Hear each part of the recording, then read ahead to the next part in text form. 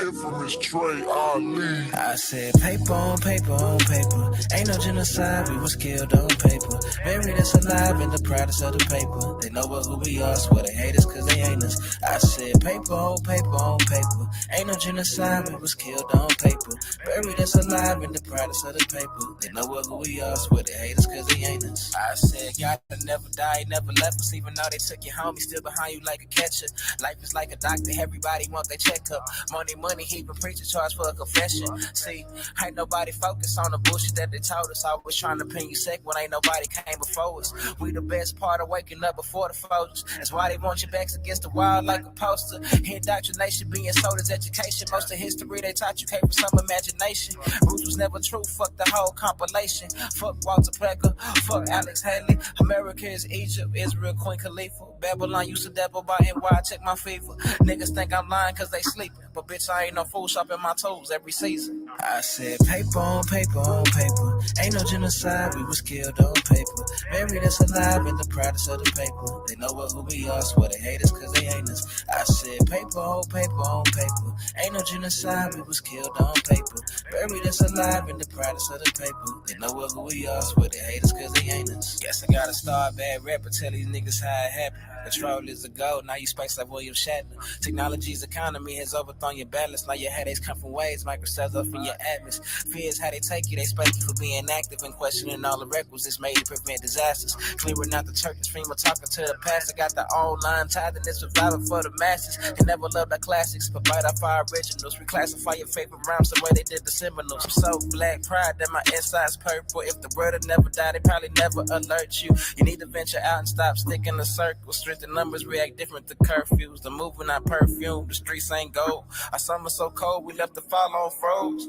I said paper on paper on paper. Ain't no genocide, we was killed on paper. Buried us alive in the proudest of the paper. They know who we are, swear they hate us cause they ain't us. I said paper on paper on paper. Ain't no genocide, we was killed on paper. Buried us alive in the proudest of the paper. They know who we are, swear they hate us cause they ain't us. I said paper on paper on paper. Ain't no genocide, we was killed on paper. Buried us alive in the proudest of the paper. They know who we are, swear they hate us cause they ain't us. I said paper on paper on paper. Ain't no genocide, we was killed on paper.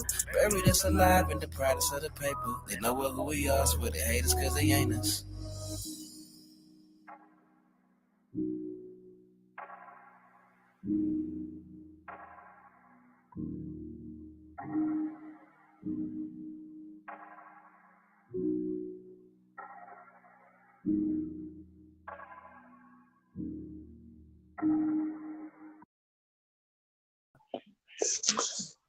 Peace, peace, peace.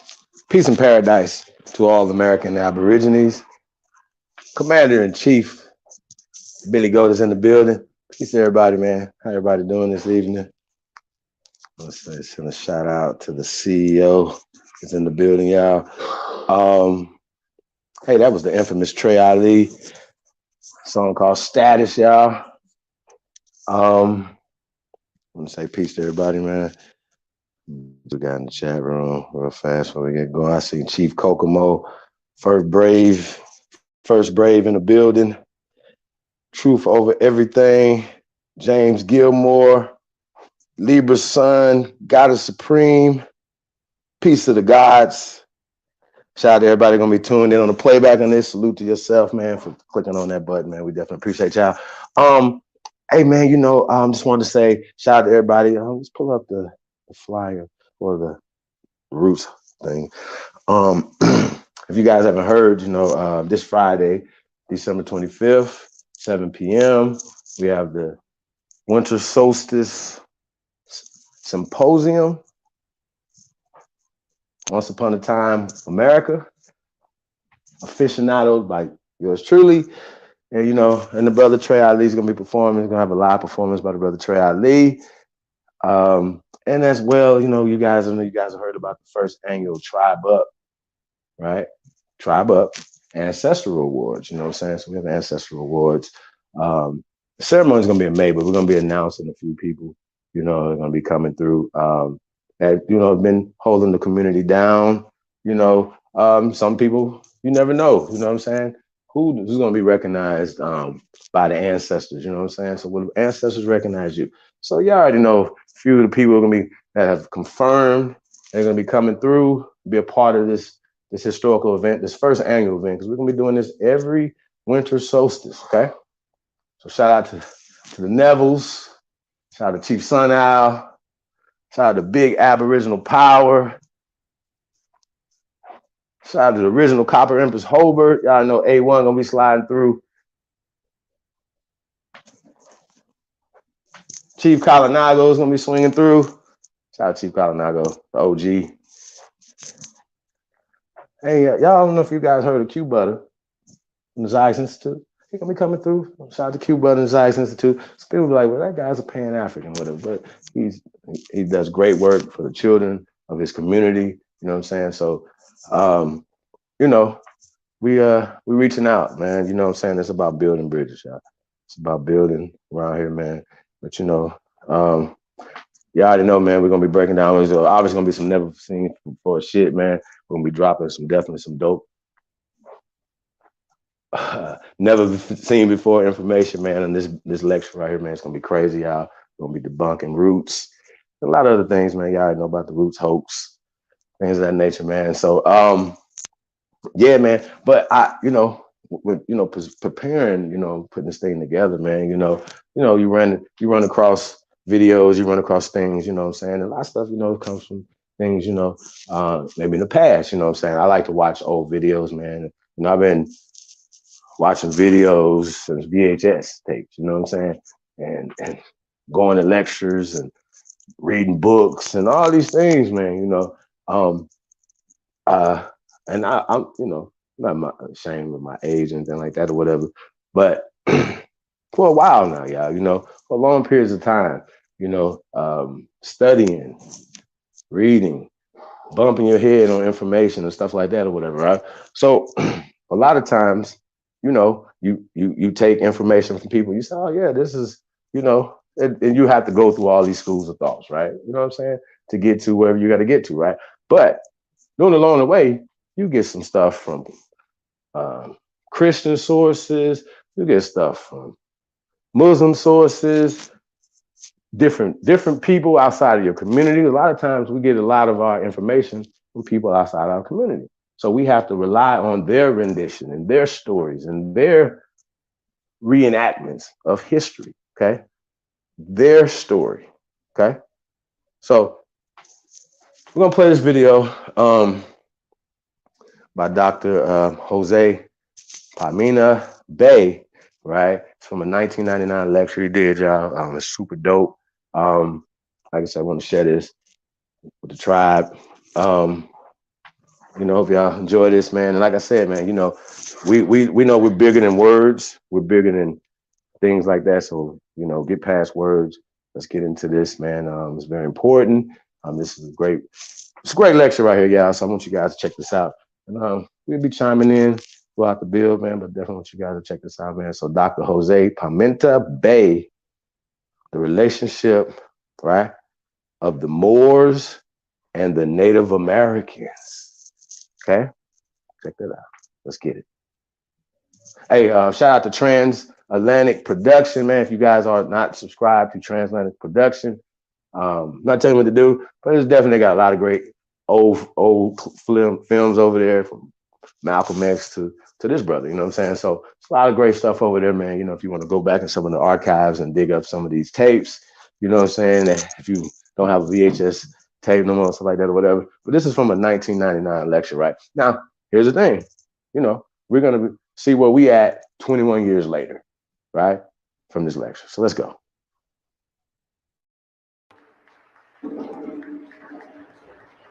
Oh, by the way, fuck fair use.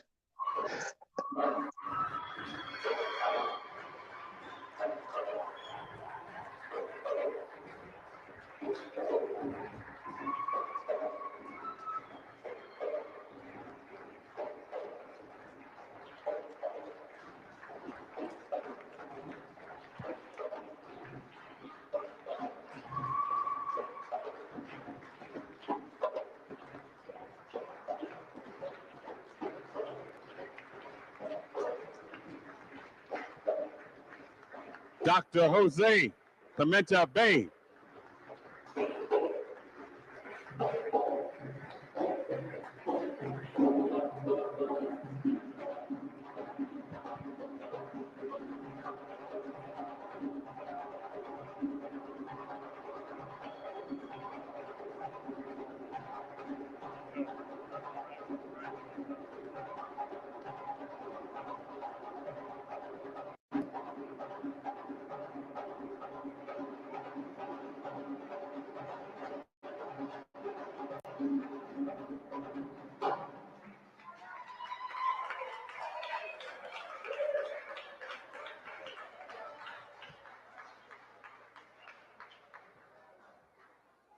Wow.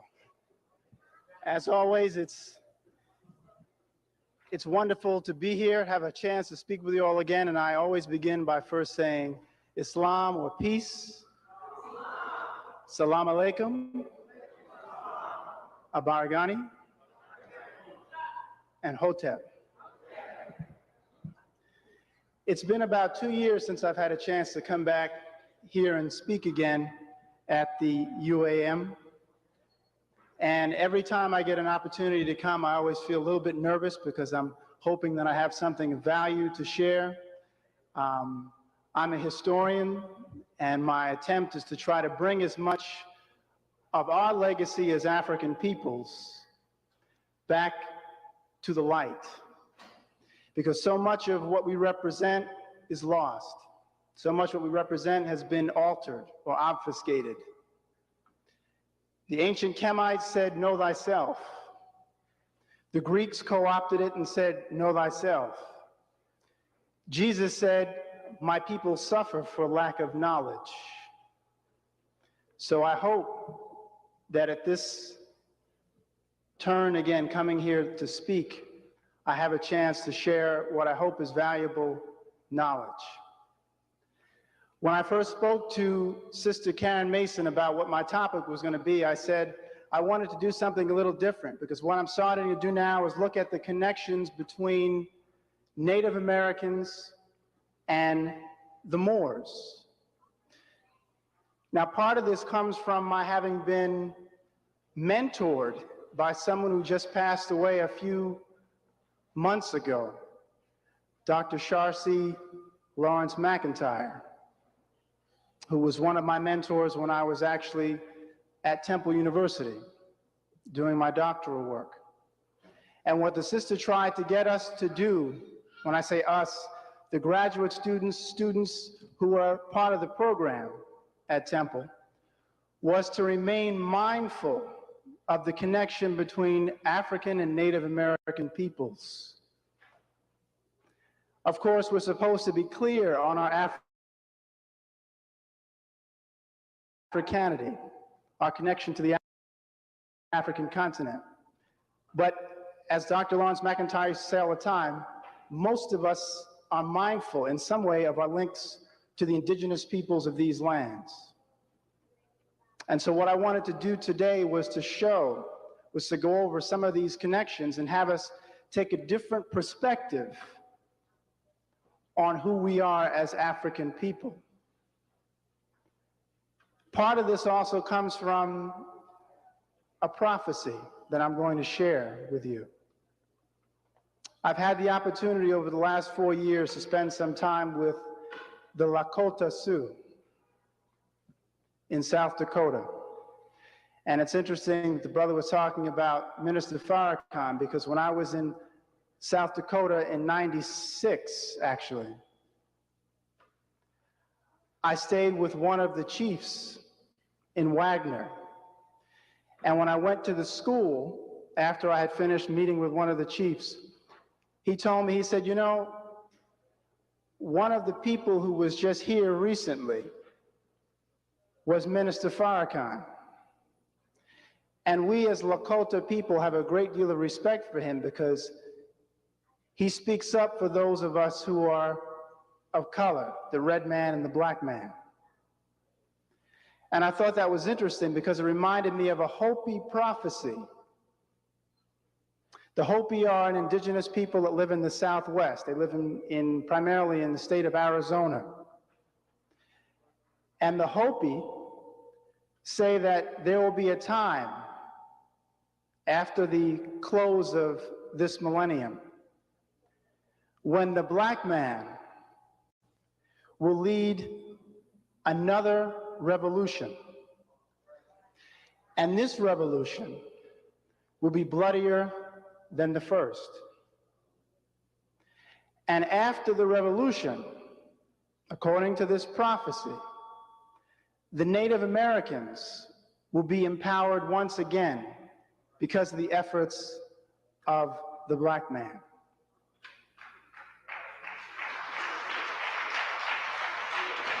Now, that's not my prophecy. That's a Hopi, that's a Native American prophecy. Now, the Hopi are a peaceful people. Actually, so are we when we're unprovoked. But the idea of recognizing that there is this link, there's this connection in our fate, is something that we have to remain mindful of. Part of my own understanding of this connection comes from a Moorish science perspective. The brother talked about me dropping some Moorish science on folk tonight.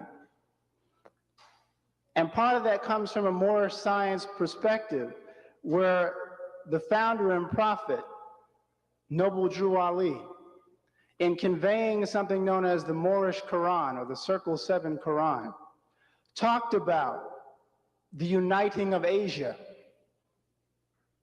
Asia represents the whole. Asia represents all peoples of color. Asiatic, in fact, is a reference to the same, much as the Nation of Islam will use the term in a similar fashion. They'll refer to the Asiatic black man. We as Moors talk about Moors being under the umbrella of being Asiatic. So you're talking about people of color. Native Americans are referred to as Canaanites in Moorish tradition.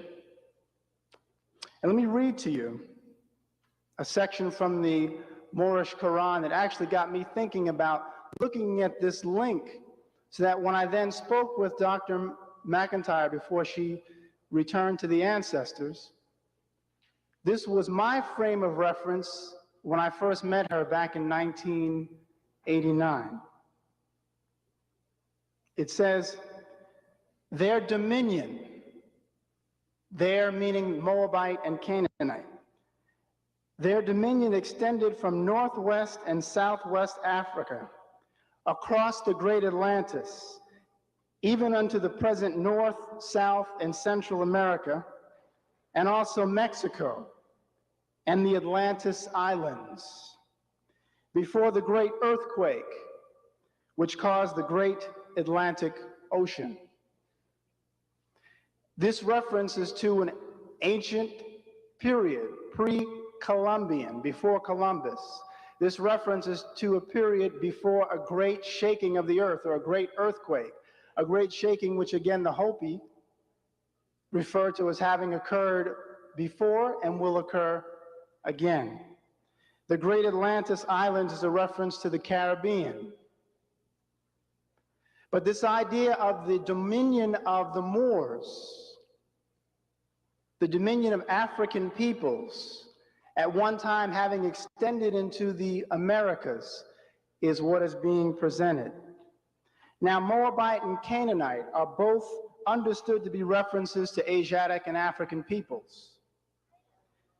When you use the term Moabite, you're talking about the ancient peoples of Moab. We have a tendency very often as African peoples to not recognize or not understand that African peoples didn't just reside on the continent known as Africa. African peoples are also in what we refer to as the Holy Lands. So when you talk about Jordan, and when you talk about ancient Israel, you're talking about African or Africoid peoples, black-skinned, woolly-haired peoples occupying those parts of the world as well.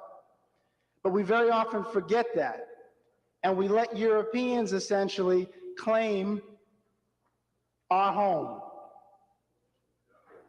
And we have to remain mindful of that. Don't think that just because people were living outside of the African continent, and were known by names such as Hebrews or Judeans, that they were not Africoid, or Canaanites or Moabites.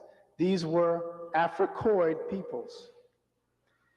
Canaan, of course, is a reference to, if you look at it from a biblical perspective, one of the brothers of Mizraim and Cush, all of which are sons of Ham.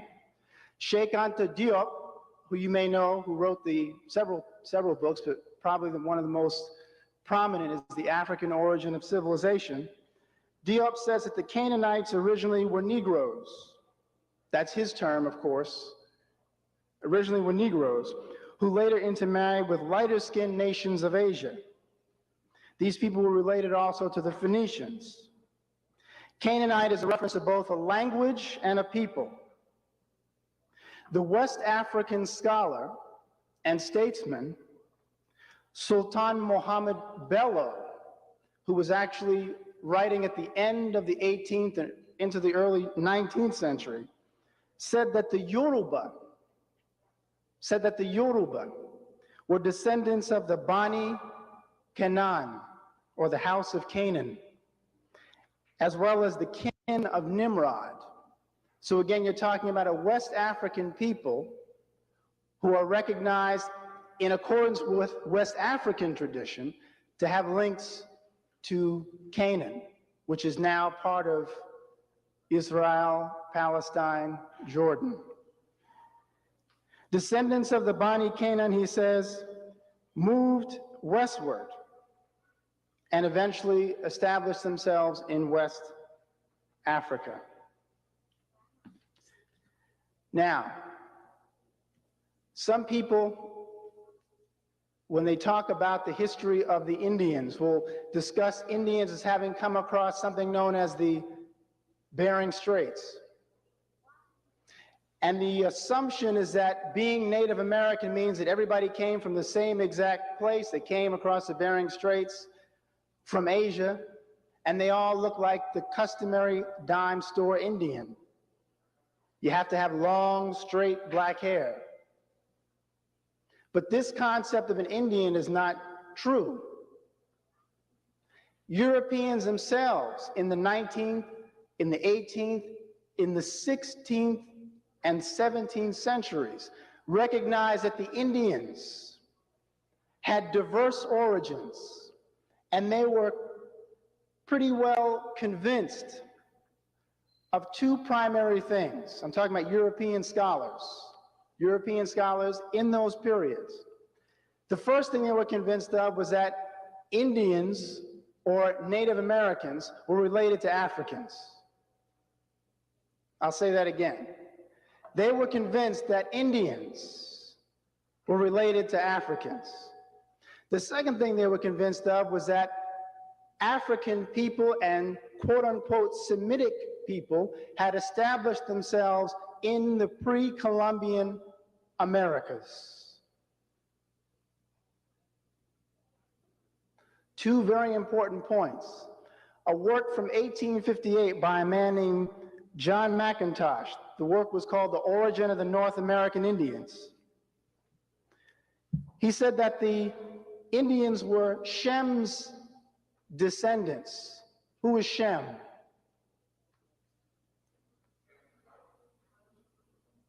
And Shem is also recognized. Did you say Noah's son? Shem is one of the sons of Noah. And Shem is the root word for the word Semitic. So when you hear the word Semitic, someone being Semitic, that idea of being Semitic comes from the reference to Shem. But understand, the Semitic peoples were also part African. So he refers to them as Shem's descendants. But he also says that at a remote period, North Africans from Carthage came to the Americas. Martin Delany, who had been writing, if you're familiar with Martin Delany, the prominent African-American nationalist. major in the U.S. Army, one of the chief proponents of a kind of back to Africa movement in the 19th century. Martin Delany made the following statement. He said, "The continent of America, an asylum for all the various nations of the earth, among the earliest and most numerous class who found their way to the New World were those of the African race. And it is now ascertained to our mind, beyond a peradventure, a simple adventure, that when the continent was discovered, there was found in Central America a tribe of the black race, a fine-looking people, having characteristics of color and hair, identifying them originally of the African race, no doubt being a remnant of the Africans who with the Carthaginian expedition were adventurously cast upon the continent in their memorable excursion to the great island, after sailing many miles distant to the west of the Pillars of Hercules." Do you know where the Pillars of Hercules are? Yes, sir. Gibraltar, the area right between Spain and Morocco, once part of the Moorish Empire. European writers such as Pedro Martir de Angliera, a trusted friend and a teacher of Ferdinand and Isabella's children, actually wrote in a 16th century text called Decade or Decados of Ethiopian tribes living in Panama. Ivan van Sertima, who most of us are familiar with, who was responsible for really bringing this information and say out of the closet, the information about the pre-Columbian African presence. Other people had talked about it, but Van Sertima was the one who was bringing it back to the fore. Van Sertima talked about Chinese texts from the 12th century, the Sung dynasty. Chinese texts which spoke of Arab trading ships going beyond the Atlantic coast of West Africa. Abu Bakr II, of course, who was one of the rulers, an empire of Mali, who was both a Malian and a Moor, because the area also fell within what was recognized as Moorish dominions, had sailed for the Americas in 1311 with some 2,000 vessels. So we have in the 14th century a West African sailing for the Americas with 2,000 vessels. Obviously, he must have known where he was going. The work of Barry Fell, who's a linguist, shows how the Pima Indians of the Southwest possessed a chant which they just passed down to their children. When this chant was first recorded in 1908 by the Smithsonian Institute, they called it gibberish. One of the earliest recordings that the Smithsonian would take, they called it gibberish. When they played it back in the 1950s, people started to recognize that this gibberish contained Arabic words. So then they listened to it again and realized they were listening to one of Aesop's fables in broken Arabic as part of a Pima Indian chant. As a result, Barry Fell, who was, as I mentioned, a linguist and archaeologist, European, concluded the Arabic-speaking Nevada people must have been well acquainted with the mathematics as taught in the Mediterranean Arabic universities, as well as other topics pertaining to navigation and astronomy. So he's finding evidence of these Arabic connections to indigenous peoples in the Southwest. Fell also found that several Algonquian words, Algonquian is one of the indigenous languages of North America. It's spoken basically from the North Atlantic coast. In fact, it's actually a series of languages, all the way to the Rockies. And this was also found to possess terms with Arabic roots that were navigation, astronomy, meteorology, medicine, and anatomy. Now, those of you who may have heard me before, or maybe read The Golden Age of the Moor and read my essay or anyone else's essay or heard me speak before, generally what I talk about is what? The profound impact of these African Muslims on these particular areas of science, and how this is the foundation for so much of Europe's ascension in the medieval period. But what is also significant is now we have to address this issue. If you had African Muslims who were able to travel across the water because of navigational skills, then obviously we have to begin to say, well, if they had the ability and if this information is there, we may have to reevaluate who we think some of these Indian people are. Or what is the ethnicity then of an Indian? And how far back should we go to really understand who we're dealing with when we talk about some of the various nations? There's a petroglyph, a rock carving, in Inyo County, California, which contains the phrase, Jesus ben Maria, which translates simply as Jesus, the son of Mary, which is a phrase commonly found in the Quran al-Sharif, or the Quran of Mecca. Barry Fell also informs us of another pre-Columbian Arabic script found in Nevada. The script reads, Shaitan Mahamayan, which means Satan is the font of lies. These scripts, which are found again in the Southwest and in the West, are pointing to this connection to a Muslim or Arabic influence. The question is, who was bringing it? Were these people from Saudi Arabia, or were these Muslims who were from Africa? The overwhelming evidence indicates these were African Muslims carrying this information from across the water. Some of you may be familiar with David McRitchie, Ancient and Modern Britons. Ancient and Modern Britons.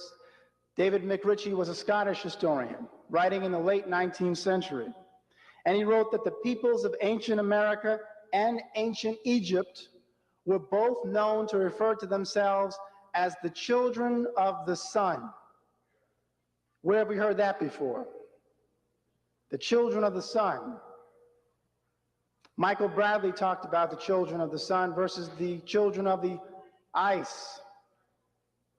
David McRitchie's a European, saying that even in his view, in his understanding of the historical record, the children of the sun was a reference to both peoples in the Americas and peoples in Egypt.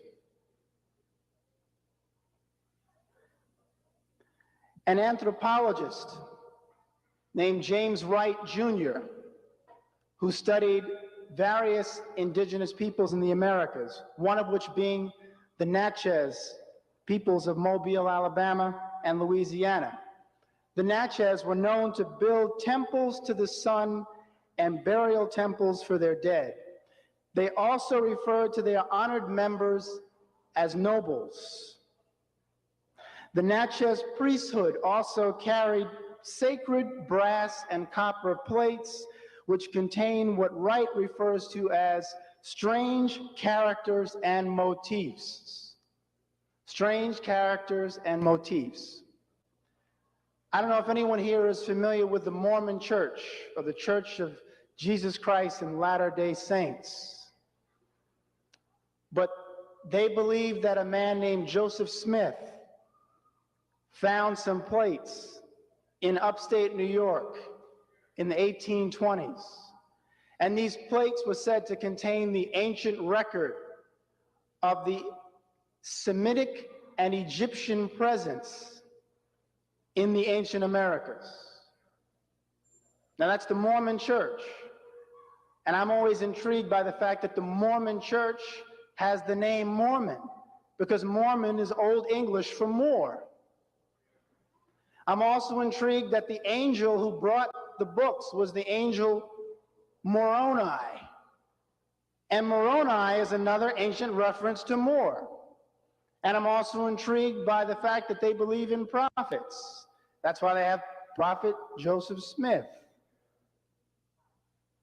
And that they also say that something very significant occurred at the Colonia Morelos in Mexico, the colony of the Moors. What's going on here? You have this constant reference, these constant allusions, alluding to this link to African Muslims, the Moors. Is it coincidence? But this idea of having these plates, the reason why I went into the discussion on the Mormons is they say that in 600 BC, a man named Lehi, who was Jewish, came from Jerusalem, came to the Americas, the ancient Americas, with his sons, Laman and Nephi. And they say that Laman became unruly, didn't follow his father's commandments. Nephi did.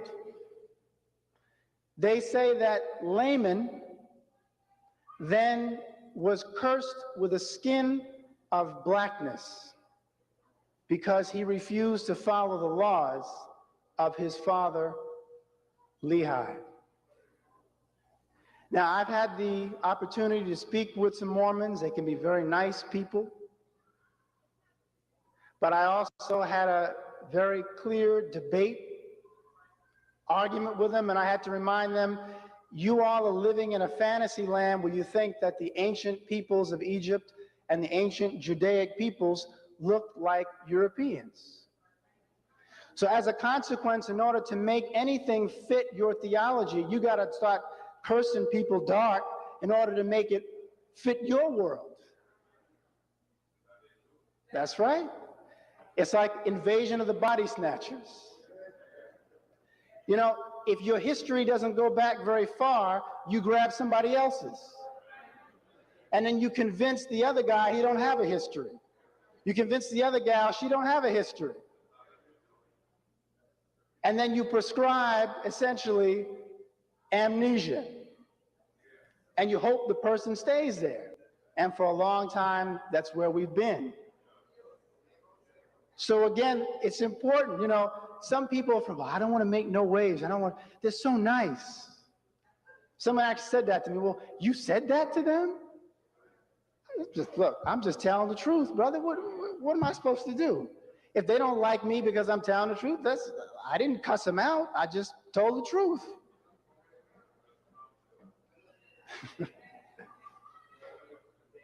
So it's very important for us to be mindful of what other people are thinking and saying so that we can critique them and come back with the truth. German art historian and collector Alexander von Futenau. Again, it's interesting because I have to say this. A lot of the work that has been done to uncover the truth about us very often is not done by us. And I have to say, sometimes it's lonely being in the library, traveling to Mexico, traveling to Morocco, traveling to Spain, traveling to South Carolina to do work on us and sitting in a room filled with Europeans and don't see nobody look like me trying to find out about ourselves. So I have to say, encourage for those of you who have children, for those of you who are just looking for a career, study history, study art history. Get in there and do it professionally so that we can start to disseminate more of this information, because it's lonely and it's tiring sometimes. But I know I have no other purpose on this earth but to do it, so I keep doing it. But I need some more troops. But von Futenau, German art historian, was saying back in the 40s he was convinced that there were African people in the ancient Americas. And he spoke of Moorish-looking artifacts, statues, coming out of the area of Oaxaca, which is in Mexico, dating from 900 of the Common Era, and superb Moorish-looking clay sculptures from Veracruz, also in Mexico, dating from between 300 and 900. And what I'm going to do is I'm going to go to some of these slides.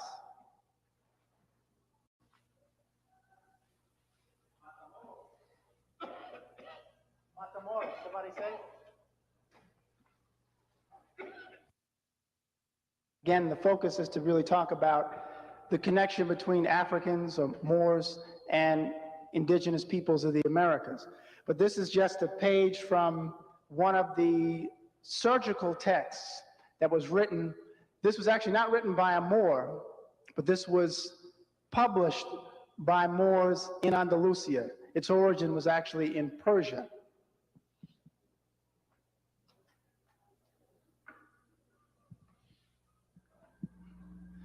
This again is just another indication of the legacy of the Moors in the families. Okay.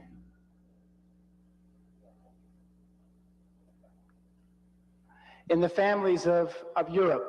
The significance here is, again, and I have to say this every time, we are accustomed now to thinking that Europeans think typically that we don't have any value, we're worthless.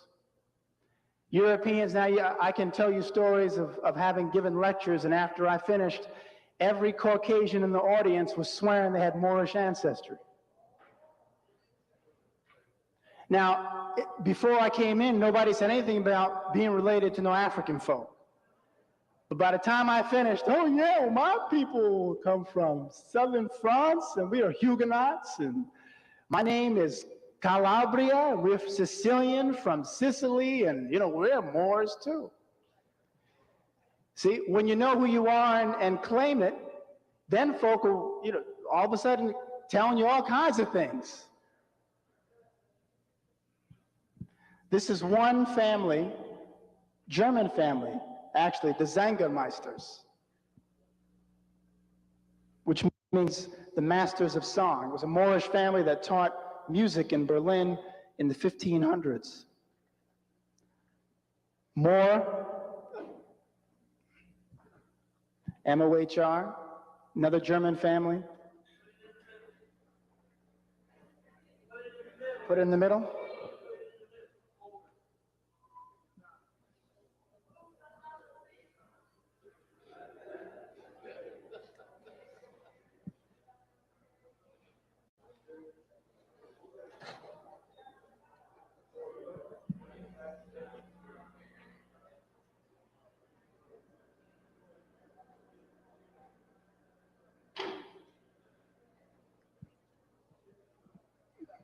Okay, I'm going to have to kneel here in front of it because I don't have the remote.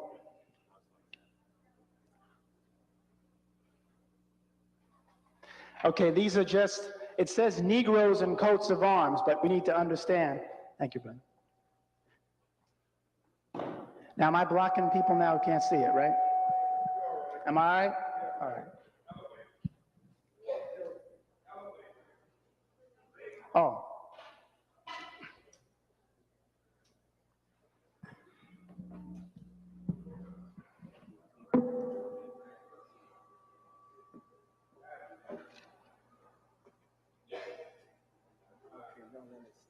It will slide.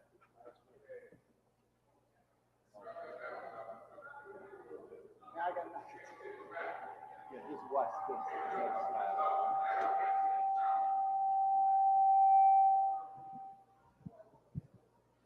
Okay. One of the problems that we customarily have is, again, and I use this example all the time. Think about this. You can sit in a history class and you can read a history text and you'll be reading about Phoenicians, Moors, Carthaginians, the Hamites, the Amorites, the Edomites. You're wondering who these people? As someone just said, they're all black folks. all African people. But we're accustomed to looking for the terms black and Negro to find ourselves, right? So as a result, man, where are we? We're not in here. Turning past every page that talks about your folks, because you didn't realize that those terms refer to us, because we've been given new terms: Negroes, blacks, colored folk. So we're looking for those terms, and of course they always refer to people who are subjugated, enslaved, and devalued. So that's what we find: the history of subjugated, enslaved, and devalued folk. But them Amorites and them Moors, man, they were something else. I wish I was one.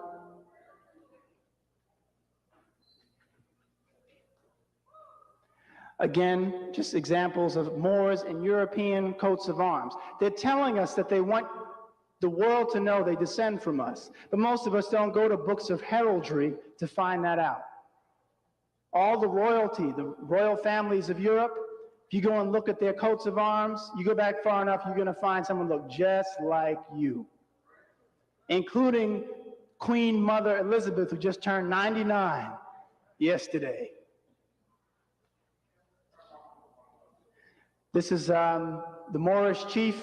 This is actually from the Philadelphia Museum of Art, painted by an Austrian in 1878. Again, this actually is showing a Moorish knight who fought in the Norman invasion of England, 13th century. So one of the rulers of Sicily. This is why when I was talking to a young woman yesterday at the gym, and she asked me what I did, and I told her I was a historian. So what do you teach? I said I teach primarily the history of the Moors. And automatically, here it comes. She said, "Oh, I'm Sicilian." And I said, Calabria. She said, Calabres. The area where the Moors were in Sicily. So she was ready to acknowledge her Moorish ancestry. But you can believe that she probably wouldn't have told anybody that she was black. You understand what I'm saying? All right.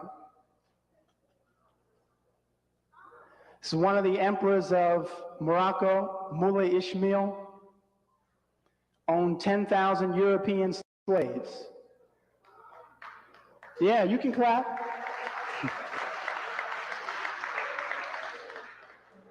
Slavery was an equal opportunity oppressor at one time.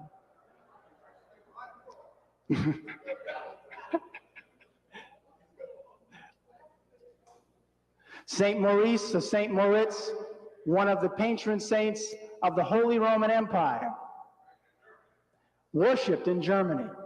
Can you imagine some Aryan nation folk worshiping him now? Right? Germans understood who we were at one time, and we understood who we were at one time, and who we still are. If we could just wake up. This is from a German Bible, the Queen of Sheba, 13th century. They knew who she was.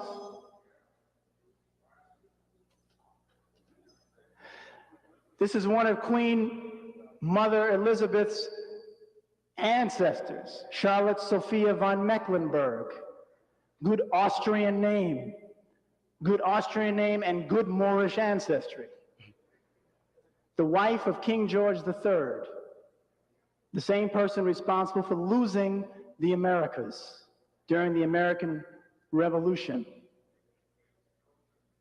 Good Austrian like Arnold Schwarzenegger, who got the name the Black African, and nobody on anybody's talk show ever asked the man to go into detail, how you get that name? But once, somebody asked him on the Letterman show, someone said back in 86, nobody brought it up since.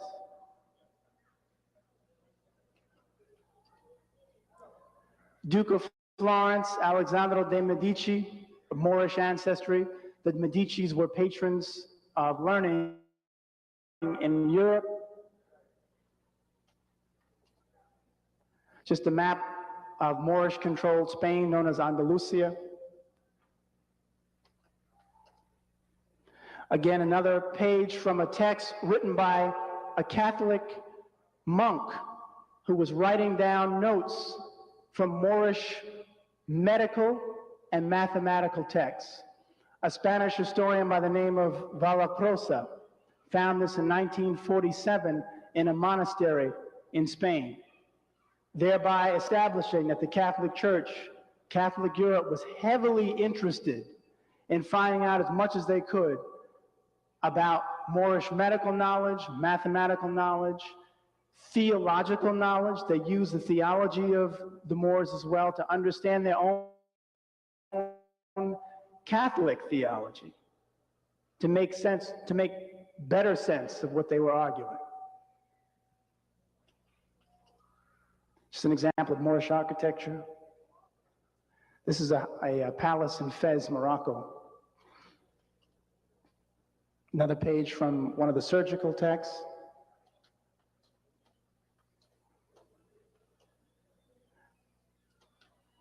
That was just a Berber group,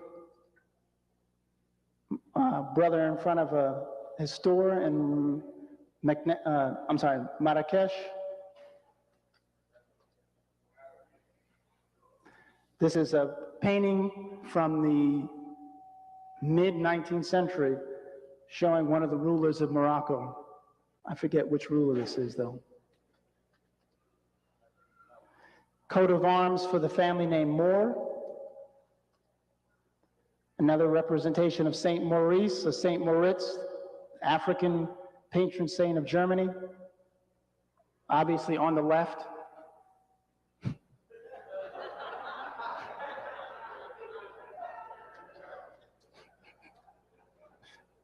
Okay.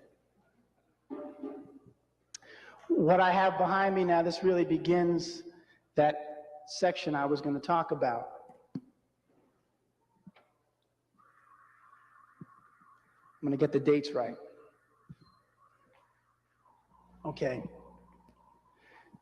This is from Alexander van Foutenau's book, Unexpected Faces in Ancient America. Unexpected Faces in Ancient America. If you can get a copy, get it. It's a rare book.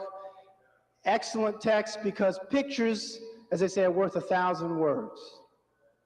This German art historian, who also collected these artifacts, has a studio in Mexico City. Everybody should take a trip there, if possible, to go see it. Van Foutenau, he just passed away about 3 years ago. This old man with hat is pre-Columbian. It's found in Mexico, just outside of Veracruz. Pre-Columbian.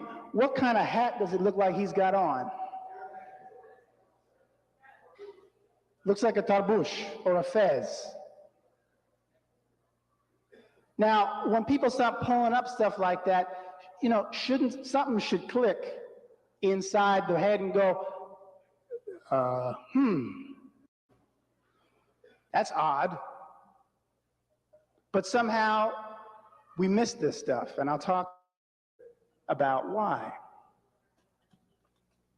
Oh, excuse me.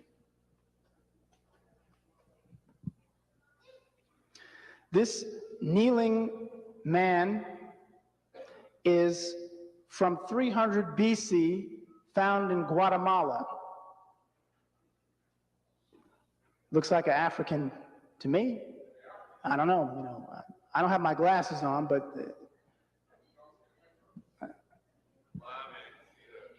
right. So somebody said a blind man could see that.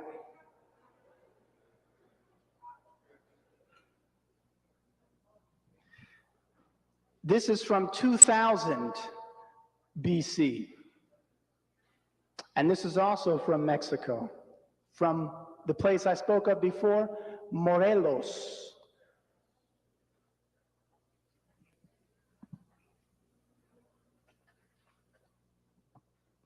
This is from Costa Rica. This is 1200 AD.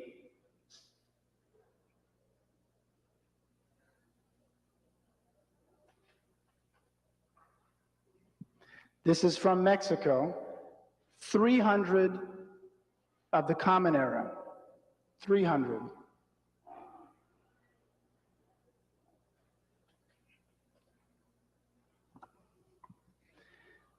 This is an Olmec head. And it's an Olmec head which was placed next to the profile of a Nuba, someone from Nubia, so as to show the connection in the phenotype, the physical appearance. Now again, you know, what is amazing to me is when you come across this information and you ask yourself, how in the name of all that is holy could people not recognize the significance of this and completely change the way they think? If you are pulling up artifacts that are 3,000 and 4,000 years old of folk who are clearly Africoid in the Americas, how are you going to then turn around and say African people were not here, African people didn't have the capability, they didn't have the knowledge, they didn't have the desire, when these artifacts exist?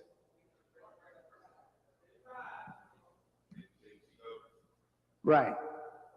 Talking about who controls the knowledge base.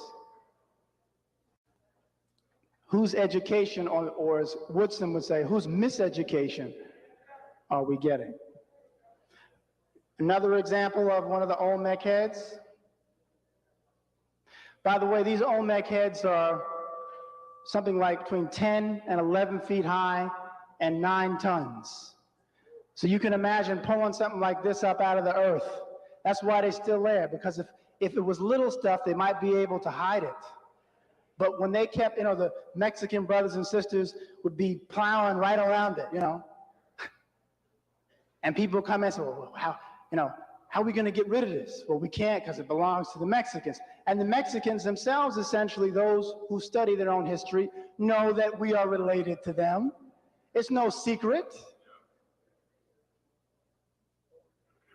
But the problem is, again, you know, we're in a situation where we're often competing with one another instead of trying to understand the link that exists. And that's what it's supposed to be about. That's right. Brother said, go to Tijuana, you think you in Harlem. So you go to Cancun, you see some of those Mayan brothers and sisters, and they look, in fact, even hair texture. People sometimes talk about, well, the hair is straight. Sometimes it's curly. It's a Moroccan woman with her baby on her back from the southern part of Morocco. These are Seminole women, Cow Creek Seminole. All right? Seminole are known primarily for occupying what is now the state of Florida. Here's one of the misconceptions that we often deal with. People assume, and again, being in the field of history, when I would talk about this, people say, well, the reason why Native Americans can be found to have African phenotypes is because Africans were running away from the plantations and intermarried with Native Americans. Well, yeah, that's true too. But the problem is that in the face of all this other evidence, why is it you limit the intermarriage to the enslavement period? You assume that, well, obviously the only way that these Africans could have interacted with Native Americans is because Europeans brought Africans over, they were enslaved, and then they intermarried with Africans. But if we've already looked at a whole ocean of statues in books like von Wutenau, he's not an African, this is a German. People say a good Aryan. And he's telling folk, these Africans were here in the US before, the Americas before the Europeans came. So if he's saying, you know, come on, this is your own, so to speak, he's part of the West, what's going on? But the idea is, again, most of us don't take the time because we don't think there's anything to find. Because we're always couched within the category of slavery. And we're tired of hearing about slavery, right? At least our own slavery. And we said, brother said, we don't believe in ourselves because we don't feel as much to believe in, right? Limited knowledge of self.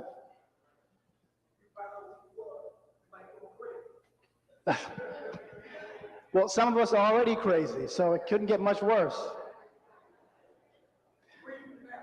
This is an Osage, brother who's an Osage Indian, one of the Plains Indians.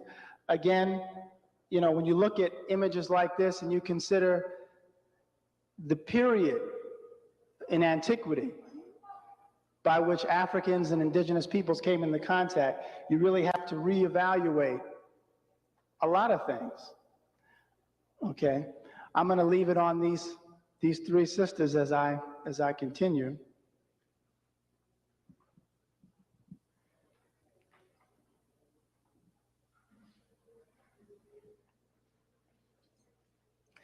Okay. One of the things that Van Voetenau said is that there was a cover-up. We're used to cover-ups. You hear a lot about cover-ups. That's how a system maintains its power. It basically covers up as much of the truth as it can. And he basically said that there were cover-ups involving people who were directors of the Smithsonian, people who were directors of the Museum of Natural History, to basically hide any and all artifacts which showed the African presence in the Americas. All right? Still goes on. And this is part of what has put us in this situation. But what other evidence is there to be found that exists among the various people? Sometimes you can read between the lines and find information. The Navajo Indians, who are actually properly called the Diné, because Navajo means thief. That's a term that the Europeans, specifically the Spaniards, placed upon those people. They're called the Diné. The Diné possess a symbol, crescent moon, which they call the Naha. Now, the Smithsonian's own text, the Smithsonian's own text called the Native Americans, says that this symbol spread from Muslim North Africa to Spain, then to Mexico, and then to the Navajo. But what I say is that, why did the Spanish have to bring it? If the symbol is an African Muslim symbol, and if there's evidence of an African Muslim presence already in the Southwest, it's obvious that they didn't have to bring it, meaning the Catholics. And why would they bring such a symbol? It's an Islamic symbol. They had a crucifix. Doesn't make much sense. Leo Wiener, who was again, it's interesting, you have all these German names. Leo Wiener wrote, most likely the Mandingos first reached America in the middle of the 15th century. He says, with the Portuguese explorers. He continues, in either case, one must consider the nature and significance of this Mandinga-Portuguese partnership in the exploration of the Americas. Now, the Moors controlled Spain and Portugal. The Moors are the ones who had created a storehouse of maps. A man named Al-Adrisi had written a book in the late 12th, early 13th century, which is known as the Book of Roger, which already had in the text and in the accompanying globe the American continent. This particular book ends up being used by Catholic European powers to be able to spread into other parts of the world. So this connection to the Portuguese is, sadly, it's implying that the Portuguese were the ones that had to get the Africans here, when in fact, the evidence suggests otherwise. Van Voetenau makes the following point. He says, one fact is absolutely sure. Pre-Columbian artists pre-Columbian artists continue to portray individuals of purely Negroid stock. They might have been late descendants of the powerful first wave of Nubian rulers, whose genes undoubtedly were slowly absorbed in the racial pool of America's early population. Von Wultenau's basic contention is that more than 2 millennia before Columbus, African and Asian or Asiatic peoples were present in the New World. Now again, as I said before about this lack of awareness of this African presence, it has a lot to do with this cover-up that exists. Most of us, for example, tend to focus again, if we're conscious at all, we talk about our African connections to the African continent. But we don't very often claim other parts of the world where African people were. Jack Weatherford wrote in a book called Indian Givers, he said, we know more about the building of the pyramids of Egypt than we know about the pyramid builders of the Mississippi. Now, did you know there were pyramids built in the Mississippi Valley?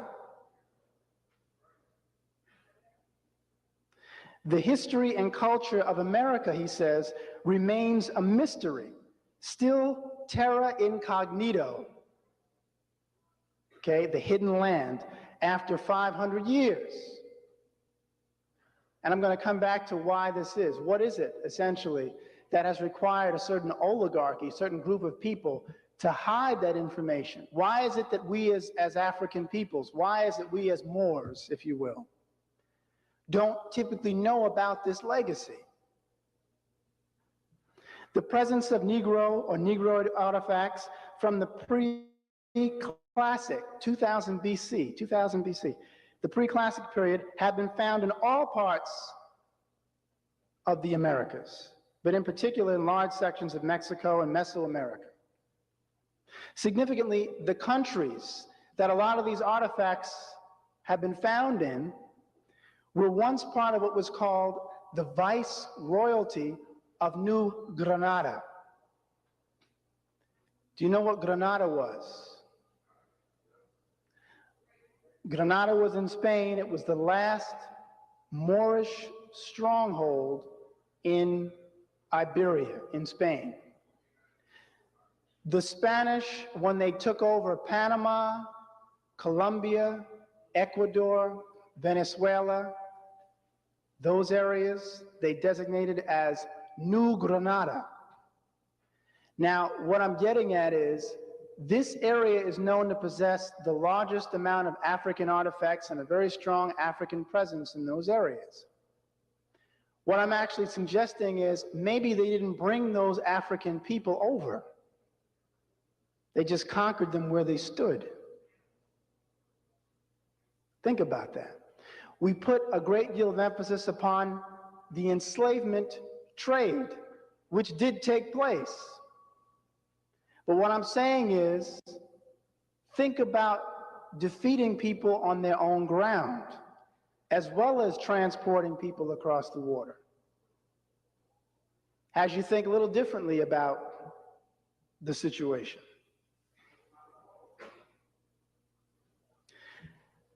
A French scholar by the name of M. Brazor de Bourbourg, who was identified as the most prominent diffusionist of the 19th century. Let me tell you something. Those people who were arguing that there was a pre-Columbian African presence in the Americas were referred to as diffusionists. Most of them, or many of them, were Germans and French. De Bourbourg was one of them. He actually said that the ancient high priests of Egypt also possessed knowledge of the existence of America. And this was based upon his own research back in the 19th century. He also conducted a study of what is now Panama and Colombia. And he found that several of the rulers of the Indian rulers, the indigenous rulers, had names like Do-Baida, Abi-Baiba, Aben Amici, Abraiba, which are all recognized as having been, as he says, a completely Moorish or biblical form. These names, these titles. You're also talking about African Muslims known as Almamis, who resided in Honduras and were found there when the Spanish arrived. Now let's also look at this Judaic or Semitic connection. Someone no less than William Penn, the founder of Pennsylvania, who lived between 1644 and 1718, actually commented that the American Indians, which he saw, reminded him of the Israelites or the Jews. Quoting from Penn's own work, he said the following about the Indians of what is now Pennsylvania. He said, "For their origin, I am ready to believe them of the Jewish race. I mean of the stock of the 10 tribes. I find them of like countenance, and their children of so lively resemblance that a man would think himself in Duke's Place or Berry Street in London."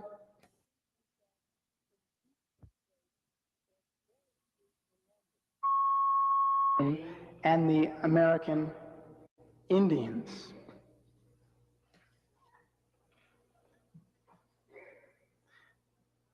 Significantly, even tobacco, which is traditionally associated with the American Indians, was once associated with Africa's Moors. Again, this is powerful because we think about images. When most of us think of tobacco, we think of a particular, or people say that the dime store Indian, we think of a specific type of appearance. He's got to have long, straight hair, and essentially look what we would consider to be a classic Native American look. But in the 16th century, 17th century, Europeans also used Moors to sell tobacco. The symbolism of a Moor, the same image, a Moor holding tobacco, gives us some food for thought, particularly since people like Wiener, again, this German who taught at Harvard in the 1920s, Wiener thought that Europeans were actually first introduced to the medicinal uses of tobacco via Moorish Spain. But Wiener also thought that wampum belts, the wampum belts, had an African origin. He said, it can be shown that the Canadian and New York wampum belts are related to the Brazilian wampum belt, which itself is of African origin. Robert Beverly II, who was one of Virginia's best-known historians, writing in the early 18th century, spoke of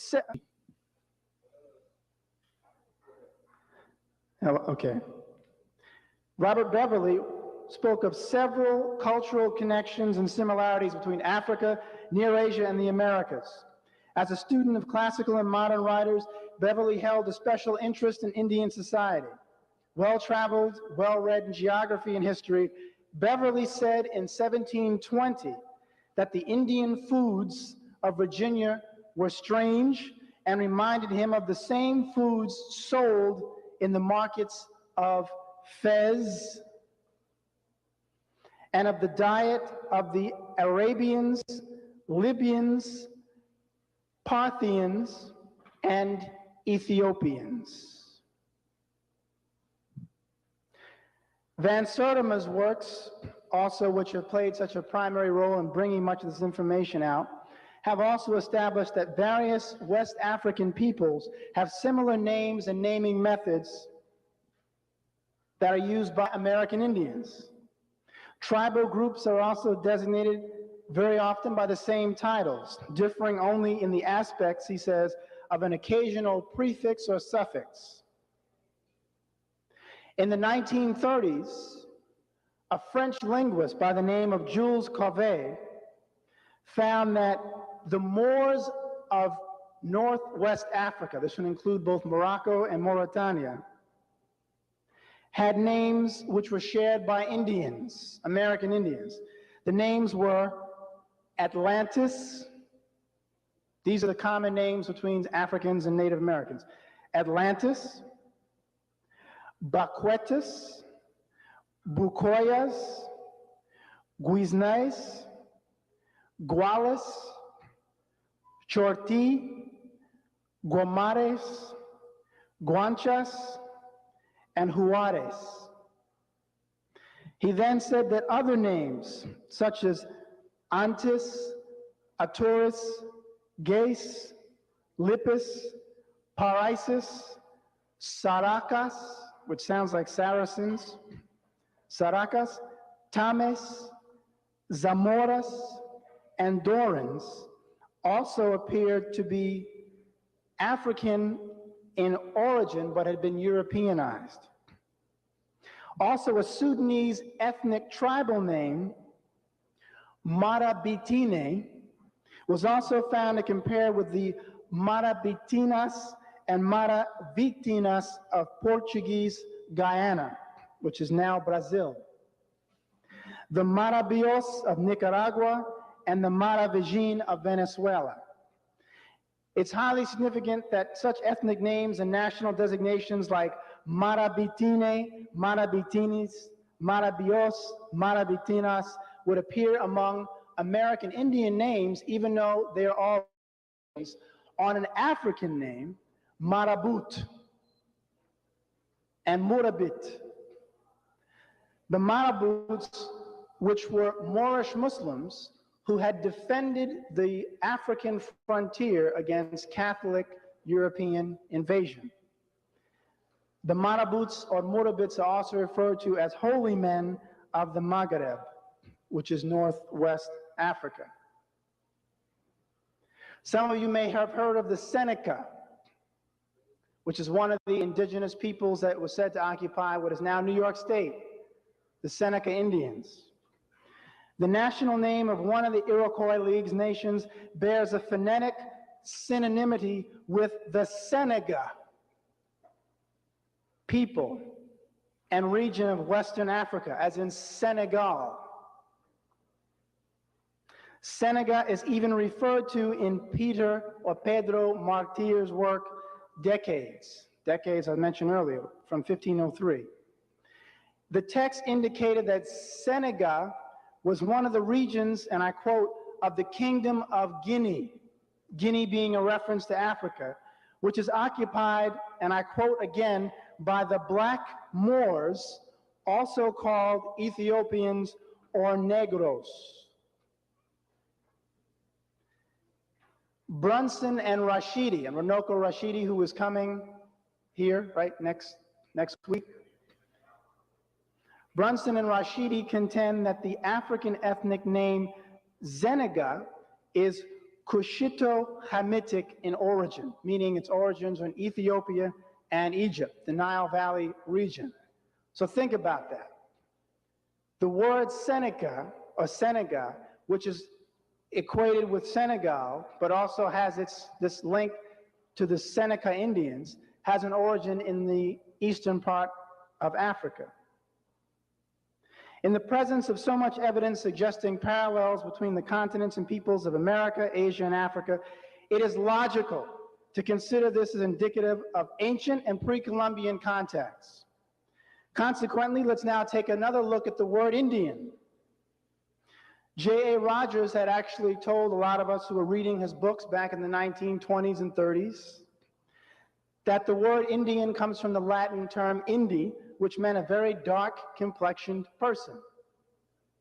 That's why the people of the Indus Valley, India, are also linguistically, I don't know if you read, well, two things I should point out, referred to as niggers. If you go to the international dictionary, Webster's International Dictionary, the term nigger, believe it or not, actually includes the Indians of India. It was understood that they also are related to African and all peoples who are dark in complexion, all peoples of color. So this term Indian, which means very dark complexion, a reference in a 16th century text implies that the Portuguese viewed the Indies, that was the term that was used for the Caribbean islands, or the Atlantis Islands, as I referred to it earlier. The Portuguese viewed the Indies as an extension of Africa. Consequently, we must reconsider, again, the significance of Europeans calling inhabitants of the Americas Indians. All right, I'm going to back up and just try to clarify something here. What I'm actually saying is, when we read accounts given by Europeans of coming into contact with Indians, don't automatically assume that the person has to look like Chief Joseph. Yes, some people, many people look like Chief Joseph, but others may have looked like Lou Gossett. And all those in between. In Hernan Lopez de las Tenaras' book, it's a long title, The First Book of the History of the Discovery and Conquest of the East Indies, published in London in 1582, Hernan Lopez cites the presence of Moors in the East Indies as well. Now that's in the East Indies as well. And let us not forget that the Portuguese certainly knew what a Moor was, because the Moors had ruled there for several hundred years. But a more revealing book published in 1822, which you can actually find right here at the Schomburg. 1822, book called The Negro, a sketch of the birth and education of an African Indian, is an account of a young African man from Gambia. Yet he's referred to as an African Indian. And the book is dedicated to his life story. The book continuously uses the terms Indian and African interchangeably. Since the Gambian man's biography was written in English, it should be clear that he was writing for an English-speaking audience whose sensibilities would have to be taken into account. If sub-Saharan Africans could not be referred to as Indians, quote unquote, then the book would not have clearly implied such synonymity. Do you understand what I'm saying? You can't use the terms interchangeably to an audience who would not have accepted that the terms could be used interchangeably. So what they're telling us in this 1822 work is that Europeans still saw a connection between the two peoples. In the Dublin Gazette of 1730, there's an important descriptive of a group of American Indians who visited England. It stated, and I quote, "On Monday, when the Indian king and the prince and 5 of the chiefs of his court, all blacks, were introduced to his majesty at Windsor." So now what did you just call the Indians? Blacks. Blacks. And these were Indians, because then it goes on to talk about how they wore horses' tails, which were down their back. Their faces and shoulders were painted with green and red and blue, and painted feathers on their heads. All from the Americas. All blacks, all Indians. Many works from the 19th century and earlier indicate that several educated Europeans were convinced that quote unquote blacks or African peoples or Moors and Indians had a shared heritage. And again, when J.A. Rogers, who I really came to appreciate more after actually looking at some of this work. J. Rogers did a great service, and in fact was brilliant. For someone who had no doctorate, J. Rogers had no professional degree in history, and he did better work than a lot of people I know who have PhDs.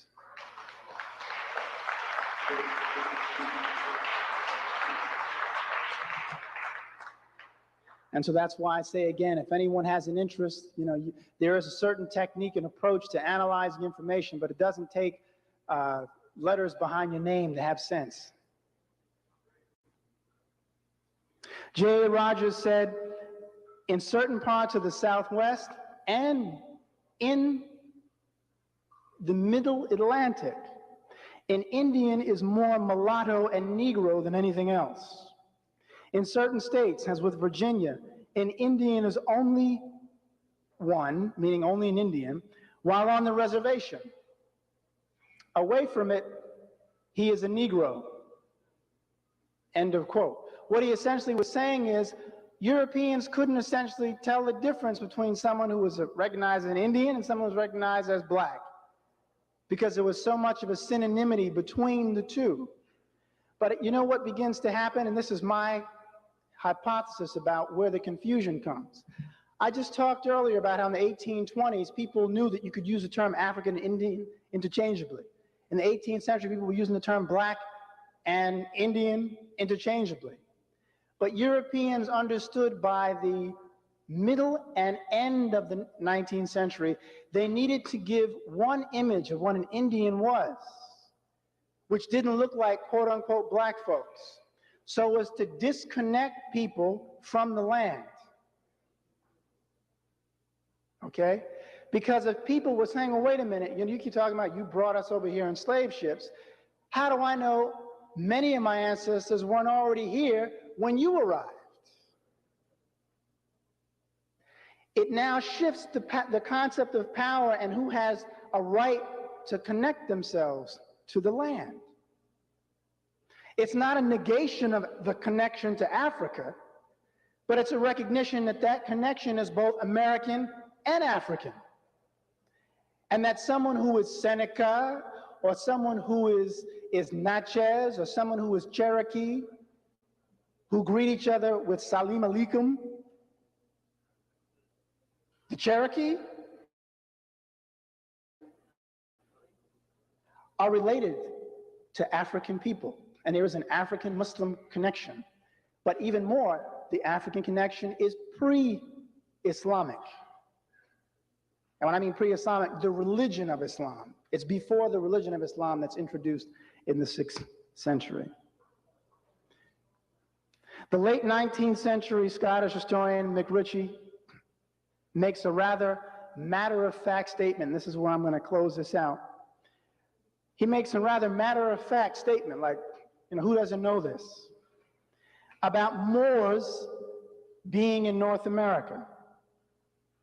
While discussing the practice of various peoples who would darken or blacken their skin or their faces, McRitchie writes, and I quote, "Many brown-skinned races have blackened their faces artificially, such as certain Fijians of the present day, and the Moors of North America in the days of William Penn."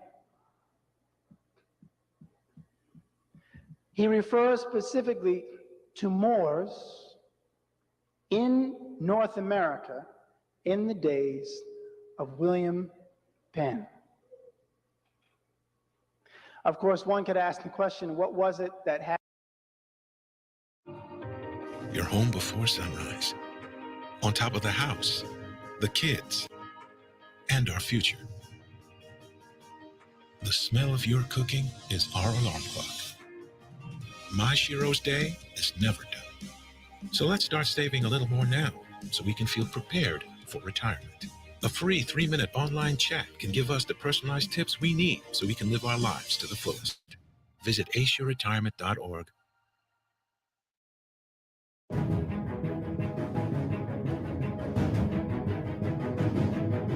The right protein can help you lose huge amounts of weight, but the wrong protein will destroy your health. Cardiologist Stephen Gundry says he solved the weight loss mystery. You really have changed the way I think about what I eat. Best book I've seen on diet ever. You did all this research. You were 70 pounds heavier. What did you change? What did you stop eating? What did you start eating? So I used to be 70 pounds overweight, and I was running 30 miles a week. I was going to the gym 1 hour every day and eating a healthy, low-fat vegetarian diet. And no matter what I did, I couldn't lose weight. Then Dr. Gundry discovered a remarkable scientific breakthrough that changed everything. If you want to improve heart health, lose weight, and feel better, you don't need to add anything to your diet. You just need to take away one simple thing. One of these foods helps you lose weight. One of these foods significantly reduces food cravings, but one of these foods increases your risk of heart disease by a staggering 20%. Do you know which is which?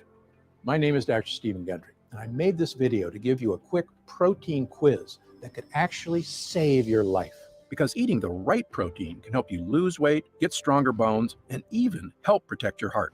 It can also help reduce digestive discomfort and give you smoother, more regular bowel movements. It can boost your mood, support brain health, and even help support healthy blood pressure and blood sugar levels. And of course, good protein fills you up, helping stop food cravings in their tracks. By making this one small change to your diet, you can experience profound benefits. Benefits I've seen in thousands of patients who finally got rid of health problems that have been nagging them for years. And changes I've seen in myself every day when I look in the mirror, including losing 70 pounds of weight and keeping it off for 20 years. Because I do this simple thing every day, and at age 68, I've never felt better in my life. There's just one problem. Millions of Americans are eating one specific protein that's now been shown to be toxic to your health. Even worse, many people are eating this every single day and have no idea it could lead to heart disease, stroke, and even cancer. This has become a major health issue in America. So in the next couple minutes, I'm going to reveal to you the truth about protein. I'm also going to reveal the one food that, in my opinion, you must stop immediately, because eating this just once a day could increase your risk for heart disease by 20%. And I'll bet it's in your refrigerator. Had people engaging in the practice of also darkening their skin. It goes back to the reasons that people like Abdul Rahman III darkened his skin, because his mother was Frankish. She was part European, and he thought he was too light. And during the time of the Moorish control of Spain, people wanted to be darker, and so they would darken their skin. That's another thing that David McRitchie talks about in his book, the custom of Europeans darkening their skin to look like Europeans. I mean, to look like Moors or Africans. It wasn't a minstrel show. This was a recognition that these people have power and value. I want to look like them. And that's why I'm putting you all in my coat of arms. So even if I look like Roger Moore today, you can see that my great-great-great-great-great-grandmother or grandfather looked like Lou Gossett. So the recognition of this connection between Native Americans and African peoples, I think, needs to be given more attention. And I say this because I do believe, when I listen to that Hopi prophecy about the connection, I do believe that something like that could come to pass. I don't know if you ever heard of the Ansara Set. I think the leader is called the Shechem of Shechem. I believe he said back in like 90, his prophecy was that the Civil War in the US would actually be started by disgruntled Europeans who were upset because they feel they're losing ground. And he left it there. I thought it was interesting that the Hopi prophecy then picked up on this idea of saying, yeah, but African peoples, African men and women are going to lead another revolution to establish justice and harmony on the earth, and specifically to do so in the Americas, and that Native Americans would benefit from that. I believe it was last summer, the Million Youth March, was that what was here in Harlem? And one of the sisters that spoke was a Native American sister, warrior woman, who got up and if there was a roof, she blew it off by the time she finished, in terms of talking about the connection between the struggles of African and Indian peoples. So we need to think about that. Okay? It's very important. We need to recognize that we do need to unite, whether you want to look at it from the perspective of the Moorish science movement, the uniting of Asia, or whether you want to look at it from the perspective of peoples of color needing to act like we are the majority, which we are, which we often forget. I can't tell you how many students I have who come to me and say, well, you know, white people, you know, are the majority of the world, so how could we ever get control? Again, you're talking about miseducation. You're talking about people being convinced that when they hear about the Moors, the Phoenicians, even the Native Americans, some people think that some of the Native Americans were Europeans. And although there's evidence that there were some Europeans in the Americas, the Native Americans were largely an Asiatic people with connections between East Africa and Near Asia. So I'm going to stop there. Thank you very much for your kind attention.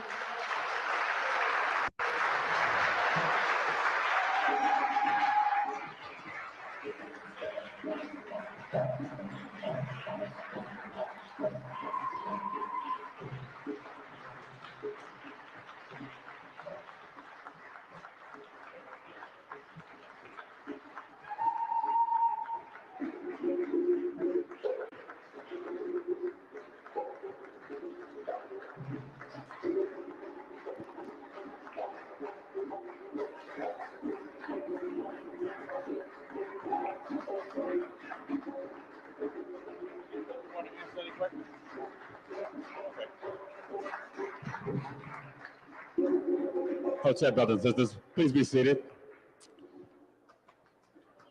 Do we have any specific questions for our brother? Just a few. They have to be brief. One.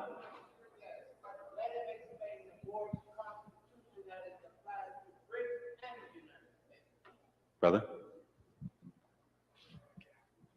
Okay, the question that I was just asked was to explain the Moorish Constitution as it explains to both Britain and the United States. I don't know if I understand the question unless we're talking about the treaty. You're talking about the treaty between Morocco?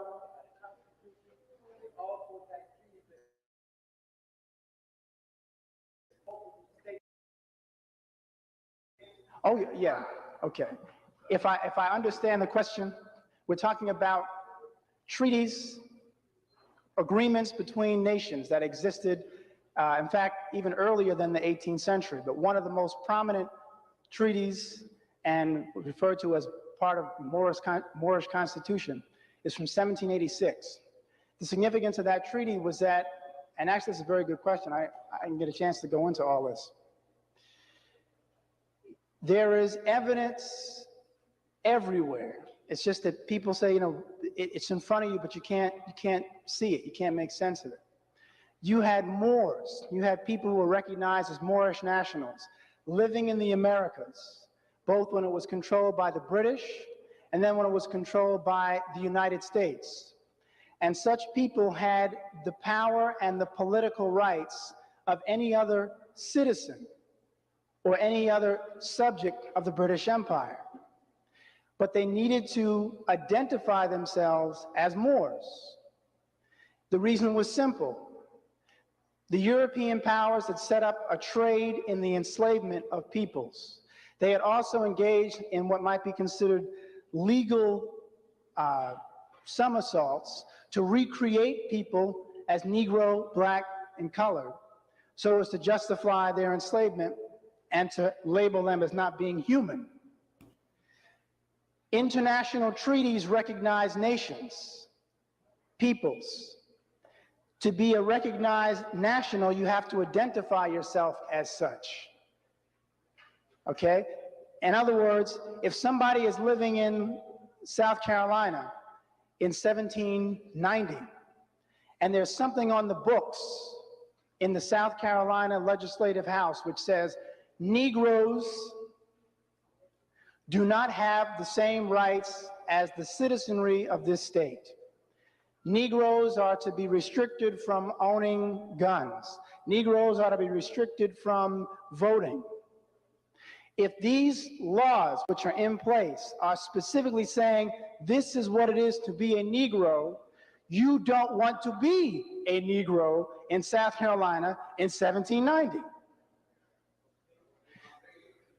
Right, you want to, well, some of us, I think, still want to be Negroes, though. No matter, regardless of what we say, and that's a question that only each of us individually can answer. But in 1790, just to continue this, there was a group of Moors who went to the State House in South Carolina with a petition and said, look, we are Moors.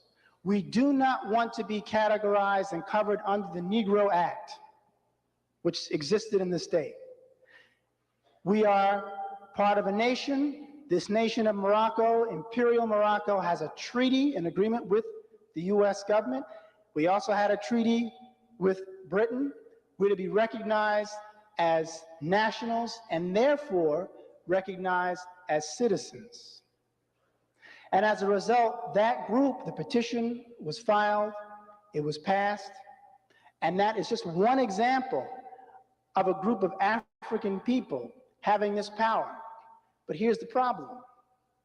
There's something in the law, and I know you're probably familiar with because of Brother Maddox, there's de jure and de facto. There is how things manifest in fact and what the law says.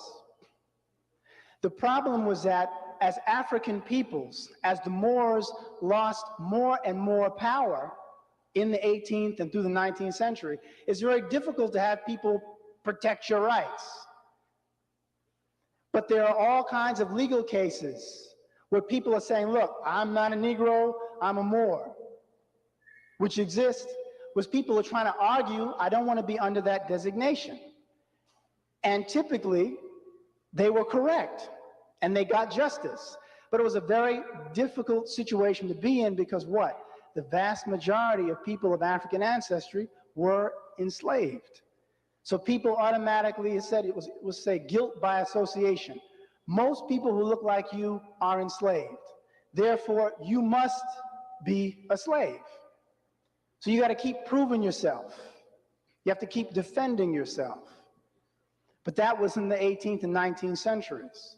One of the things that Drew Ali sought to do in the 20th century was to bring that knowledge back to the general population of, if you will, Moorish Americans, to get people to recognize that. Now, people say it's not a fix-all, cure-all, but it's the beginning of a great change in your own condition, spiritually as well as politically. I often say, and we sometimes underestimate this, you know, words have power. Words have power. If we use words for ourselves, which Europeans developed for negative purposes, what sort of resonance, what sort of spiritual resonance are we giving off by identifying ourselves by such terms, right? So I think it's important for us to become more informed about this. I'm actually finishing a book, finally. I need to clap myself. I have 2 weeks to get it done. It'll be coming out Karnak House out of London. So hopefully by January. But I've got 2 more weeks to get it done. I'm writing the conclusion now of that. So the title is Othello's Children in the New World. Okay, Othello as in the tragic figure, because much of our lack of historical knowledge is tragic. And New World is in quotes, because this is not new, because we have been here for millennia. Okay. Any other, is there one other question?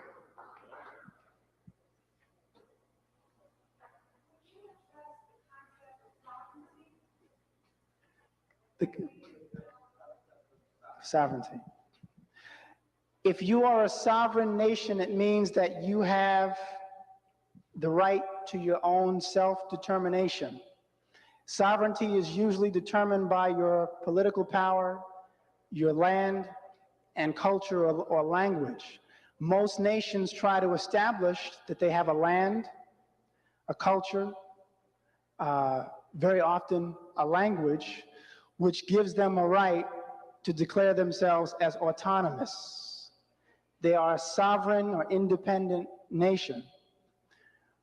One of the things that exists when you look at the legacy of the Moors in this issue of sovereignty is the Moorish Empire at one time extended from what is now Morocco as far south as Senegal and all the way out to the to the western border of Egypt. That's a huge portion of Africa. And then if you include Moorish control of areas of the Mediterranean, Europe, at one time it included, his brother was saying, portions of what is now Italy, Rome, at one time during the Moorish conquest, known as the Saracens. All those areas at one time were under Moorish domination. And then, after I just talked to you about the Americas, there is evidence that the dominions extended into the Americas as well. Now, establishing that this was something that the European world recognized is something I have not yet been able to do with a clear document. That would be the proverbial, people say, the smoking gun. To find clear evidence, here's something written by the British or something written by some European source or some source in Arabic, which indicates that these lands were also recognized as being under Moorish dominion. But the idea of sovereignty means that you are an autonomous nation which has a right to govern itself. And you may or may not choose to be part of a larger nation. You may or may not choose to be part of a larger nation. Native Americans, essentially, if they are recognized nations under the Bureau of Indian Affairs, are recognized as what? Sovereign nations. Meaning they're supposed to be recognized as autonomous. They can conduct their own political affairs, yet they choose to remain within the domain of what is now called the United States.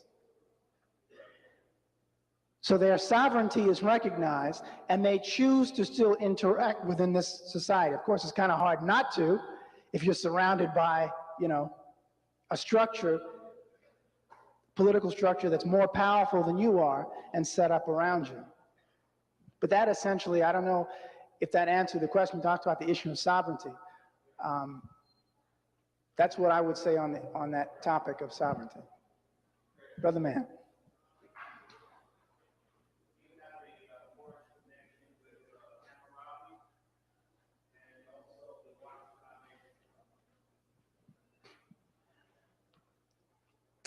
Do I have a Moorish connection to Hammurabi? Hammurabi is part of the old, well, it was actually what's often referred to as Mesopotamia, which again is customarily said to be part of Europe's history. Because when you hear Europeans or Westerners talk about Mesopotamia, they generally claim it as an extension of Europe. But in fact, as G.O.A.T and others have pointed out, that part of the world, when you talk about the region between the Tigris and Euphrates, the Chaldeans, you're talking about places occupied by people of color. Semites and Hamites. Hammurabi is responsible for developing one of the first legal codes. And there's a code of laws. His name, certainly, Ham, H-A-M, etymologically, Chem, is a reference to Africoid people. So automatically we should take notice of that. Names can tell you a lot. That's why I'm interested in names. Schwarzenegger and Hammurabi too. Chem. In terms of the Washita, The Washita Nation, which is down in Louisiana, there's a sister who's well, I know she's referred to as the Empress, who recently got land back from the federal government that she said belonged to her Washita ancestors. The federal government obviously agreed and returned the land to her. The Washita are also, and this is where it gets, to me, why I remember and why it's interesting. The Washita name is also the same name that was anglicized as Washington, as in George Washington. Now that's a fact. Now the question, when people often talk about, old George's European or English ancestry, yes, he had English ancestry as well. He was, as they say, mixed, or so it would seem, based upon his name. But the Washita Indian people, the Washita word, the name itself, is the origin of the word Washington, which again should have people beginning to look again at this person referred to as the first president of the United States. But I don't know a whole lot about what the Empress of the Washita Nation is doing now, so I really can't speak to that, beyond that. Okay. Okay. Islam.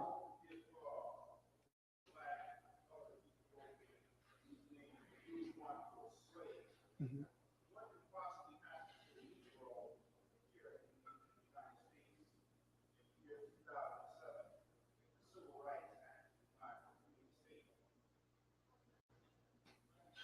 Well,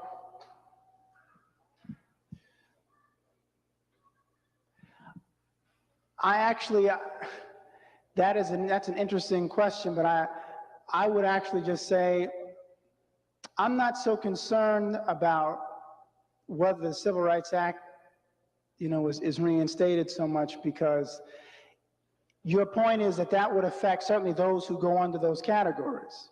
Legally, that would be true. But whether or not I think people would stand for it is something else. But I think you're right. You're making the point that legally, of course, right, people under those designations would be themselves, by allowing themselves to be designated under those categories. As G.O.A.T said, a granted privilege, which existed not only in terms of the right to vote with the 15th Amendment, but also in terms of what you're saying with the Civil Rights Act, Voting Rights Act, those acts in the 1960s, because those acts were designed presumably to cover Negroes.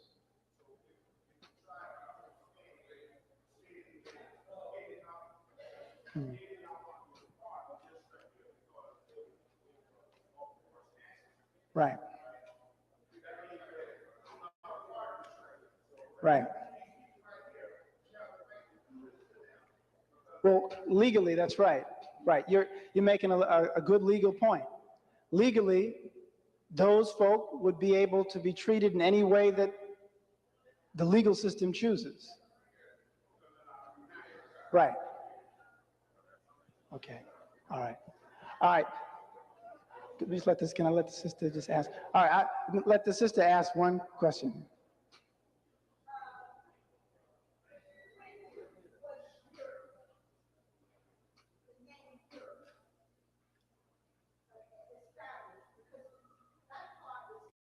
You care for the house, the kids, and our future.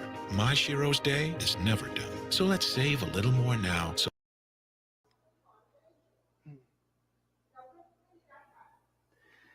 The idea of separating Europe from Asia really begins around the time of the Greek and the Roman civilizations.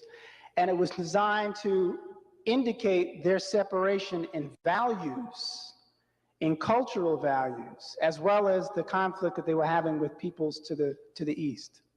So to my knowledge, to my understanding, it comes out of that period of Greece and Rome. What Diop would probably also say is it's really based upon the separation in, like I said, the value system. In the African origin civilization, for example, he talks about Europeans emphasizing a nomadic lifestyle where strength and theft become part of their value system because they came from an area that was resource poor. And those peoples who occupied areas of Asia and Africa who were resource rich had a value system which was much more sharing and open. And so the idea of the separation of those known as Europeans from those known as Asiatics or Asians really begins with a value system. Because the fact of the matter is, if Europeans began to act as Asiatics in their values, then they become Asiatic. If we recognize, as the sister just pointed out, that that whole area was part of what was called the Asiatic world. So the separation is based largely upon how they act, the value system that emerged in the face of limited resources, the value system that emerged when they started to worship themselves, when they decided to put up an image and say, this is God and he looks like me. And that focus upon the worship of self and the justification of taking from others is what separates them from the rest of the human family. So that's an excellent point. Very, very important point, because people often get into the idea of how do you identify the enemy? We can't necessarily identify the enemy all the time on the basis of them not looking like us. If it was that easy, we would probably have gotten out from under this condition a long time ago. Thank you very much for your kind attention, and I say peace. Brothers and sisters, Dr. Jose V. Pimienta Bay. A round of applause, please. Yes. Thank you, Dr. Jose V. Pimienta Bay.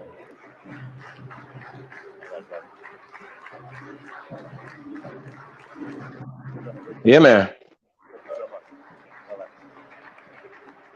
Once again, brothers and sisters, Dr. Jose V. Pimienta Bay.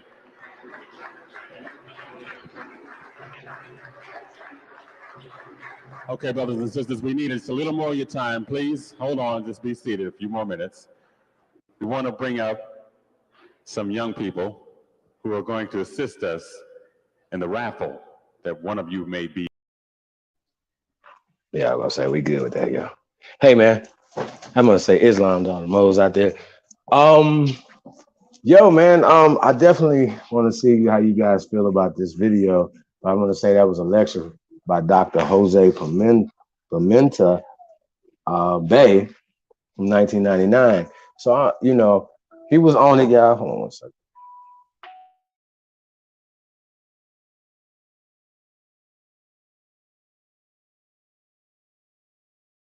He was on it, you know what I'm saying, in 1999. So, you know what I'm saying? So I would just like to say, you know what I'm saying, was something he said towards the end there. He said, you know, how do you recognize the enemy? Right? A lot of times we're in this chat room, so we never hear people, but we can hear you type and stuff like that or whatever, right? This is how I do it. This is how I recognize it, yo. You know, somebody's not listening to reasoning. Somebody's not listening to, you know, not trying to or continue using words to keep us separated from each other. Though, yo, you the guys, you guys, I'm watching you guys. You can't get past these words. Like this guy, right, in 99, right? He kept interchanging African and more. I don't know if you guys do that, you know, in 2020, going into 21, we know that these words, Indian and African, are interchangeable. But we know people are using words for their social political gain. You know what I'm saying? So a lot of times we're reading these articles and reading these books, we're reading from their perspective, their mindsets, you know what I'm saying? And a lot of times people, you know, no matter, you know, a lot of times, you know, we say, you know, oh man, those guys are still in the church. And then you pull out a prayer rug. Like, you know what I'm saying? So we got to talk about it and grow up and get rid of these terms. You know, we like to call them pet names. You know, and then to separate based off of these pet names, I think is really ridiculous. We know that words have spells and words have magic. So if you can identify certain things, then you should be able to apply that same logic across the board. Okay. So I recognize the enemy by the ones who continue to push this division. Okay. You know who you are. So I don't have time to waste. Okay. Winter solstice, December 25th, y'all. It's going down, man. We're gonna be fucking over slavery and roots and all that shit, y'all. And then you already know it's a live performance by the infamous Trey Ali. And we're gonna have a few more special guests coming through the building, y'all. Y'all already know it, man. Appreciate everybody, man. We're gonna be doing the first annual Tribe Up Ancestral Awards, okay? Talking about will the ancestors recognize you? That's what we're talking about, y'all, you know. Oh man, let me put this link in the chat room. Peace to everybody, man. Definitely appreciate you guys. But yeah, man, we gotta decide something what we're gonna do here. Nati. Peace to Nati. Thank you, brother. Hey, like I said, man, I want to say shout out to everybody, man, in the building. Put the link in the chat room, man. We're gonna talk about this like adults, y'all. You know what I'm saying? We're not gonna debate, not gonna argue. We have things called etymology and stuff like that. So we're going to go back and forth. Terminologies that were placed upon us. Some of these terms was placed back in time. So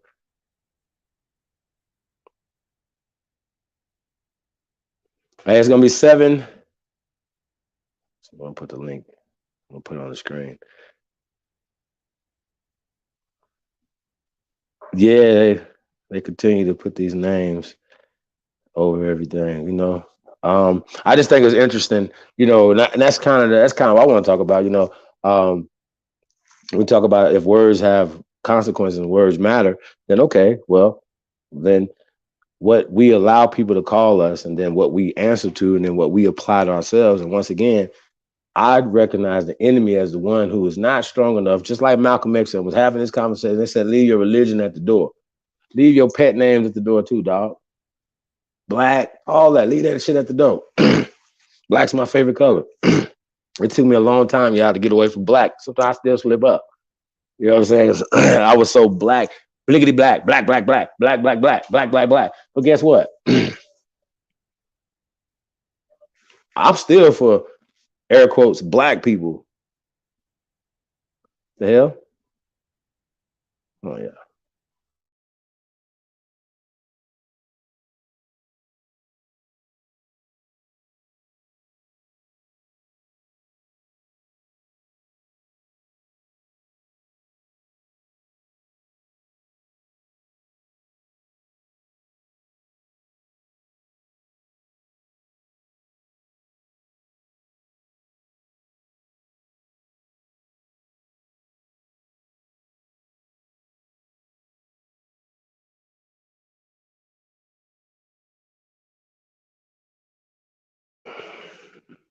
So we got anybody coming in?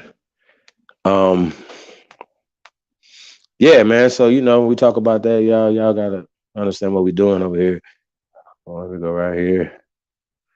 It's gonna start at 7 Eastern Standard Time, Christmas or winter solstice evening. You know what I'm saying? It's the winter solstice, y'all.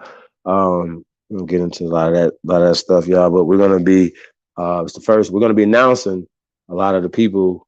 Some people who are gonna be recognized for the first annual Tribe Up Ancestral Awards. You know what I'm saying? So, question is, will the ancestors recognize you? You know what I mean? And you know, we grinding out here. So, so that's going down like live performance by the infamous Trey Ali, y'all. So, like I said, y'all might see some. It's gonna be a lot of other things going on, man. Who else? We're gonna be sliding through the building. Y'all might see. Oh, Lotus sliding through the building. Naughty might be in the building. Not Naughty. What's the guy in there? Hey man, peace to everybody sliding through the building, man. Hey, if y'all haven't caught that that American Shogun, Commander in Chief, Egypt of America, man, uncovered, man, by yours truly, man. Y'all better go check that thing out, man. It's 8 hours, man. It's crazy information. I think it's probably might have been the first time in American history it's been shown. So y'all might want to go check that thing out. And y'all know we're gonna be dropping some flames Christmas night, man. So be there, be square. What else we got going on? Hey man, it's the Christmas, it's the holiday season, man. It's AmericanAboriginalShoes.com, man. Get you some more shoes. Hey, see, now this is how this works, right? When people say, man, what are you talking about? I said, man, we got Hebrew shoes, we got Moorish shoes, we got black shoes. See how that work? I'm not gonna, as a businessman, right? As a businessman, right? If I wanted to sell my shoes to my people, right? I'm not gonna discriminate on these different labels by what you guys would divide yourself. So guess what? The shoes can bring us together. We all American Aborigines. See what I'm saying? So imagine where he put black and African and all these other things. He put Aborigine in there, and specifically where you were Aborigine too. Be proud of where you're an Aborigine from. See how this works? We're proud American Aborigines. If you're an Aborigine from Europe, be proud. Go home, bro. See how that works? You want to be a proud Irishman? Have at it. Okay? We here. We fighting this struggle here. We don't have time to be in Ireland, South France. We here. We got to deal with here. You niggas is in La La Land. Fuck. Shit crazy, yo. It's Ireland. Got the guy, Libra son, is in the building. What up, though? What's good? Same shit, different stool, man. You already know what we doing over here. Peace to all the American gods and goddesses in the building. What we What's talking going about? down? Hey, man, I don't know if you caught that video right there before, Libra, but what you think? What's your first raw reaction to that? Oh man, I mean, it was 1999 now. It's 1999. Yeah. I mean, you can tell. You know what I mean? You can tell, brother. You can tell. Whoa. How you could tell though? How you could tell? Like the dress, how he was dressed? Nah. I'm just saying, Right. just off the conversation. You know what I'm saying? The mindset. You can definitely tell. Because it was, he had I'm gonna say, his foundation of thinking seemed to be African, from an African mindset or Hey, that's Pan-African interesting. mindset. Yeah. It's definitely interesting. Yeah. Well, yeah, especially when you're using these terms and, when you say African, it definitely puts you over there. But then he was kind of like, like I said, 21 years ago, science and different things hadn't came out yet, right? Like LIDAR and certain things, and certain findings hadn't came out yet, like Naya. You know what I'm saying? I don't even think Louisiana had been found at this time, if I'm not mistaken. So he was working off of old information, and still, right, when we talk about we moving forward, that's 21 years ago. So if he would have just applied different words to what he was describing as the Aborigines, don't apply Native Americans, say, oh, Africans may love to Native Americans. And even if you try to describe these said Native Americans, right, as black, once again, niggas is confused because they have a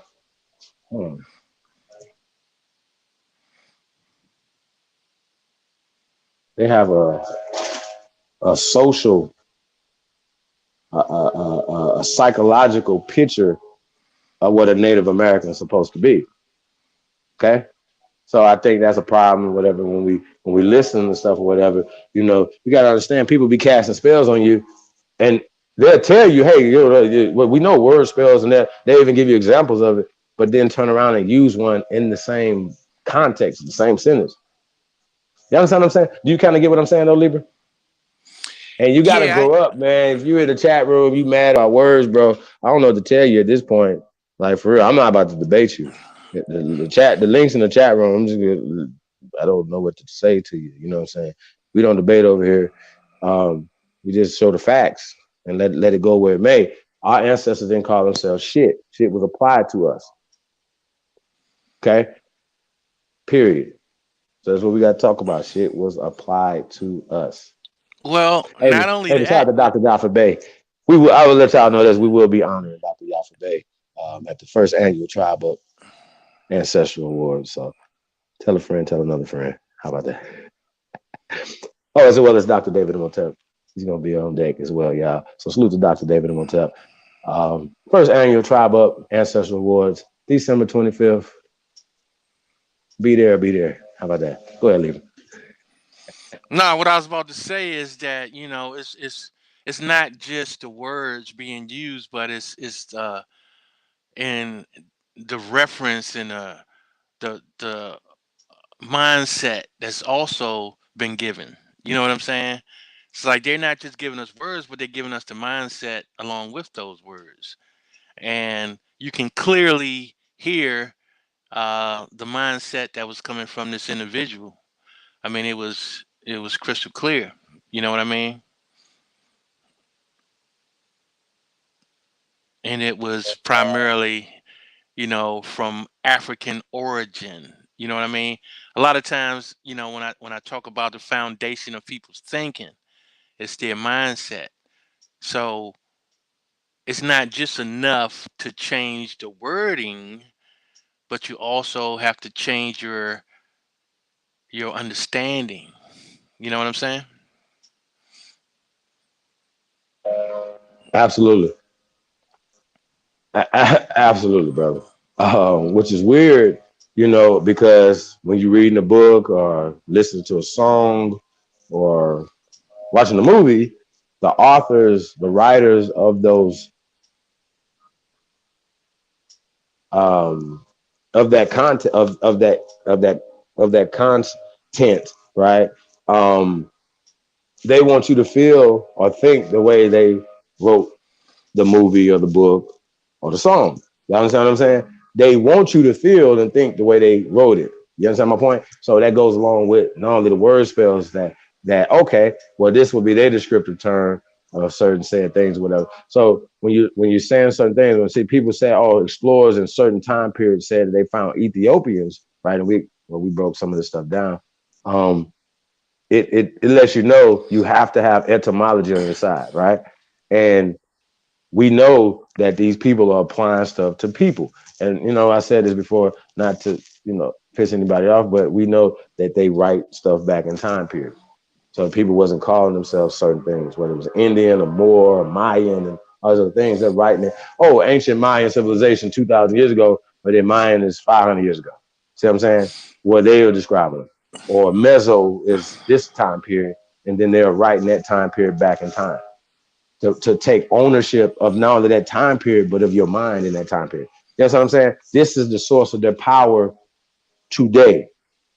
Okay. This is the source of their power today that we're allowing them to write the books for our kindergartens, for our second graders, our fifth graders, 12th graders, so on and so forth. We allow them to shape their minds. We have allowed them to shape our minds. And they use religion primarily to do it. Okay. Are y'all ready for that? And that's Not just what only we're doing. Y'all ready for it? Go Yeah, ahead. yeah. Not only that, though. I mean, not only are they, taking words and pushing them back in time, but by doing so, they are also transporting their minds back in time. You know what I'm saying? Their understanding that's been given to them, they're also, applying that to the past. You know what I'm saying? And that's, it's just like no matter where you are, no matter where you go, there you are. You know what I'm saying? So they're transporting their mind back in time as well when they're, researching this information or reading this information. And they don't, probably they don't even realize it. But it's more than just words. It's about how you perceive how you perceive the situation. You know what I mean? Let me give you an example of that. Well, I mean, the same thing is like, when he was talking about the Olmecs, and he was making reference to what they look like to him. You know what I'm saying? So to him, it appears that his number one priority is Africa. You know what I'm saying? And he transposed that thinking into whenever you see a black person, that means that it's an African that has something to do with it. Just like he was talking about mixing in with the tribes and all this and that. You know, um, he is looking at the existence of the so-called quote unquote black person as originating in Africa. You can clearly tell that that's where his mind is. Using, out of all this information he's putting out, he's also showing that he's using lookership. You know what I'm saying? So that's his mindset. Lookership. He looks like an African to me, then he must be an African. Hey, peace, Noble. Peace, God. How you guys doing? I just wanted to kind of All is well. jump in for a second while I'm working here. So regarding Dr. Jose Pimienta Bay there, fellas, don't take his what he's saying literally, because what he's doing, he's speaking in code, and he's dropping jewels for the future generation to take it and explicitly express the truth. See, sometimes we have to kind of understand the situation that some of the teachers from before are in. He's a tenured professor at a university, so he can't say certain things like we can. So we have to understand that as well. So he has to speak in code, but he'll drop certain jewels for the future generation to fully express. And that's what you guys are done here. So you guys, whether you are conscious of it or not, are from what people like the good doctor set forth 30, 40 years ago. See, so they couldn't really express it out explicitly. He can't do that now. So you have to understand his position, being a tenured professor in their system. He has to seek it out in code to us, to where you guys can go ahead and 100% explicitly lay it out. See, so it's not that he's under a certain mindset where he knows it all. He knows everything, but he can't say it, especially on during a lecture or any kind of public meeting. But in private, I mean, I've known him for many years, but in private, he says the same thing that we say. So I just wanted to clear that so everyone kind of understand that there. Hey, Peace. that's what's up, bro. I appreciate that, Amani. Peace to the God. Yeah.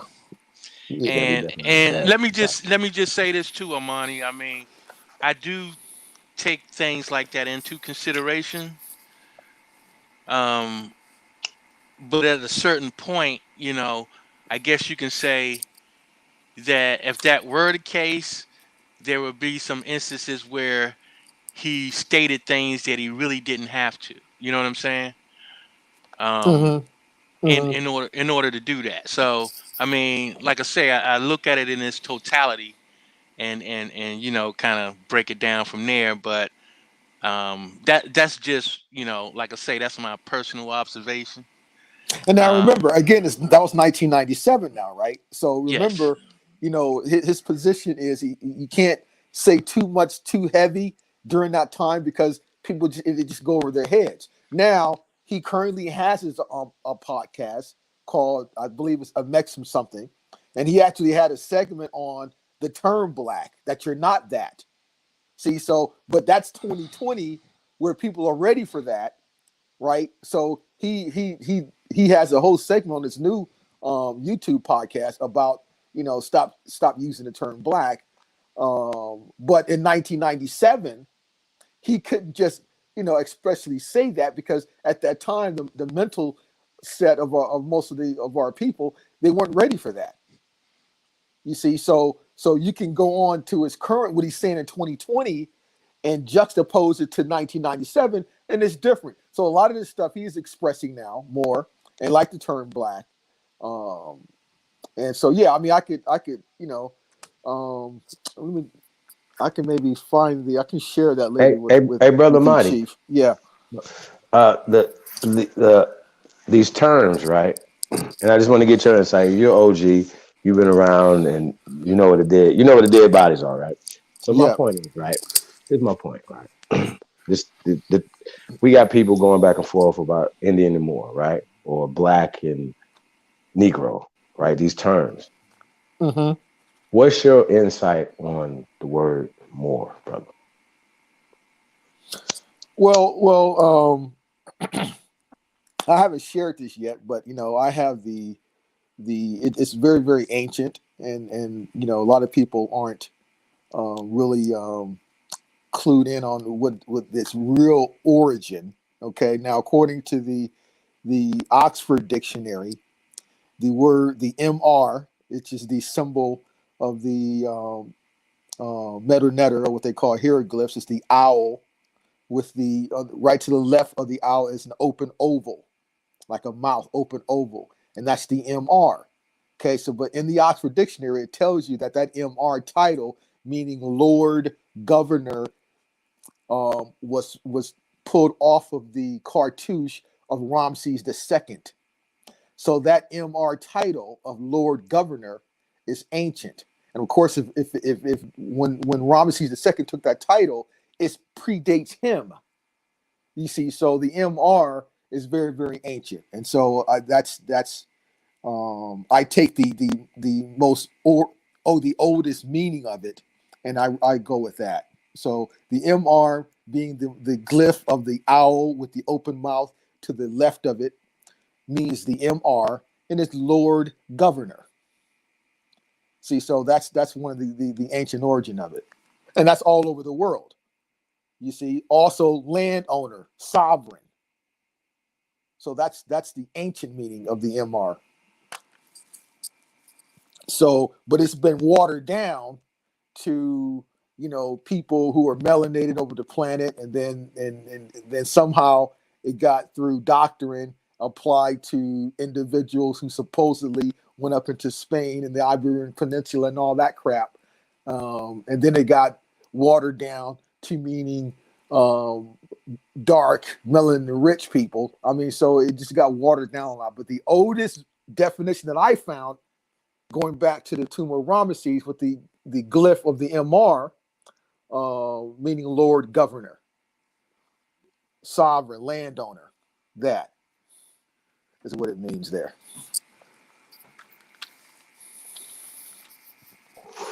Well, I also read that, and you said the owl. What I got out of the MR from my research is the eye, and that wouldn't necessarily transcribe to more. You understand what I'm saying? Mm-hmm. Just and if, because we're scholars and we can only go with what we can go with, because we're going with the texts that come from Germanic speaking people. Am I correct? Right. Yeah. So that actually, the interpretation of that owl with the open oval to the left comes from what's his name? He was the one who wrote the when he had tried to translate the Medu Neter. Right. So we're gonna go to that. It was written deciphered and translated. Right. But they actually call him pseudo. So your modern today Egyptologists don't follow his interpretation of it. His name will come to me soon there. Okay, I got you. All right, so I got my answer though. You satisfied with that answer? But again, yes. I mean, we their interpretation of the Medu Neter was, I mean, hell, Once again, we we're really getting can't really we're read getting it. No one can Germans, we're getting actually really German, read it. Coptic Germans. Exactly. Once again, Right. okay. So once Right. again, all right, all right, there we go. Got you. Yes. You understand Yes. my point? To what we're Yeah. going back to? Okay, Yeah. so we'll be once again, we're getting their rendition of ancient people when we predate all of that, and definitely America. When we talking America, our stuff is 10,000 years older than Sumer. Period. I'm just gonna leave Right, but now, Jews but in a now, box. when they say Leave them, Ramses the leave that second, alone now now. though, when they say Ramses the second, I'm not Yeah. saying that he's from the place that they tell us he's from. Yeah, Right. well, I'm just gonna throw all that in Yeah. the trash. I'm gonna throw the whole Jew Zionist story in the trash. That's what I'm gonna do because I've researched all this. I'm done with that. But some people Right. got to go through this. Okay, I'm definitely done. Anything that Germans brought to our people, they can have that back. Black, white, Well, green, you know, yellow, yeah, I agree with that. purple. All right, I I got agree y'all. with So as that. long as we all Yeah. grown around here, I just want some of you guys to grow up and stop arguing with people going back and forth. Where you think you're Indian, it's like we're not Aborigines because you're slow. I need you to wake up and stop fucking around. Like we need to get the building. And that shit Yeah. right Yeah. I there totally agree with is that. Yeah. like that Yeah. that points out the enemy. You are the enemy. Look in the mirror and be like, I'm the enemy. Yeah, you're the enemy. You're probably a free fucking agent. So I'm gonna keep it real. It's like, I'm not about to mince words with y'all. Don't bring that German shit over here. Please.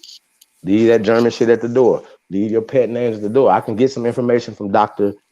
Pimienta Bay, and I'm sure, like the brother said, he loved breadcrumbs, just like Dr. Ivan Van Sertima loved breadcrumbs, like Dr. Ben. They working with UNESCO. They literally working with the enemy. Dr. John Henry Clark. I mean, come on, y'all, stop playing.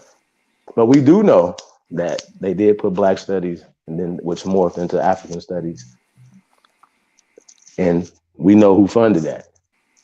So if you're a byproduct that, if your mind is a byproduct that, you are the enemy to your people. You might not even know it. We just got to stand on that. Even if to the religious side of it, we know that that's fuck. That they use religion to enslave our people across the world. So it don't make no sense to me when people were beefing over their religions and their names, and y'all niggas be beefing on their own. They disrespect their whole bloodline over what somebody taught them in the indoctrination at school, Indian school. Are you serious? Terrible. And we wonder why we ain't got no power. We're not tapped into our ancestors.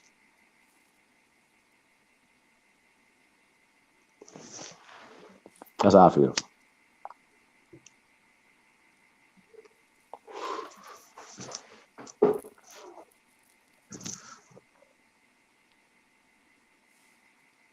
Well, I mean, I you know, digress. it's upon ourselves to be responsible to create literature. You see, so we can view the same data and information and draw our own conclusions, and put paper to pen to shape the future minds. Right, that's our responsibility. So instead of going on their Facts. observations of information, we go on our own observations. That's a fact, bro, and that's what we try to get people to see. That's it right there. You know, That's and in a that's why, nutshell. yeah, and that's why I say it ain't just about the words per se. You know what I'm saying? It's definitely about the mind. It's definitely about the mindset because if a person have a certain foundation of the way that they think and perceive things, then that foundation is going to follow them throughout their journey. You know what I mean? Right. And a lot of times that's why they end up missing things because they have this conceived idea about what the information is and what the information is telling them, based on a certain given mindset. Right. And that's Mm-hmm. basically what I look at.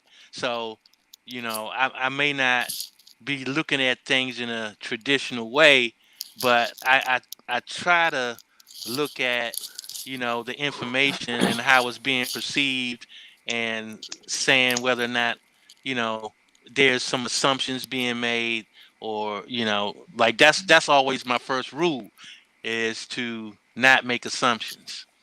And when you're reading people's literature and information, that's one of the first things I look at. you know, um, Especially with those spellbound words, I look at the fact of whether or not assumption is being made, Mm-hmm. Mm-hmm. and that's part of my process anyway. Facts. So Yeah, I mean, when I was younger, I used to go at them. I used to battle them. I used to dispute them and challenge them. But I kind of learned just try to not take that approach. I mean, I went at Van Sertima several times. And see the thing about it, he knows the truth. See, so when you cross that line, I lose all disrespect. He knows they were not visitors, although he put a book out to paint them as visitors. He gave tours down there, and people paying money to go on those tours with him and to shape the narrative that they were visitors. See that right there, I lose respect for you. So Dr. Jose Pimienta, they never went that far. You see, so when you want to create finance and industry off of shaping a false narrative, you cross that barrier.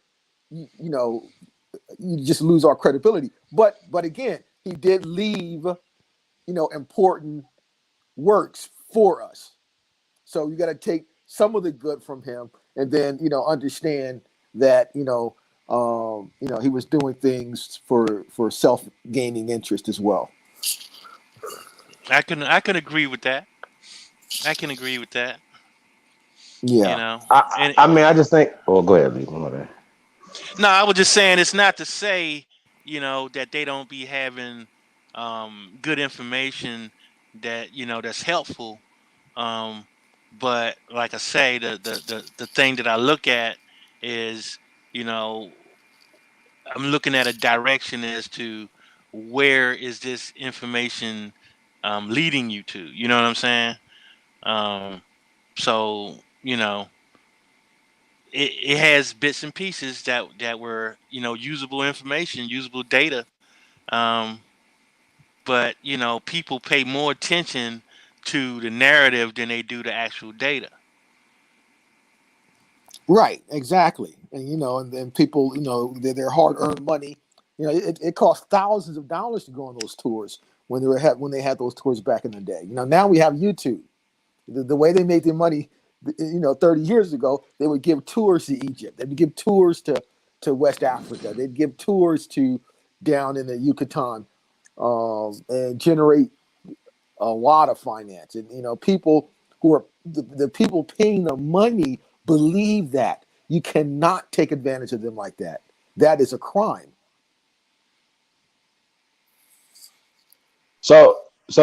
I was interested that you said in 1999, in the 90s, right, that doctors like Dr. Bay, and others couldn't say certain things and had to leave breadcrumbs, right? Do you think that there are doctors and people now that know this information, but because it's not in the general education curriculum, that they're not teaching it, bro?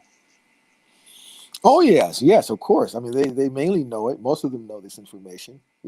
They know the truth, but they're on a now those are operatives. See, so the operatives are the ones that are right in your face on camera in these universities. Their books are allowed to be published and be sold in major outlets. So those individuals, yeah, they all know the truth. You see, but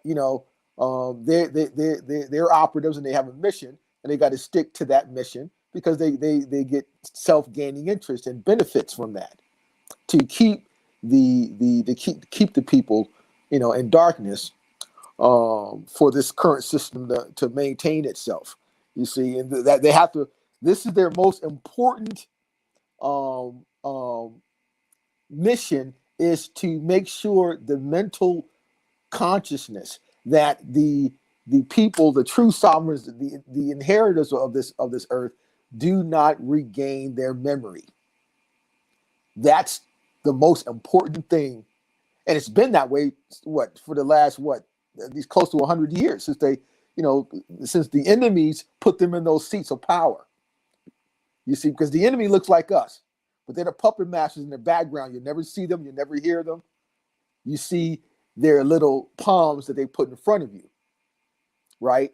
So they know all of this information, but no one's talking about it because they get paid and they create an entire multi-trillion-dollar industry off of it.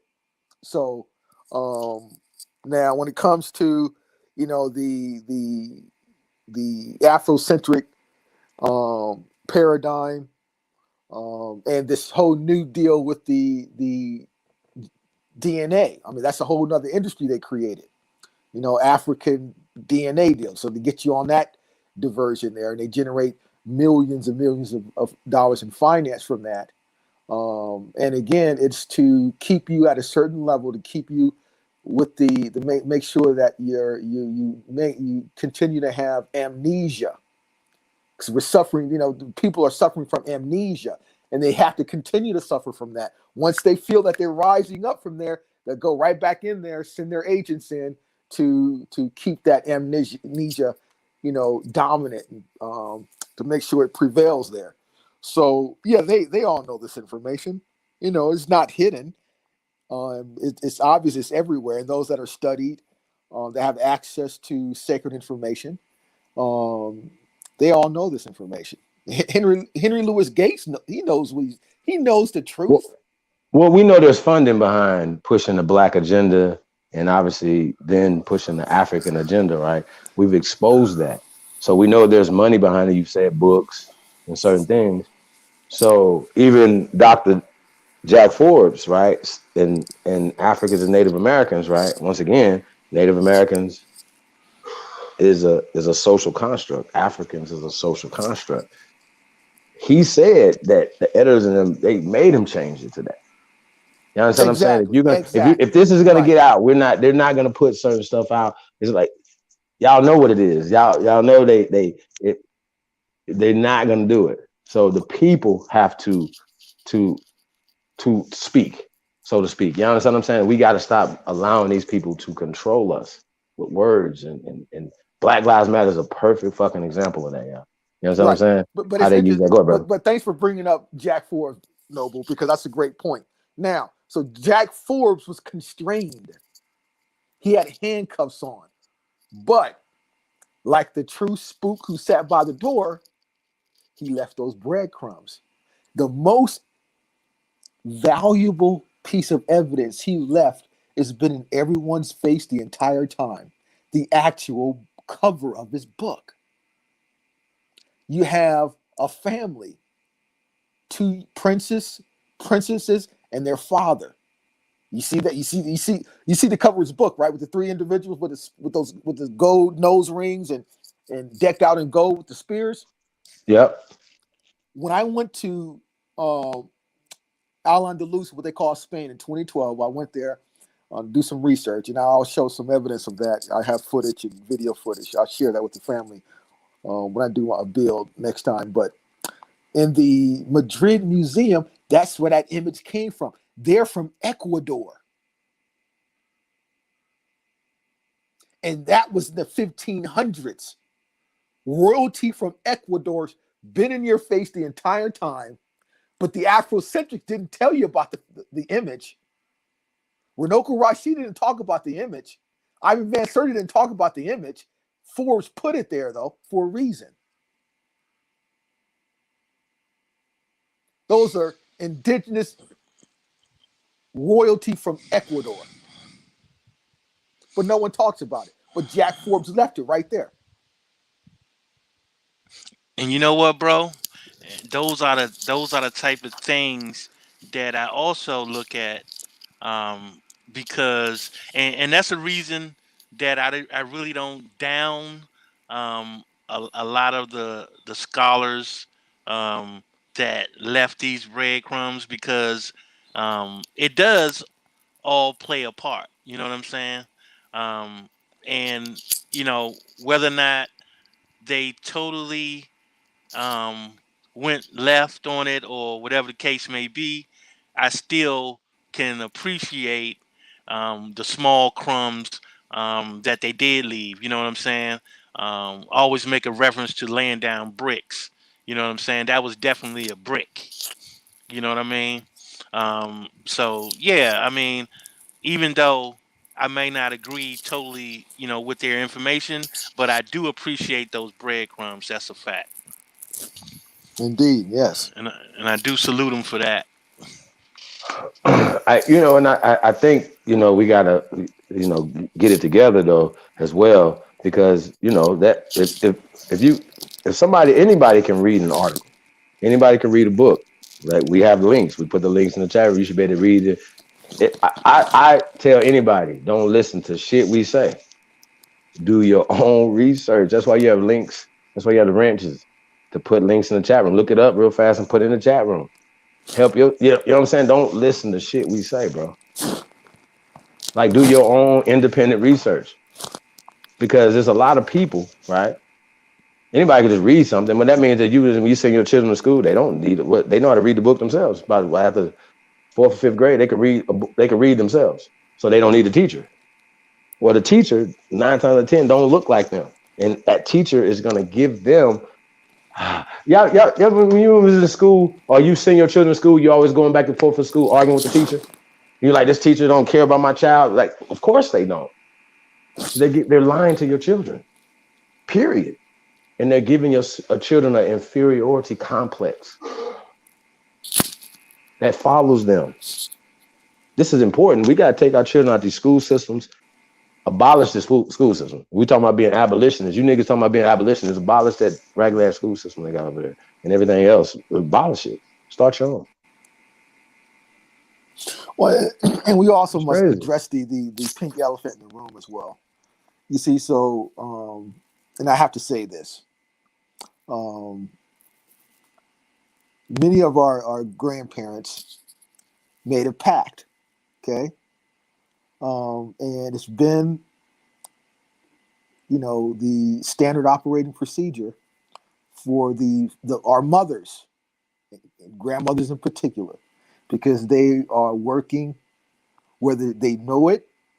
Well, most of them do know it because they receive benefits. I don't know if you guys are aware of this, but I'll take my own case, and it's been the case all across every territory, where your mother or your grandmother who's taking care of you, that they get paid by the state to put the males, in particular the males, in these classes, special education classes, the dumb classes basically.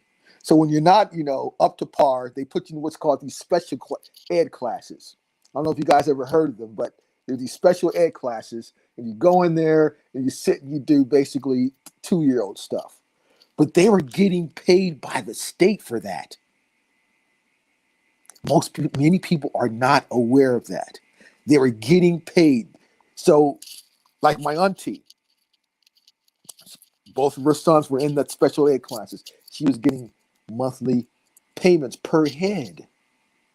One day, my cousin Lawrence actually passed one of the tests, and for that semester, he was able to leave the special ed class and go back to the regular class. His own mother got angry at him, lashed out at him, told him, "Don't you ever pass another test." Wait. So she didn't do the motherfucking yes. water boy mama on them. What Yes. you gonna do with all this learning, huh? Exactly. You see, so they're getting paid by the state to send you to these schools, and for the males are the target now, not the females. I mean, you heard the expression that our mothers love their sons, but they raise their daughters. See, and so this is a lot of the stuff that goes on in these municipalities, that they have these deals with the mothers and the grandmothers for the boys in particular. And it's been going on for decades. No one talks. It's not out in the open.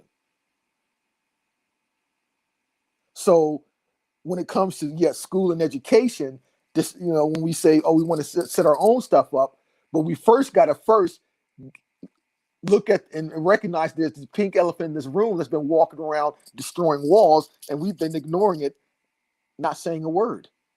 So there's a lot of stuff we have to fix and clean up before we can start doing that, because it hadn't happened so far because we haven't dealt with that pink elephant in the room.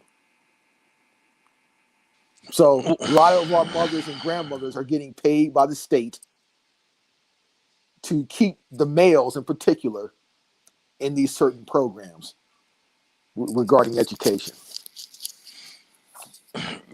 It's funny that you said that, and a lot of times, when we talk about, starting institutions, a lot of times people may take that lightly. You know what I'm saying?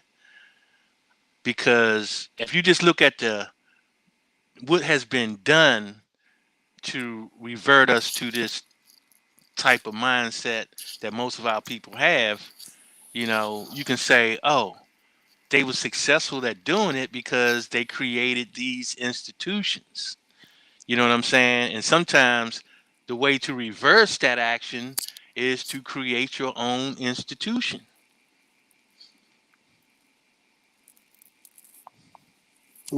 Right.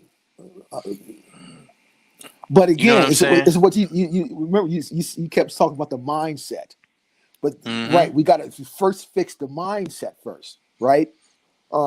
Because remember, education. I mean, those are components of nationhood, nationality. But when you've been denationalized, you lose the vestiges and components what make up civilization. So Mm-hmm. education is self-interest to ensure your future generation will excel. Exactly. But when you're denationalized and you lose that component, you have no real connection about that. You only could think about yourself. It's not about your children. It's not about their future. Well, yeah, I mean that's part of the problem because they got people in the mindset of living day to day instead of living 100 years, 200 years down the road. You know what I'm saying? So, and if you looked at how the mindset was cultivated, it was cultivated through those same institutions. You know what I'm saying? And then being perpetuated, when these products of these institutions go into adulthood and start having children of their own, and they perpetuating what they have learned. You know what I'm saying? Passing that down, and it's just been uh, uh, an effect that sometimes I be thinking about the only way to reverse it is to do the same thing, but to do it in a reverse way. You know what I'm saying? Mm-hmm.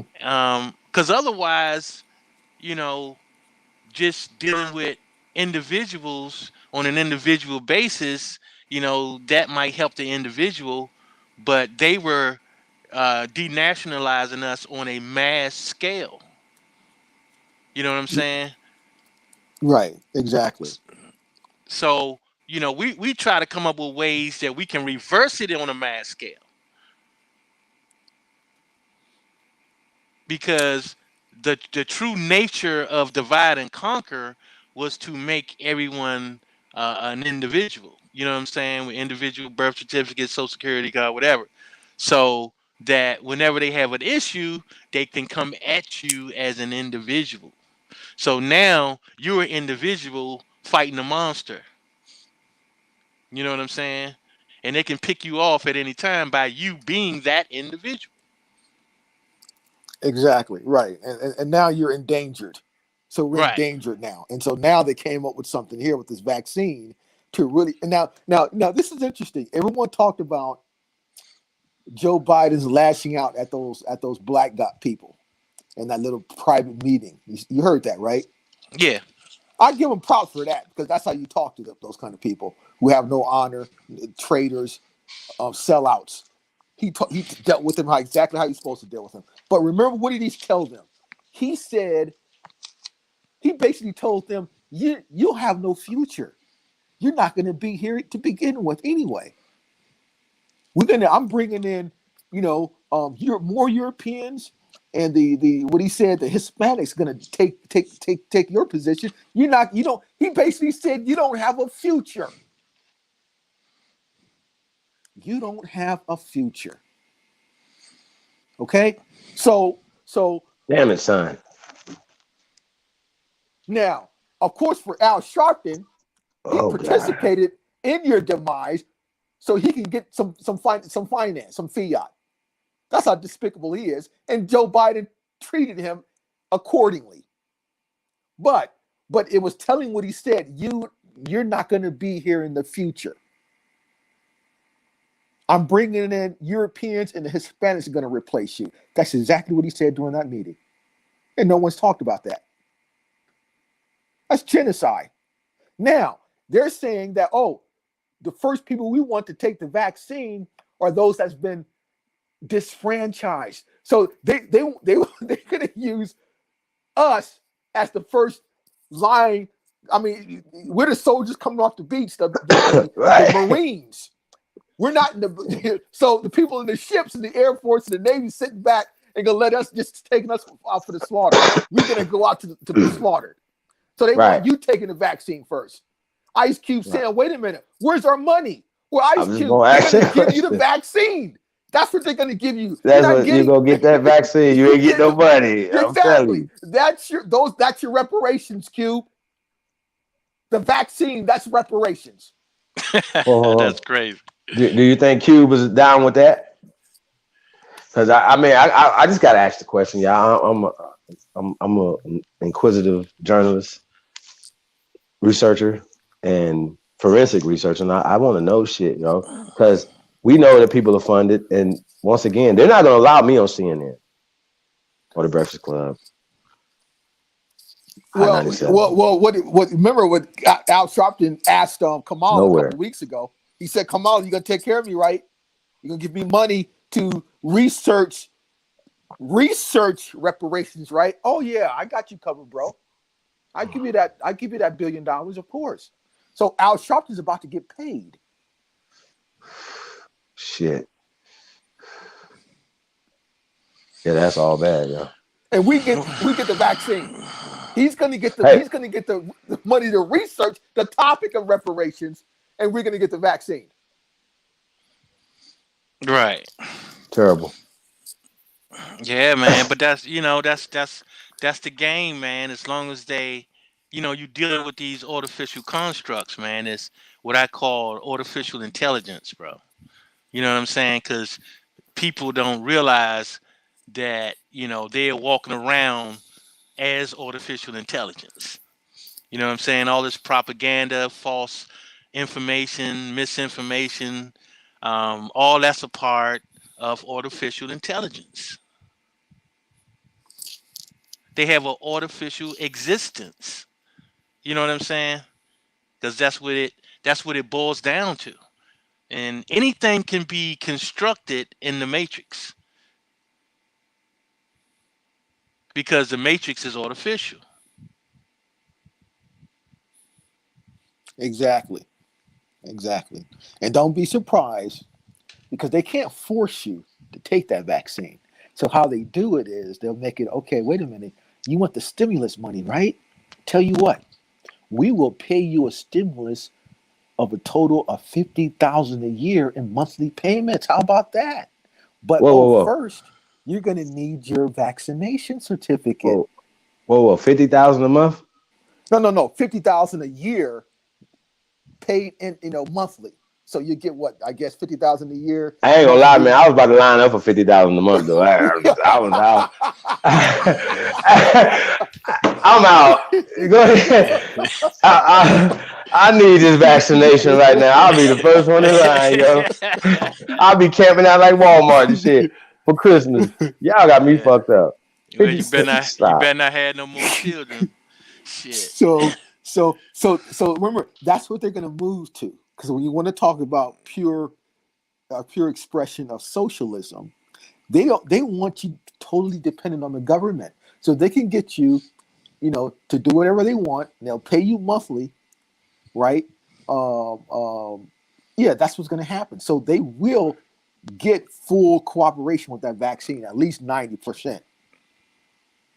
At least 90%.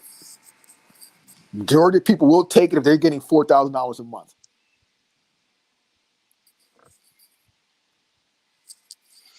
Yeah, I mean, that's one of the. Yes.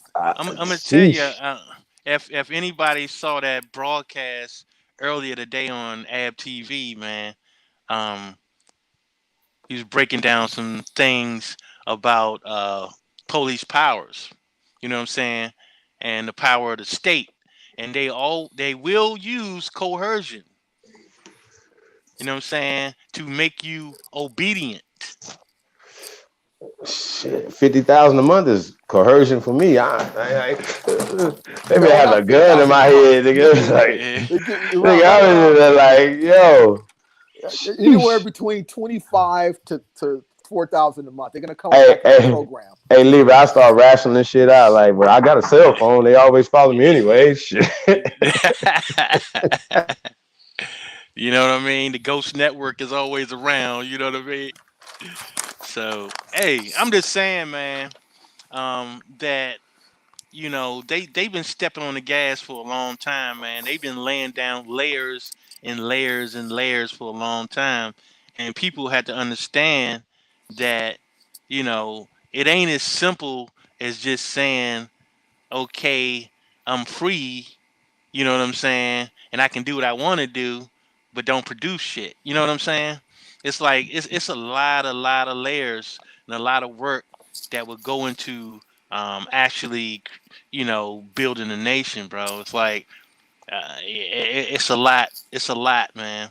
And people have to realize that you know it's a million different fronts. You know what I'm saying? Um, but we try to find ways um, to be as productive as possible as far as breaking down the status quo and the status quo narrative. You know what I'm saying? So these are the things we working on. These are the problems we trying to put a monkey wrench into the program, as it was.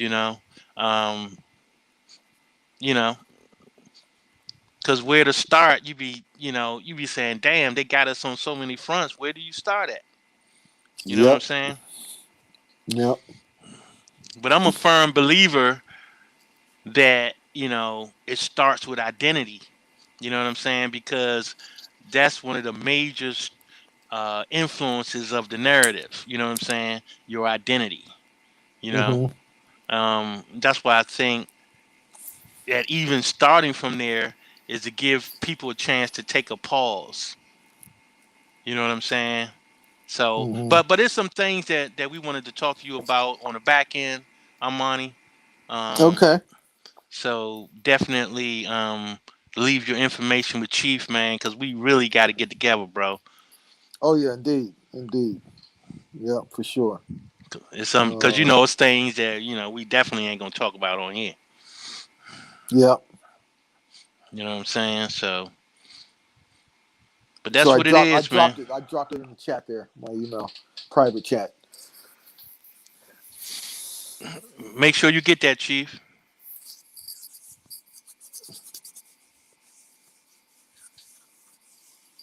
You can't see it.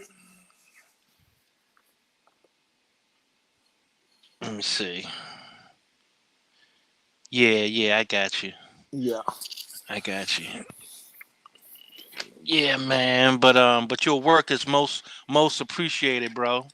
Um, Oh, and, thanks. Yeah, and, and yeah. we I we mean, we yeah. definitely recognize the contribution that you've been making to the community, man. And I'll be the first to tell you, bro, that we really appreciate you. No, I appreciate you guys giving me the opportunity to share information and share my skill set and my whole deal again is you know going after these people who've injured us and to go after them because see it's one thing they can say whatever they want to say in a book, they can say whatever they want to say in a lecture, but you get those fuckers on the fucking square under oath oh, it's a different ball game. Then they don't show up. They don't want to. They want to go hide in their holes. See, and that's what we have to do. You see, Yeah, so that's a fact, bro, yeah, and that's exactly our intention. yeah, You know what I'm saying? Because either way, if they don't show, they better pay. exactly, You know what I exactly. mean? So yeah, I'm with that. I'm with that, man, for Now, hell, sure. I'm really willing to even if I know that a lot of these Pan Africans have went and taken these darn DNA tests. I'm gonna have to talk to them because I can actually help get them paid. By suing these companies if we can show that their genealogical record traces them to something different. You can actually sue those people. You can bring suit to those people. You can your so because they need to be dealt with as well. They need to be dealt with. Now, Yeah, yeah, although the companies do have a disclaimer they damn for sure do. but there's ways around that to still get a claim on them, and not so much the company, but you can get the fucking guy Kittles, okay? Because this guy Hmm. goes around with not part of the company, but spewing his own belief and rhetoric that influences people to do certain things. So you can get him Hmm. in his personal capacity because he's making statements Yep. and he's influencing these people. Yeah, so we have to go after those guys. You know, Facts. we have to go after those guys. That's what we plan on doing. That's what we plan on doing, bro. That's for sure, man. Because man, it's definitely requires some unorthodox methods to go down. You know what I'm saying? Moving forward. Well, Um, exactly. And I sent Mr. Gates an email a couple months ago telling him, you better stand down, be careful, and I'd advise you to just look after your own family and think about yourself because this will be some lawsuits headed your way with you as a defendant on it. So see? I already put him on notice. Yeah. Yeah. He sits As up there for the laughing and joking, and when he was giving a talk to students and other professors about the fraud of DNA, he's laughing and joking about it. Can you saw believe that. that? Yeah. Yeah, I saw that. People, their hard-earned money, they pay for this. They believe that. And you're gonna sit up there like you're Richard Pryor to make a comedy skit out of that and ignore these people's feelings and what you're doing? No, no, no, no, no. That cannot be. That shit has to end. That's a fact. That's a fact. That's exactly what he did. He said Kittles made the shit up. You know what I'm He's saying? joking up here like his fucking BET Comedy Central some shit, making a mock, just laughing and joking like it's fucking comedy hour. and that's done on purpose, right? Yeah. To downplay the importance of what he just said. Right. Well, exactly. And that's why when they're on camera, they only target actors and entertainers to do it in front of a camera because they know those actors and entertainers are owned and they can't push back because they won't get a role in the movie again. They can't put another record out. So they do that. But when you're dealing with regular people who purchase these kits, you cannot manipulate those people like that. You just can't. You cannot do that. You can't do that. That's a crime. And we have to call him out on it. I'm gonna call him out on it. Yeah, that's the thing, man. That's the thing. And I mean, the thing is too that, people, they're gonna have to start owning up to their responsibilities too, man, as far as using common sense. You know what I'm saying? Like we have gotten to the point where we rely on other people for our existence, and people have to start breaking out of that. You know what I'm saying? Um on a larger scale than what is going on in reality. And see, and that's the thing too, man. Is like people don't want to deal with reality. Right. They rather live in a fantasy, Right. um, in this artificial construct. You know what I'm saying? And how long can you do that? How long can you live in a fantasy land? Well, exactly. Right. So, but with the climate right now, if anyone, those people who are under the impression that they were black and they went as far as to taking DNA test and that shit's wrong, they can become instant multimillionaires. If you're out there, that's your lottery ticket. But I'm the only one who can help you with that, though. You're not going to be able to hire a lawyer to help you. That's not going to help. That's not going to work. So that's total fraud, and you meet all the elements of fraud. Someone misrepresents information to you. You take that misrepresented statement and you believe it, and then you're injured from that belief. Boom! You just met the critical elements of fraud. You have a viable claim that where you can get remedy. Just that simple.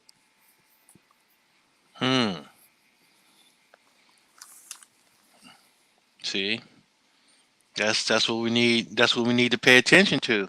I mean, it's just so much, man. Um, it's so much that we need to be doing, and that's why I think it's going to be real important to start institutions to start bringing stability back. You know what I'm saying? A Yep, sense of stability. You indeed. know, Yeah. because I think that's missing a lot. Living from day to day is not stability. You know what I'm No, saying? no, no, no. And it's going to get worse when the Brahmin and that old man take the seat officially from January 20th. And what did the old man say? It's going to be a long, dark winter. That's what he said. So, Hey, we might need to see it though, bro. Niggas might need to see it, man. But we talk about Ice Cube though. I guess he's back in the news now. He's asking about the black bailout. See, once again, these terms, these terms. You don't even have a black vice president anymore. As soon as she got elected, she's back to being a Caucasian or Indian woman. Y'all understand what I'm saying? They continue to use your pain and your emotions attached to these words. Like it's people Yeah. that really be mad. They're like, you guys don't want to be black. Like we not for our people, and we are the ones literally putting on for our ancestors, putting on for our people here on this land, building. I think it's really weird. And if you guys ain't gonna build in Africa, and when you're not building here, what are you doing? What's Like happening? a These institutions been around bro. 100 years, ain't built shit. Ask them what they're gonna do next week. Hey, so what's y'all plan for 2021? But they get the black budget. They get the monies that's right. See what I'm saying? We got to get these gatekeepers out the way. Now, I definitely agree with putting everybody on notice. And I'm glad you even said that, bro, All y'all because on notice. people got to realize, man, that colorism is a new thing, bro.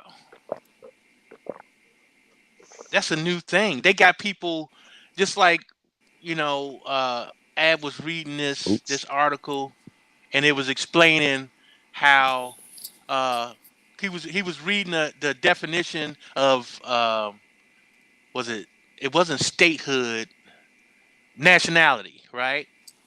And how nationality has been transferred into race and ethnicity. Hey, can we pull How the hell? that whack 100 fight up, yo? Talk while we talking about race and ethnicity.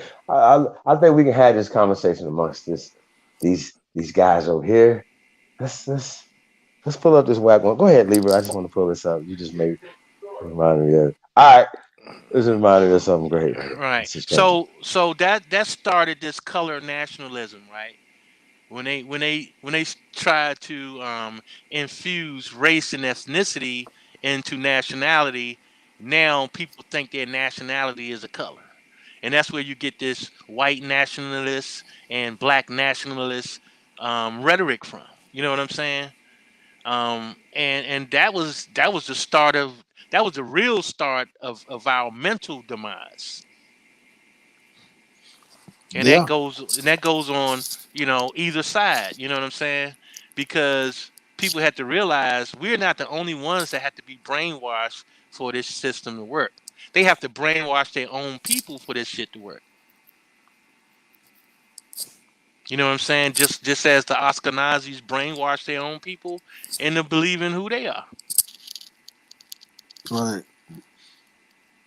You know what I'm saying? Yep.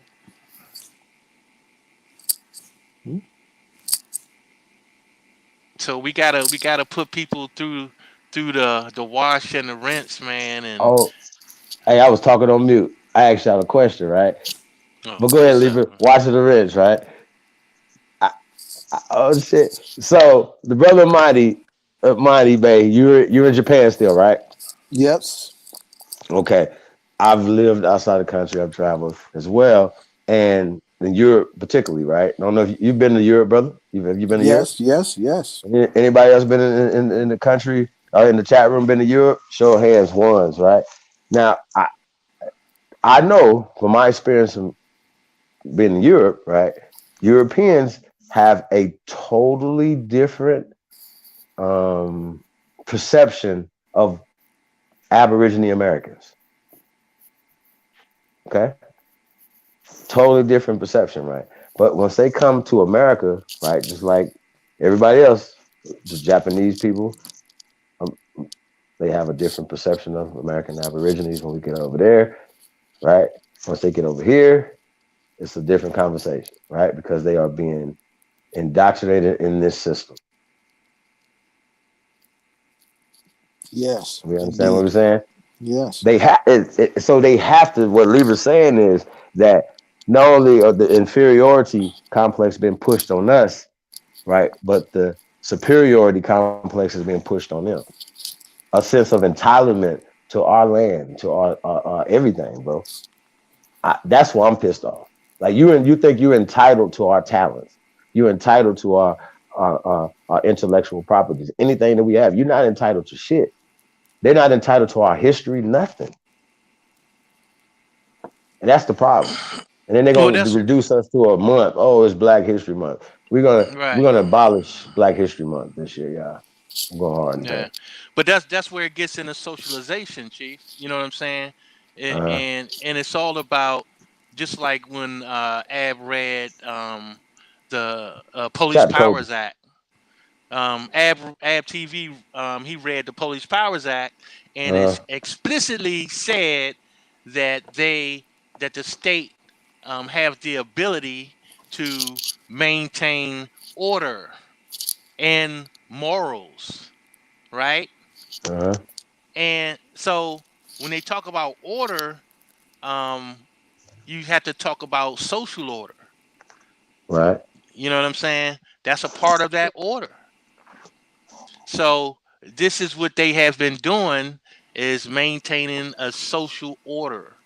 And this is what all their propaganda is about. You know what I'm saying?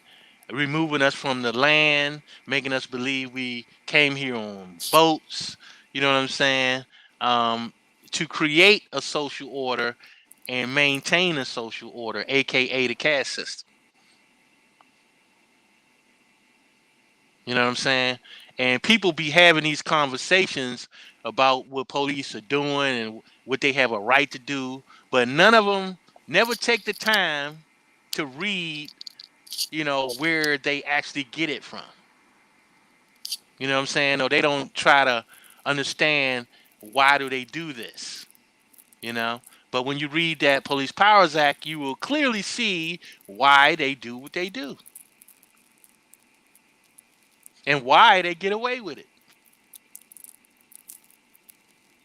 So the problem along, with most of our people is they try to combat things that they know nothing about.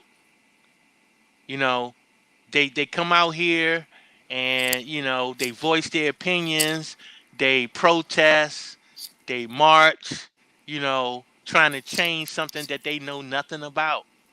And I don't understand why they believe they can succeed or get success or remedy from something that they don't know what they're dealing with.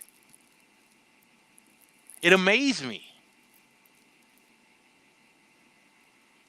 how they Yeah. can keep these narratives up, because whenever they was talking about, all this police shooting out people and shooting them down in the street and this and that, whatever, but nobody never talked about how the police actually are achieving these things. You know what I'm saying? Why they don't get prosecuted, why they don't get pursued. They're just looking at it as a blanket term. Well, they're just being racist. No, it's a lot more to it than that. It's a lot more to it than that. Well, and another problem with that is, you see, first of all, they're basically private contractors. They're not even part of the state. They're brought in by the mayor, hired as private contractors, so they're not even part of the state. So, but when you're injured by one of those policy enforcers, they'll send, somebody like Crump, that civil rights guy. I can't stand that guy. He better not come anywhere near me, because I have my scimitar ready for him. But people like that, they'll send to you. Why? Because what do? They try to make it a criminal matter, right? They try to go after them criminally, and then trying to think that they're going to put them in jail to punish them. See, you never ever go after them criminally. First of all, most of them they will not get convicted, and if they do get convicted, it'll be for a short term, and they still have access to their $1 million pension now. Those policy enforcers have great pensions. And they work a certain number of years. It's a multi-million-dollar pension that they have. Okay, so you're not hurting them. You hurt them by going after them civilly in their personal capacity, and you get them to pay you in perpetuity. That's what hurts. That'll stop it. That will stop the behavior. But no one does that. Right, because they want to, give you a false narrative. Well, You know what I'm right. saying? But they've been brainwashed by these civil rights bar members like a Benjamin Crump, and they come in there, get on camera, talk this stuff, and then make it a criminal issue. Well, you have to look at the other side of it too, because whenever Crump is involved, see, Crump is there to get the check. You know what I'm saying? He's going to make sure the family is paid off. This is what he does. And he gives the perception is that, he's doing it for justice, even though that making an argument about color is not going to get you anywhere in any court. And Right? he'll never give you the full amount anyway. So Well, remember, I'm just saying, that's the truth. But like I say, he makes sure he secures the check, though. So he'll say, okay, we're gonna go out here, we're gonna make some noise. They're gonna settle, and they're gonna give you this, this payment. This is the number we're looking for. And after you receive this payment, then you can't really say any more after that. You know what I'm saying? right. So right, he's a state agent. He'll get pat on the back by the state. His Right. who he has his allegiance to, right? You see, and they'll get crumbs now. Right. They get crumbs.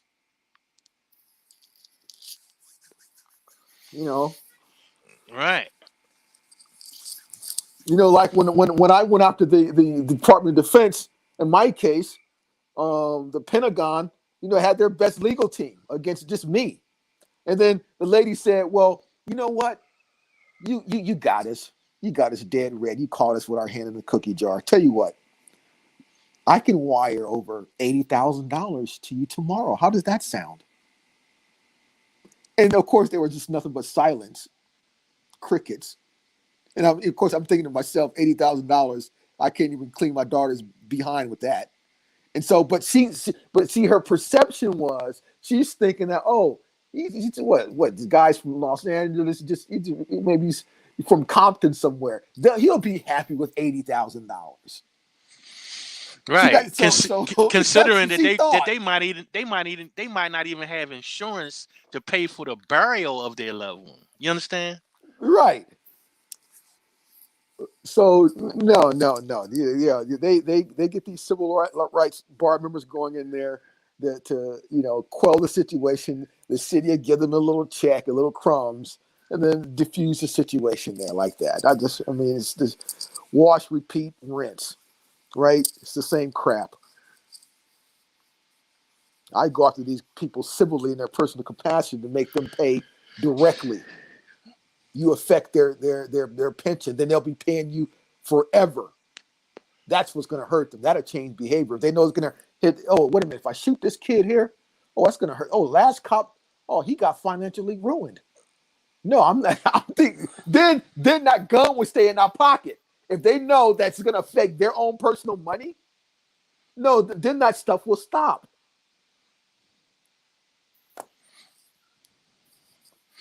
That's what it takes. Then that's what it takes. There's a case in North Carolina, Rodney Class versus North Carolina, where the judge stated, he said in the holding, he said that my recommendation to all you police officers, if you have anything in your names, take them out of your name, houses, cars, because if the people get smart, the people start suing you, you will be in trouble. That's what the judge said in that Rodney Clash case in North Carolina. So, and the judge also said that they're not part of the state. So There's a case so so they're not part of the state, and the judge recommended those people to get everything out of their names because if the people start suing you, you're gonna suffer. okay. So, but we know that You're breaking up, lawyers. Chief. You're breaking up. We know that lawyers are officers of the court, right? Yeah, you're still kind of choppy there. Hold on, let me move. Yeah. I can hear it clear. Yeah, good. But we know they officers of the court, right? Right? Yeah, I can't hear him though. He's very choppy. You might need to drop out and come back in, Amani. Okay, I'll do that.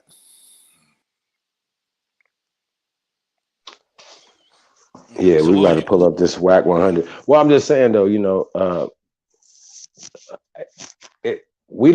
we always still have to be at their mercy if we go get an esquire or lawyers, correct? Isn't that kind of our problem at this point right now? Yeah, that's a component. Right. So I mean, there needs to be a remedy to that.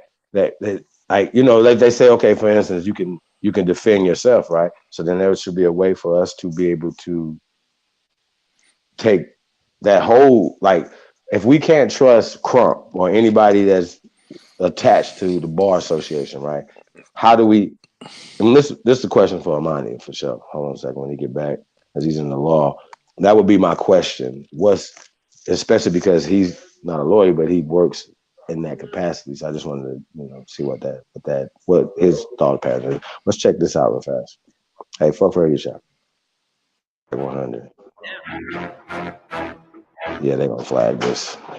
Shout out to Willie D. What's up, family?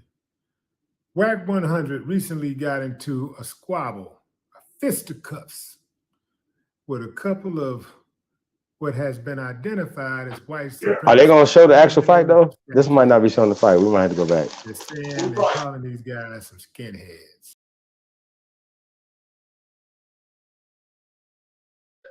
Yeah, we can strike that one there. It might just be freezing up. Nah, it ain't freezing up. Nah, Willie D don't usually show the video. It just usually kind of talk about it. But nah, the actual fight video is out there. I'll check it out fast. Hold on one second. I want to see what y'all think about this. Go ahead and drop the link again, Chief, for Amani. Drop the link in the chat.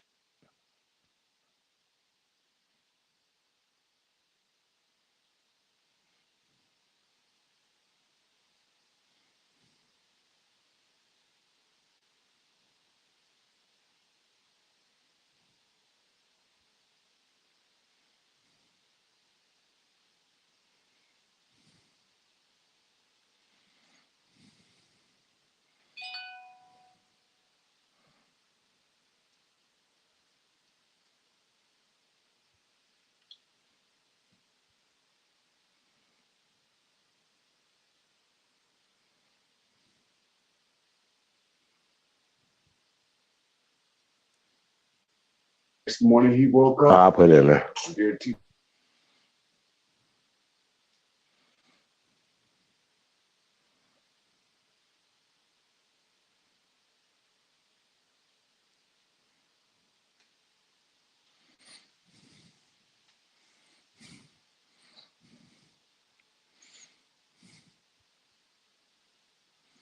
Hey, Chief, you don't actually have to show it, man. All you need to do is just put the link of the video in the chat or something like that.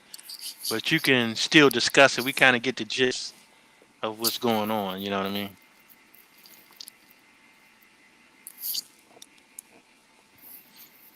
You copy that, Chief? Work right, man. Nah, we gotta see the fight, though.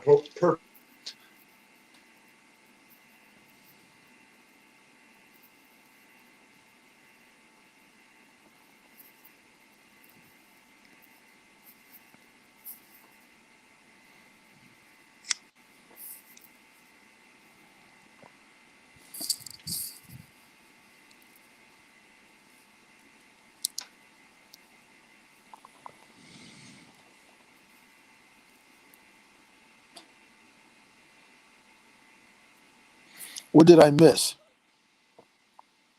I couldn't hear the chief when I after I spoke. I couldn't hear what he said there.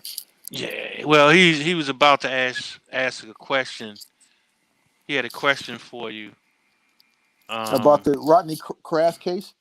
No, it was just in general about hiring lawyers. Lawyers and how to get around those guys.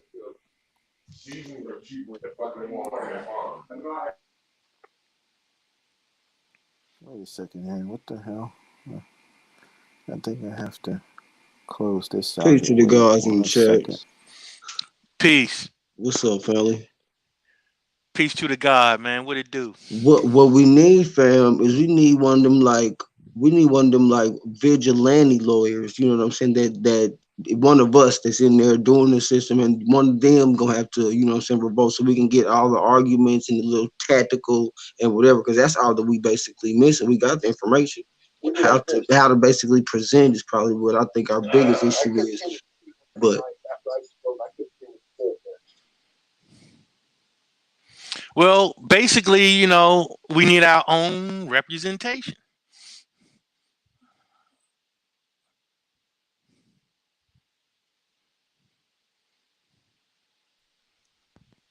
People going to either have to learn the law, or they're going to have to, we need our own representation. A group of peace and love, family. Peace and love. Peace and love. Hey, Chief, don't do it, man. Yeah, man, we about to do this, man.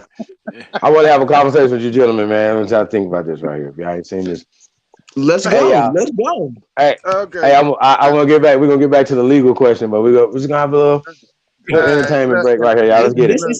This is for educational purposes. Educational purposes. Let's get it.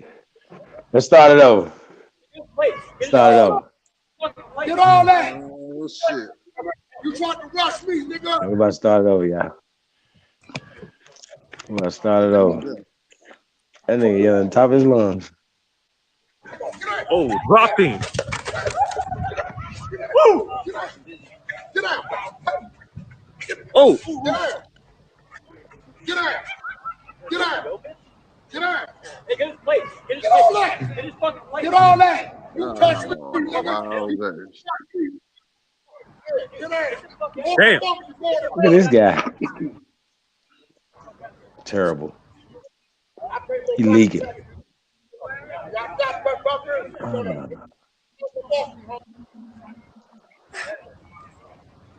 If that was real, they would have packed him out. Man, shit like that happen every day, bro. No, check it though. If it was real life though, they would have packed him out. Look at everybody that's standing around. You see him gathering, right? They would have packed him out on the street. They was waiting. They was waiting, bro. He wasn't looking vulnerable yet. He was looking too strong still. With 7 or 8, it's like the fucking bro. It's like the hyenas, bro. It takes about 12 of them, bro. Bro, even with 2, bro, it's gonna take 20. Oh God, bro, these are facts. Nature plays itself out, bro, with us. This is a All little right, hyena Jonesy. motherfucking monkey Jonesy, motherfucker. What's up, man? you speaking on it. You him. You whack. Bro, man, I'll say What's up? less because these motherfuckers is getting Nah, out of yeah, hand. don't do it. We're just talking And about as men. so, We could. I thought we fighting. We the Braves, right? We just talking martial arts, y'all. We're but I not mean, just check talking how you see how they just meandering around. I mean, that's lurking. information That's like purposes. they just No, wait. that's not You real can see life, them just man. only thing they wasn't Those doing are was paid howling and cackling and laughing actors, and shit. So beast bro. mode. I promise you. I You promise you. saying it's all I paid love. actors. So whack, you paying Those are actors? all paid actors. My nigga, he don't even Man, look. niggas Wack don't don't believe even have that no hands more, like that. bro. Look. I That was promise If you. he hands? I don't got Hold hands, on, promise you. time out. anybody This got on my Time big out. mouth. games. Them What he got to hands? have hands Wack for? That don't don't even mean nothing. have hands Sheesh. like that. Hey, sir. Well, Those he was bleeding. He hands? was No, bleeding I for promise real. you. I was gonna get to that Say, part. show me the What? ketchup packet that he had coming out the restaurant that he put on his damn head. Nah, he's leaking hard and Wack he don't didn't want even to get back in for I don't round 2. think He that's didn't want fake, no bro. more of that action. No, But look. my no. thing is Wack though. got All right, slid here's my. when he got Huh? into Go ahead. when Wack talked that shit about Tupac and Nip, right? Wack got confronted by Tretch. Y'all remember Tretch? Old boy from the Booyah tribe slid one punch, right? Slid Wack, right? Wack people from his own neighborhood, real ones, thorough ones, that's on his head right now for the counterfeit shit. I'm telling you, the shit was a paid. It's a paid propaganda to hype people up. Oh, okay, so Wack did it, right? Now you feeling like Superman and you want to jump off the edge. Okay, I'm gonna go do it too, right? Bro, it been instances Y'all, like this before this, bro. they don't It get been down like that, bruh. bro. It don't matter if The you get two down like that, bro. hands Some shit is and just off Kelly, they principle. don't get down like that. It doesn't, bro. So you They got them saying That's burners. the skinhead disingenuous, Nick? bro. They That's Huh? disingenuous. they not even finna talk to you. But was he in Cali? What was he at though? Hold on. Do we know the backstory? Where were they at? Because I thought it was Florida or some shit. That Oh well, that's that may be a different story then. But Bro, if he bro, in play the Cali Willie D. and they Bro, treat just man. skinheads, play the Willie D. What are Play y'all the Willie saying D over clip, here? bro. Let's see if Willie D gonna lie. See if Willie D gonna lie to us to all his right. face. That nigga know who he is. He know Nah, they probably gonna flag Whack Willie D 100 shit. It's like on an personally. automatic So flag. let's go back to the Willie D clip and No. just see Willie what D Willie on the D say. automatic flag. We gentlemen. We gentlemen and gentlemen. Right. Because So we Willie can. D don't show the fight. So just go Hey, back and no, see his that's not. I commentary. don't even want to talk about that part. But I want to ask you guys, right? That if it's your enemy, right? Right. Wax somebody whack into it with a y'all don't like Whack 100, right? And Wax, Right. he rub people the wrong way a lot of times, right? It's not Get just back not to going down you. around me. So Josie, you push it. You walk in the Walmart. You got to push the baby cart. Family with you. You see that?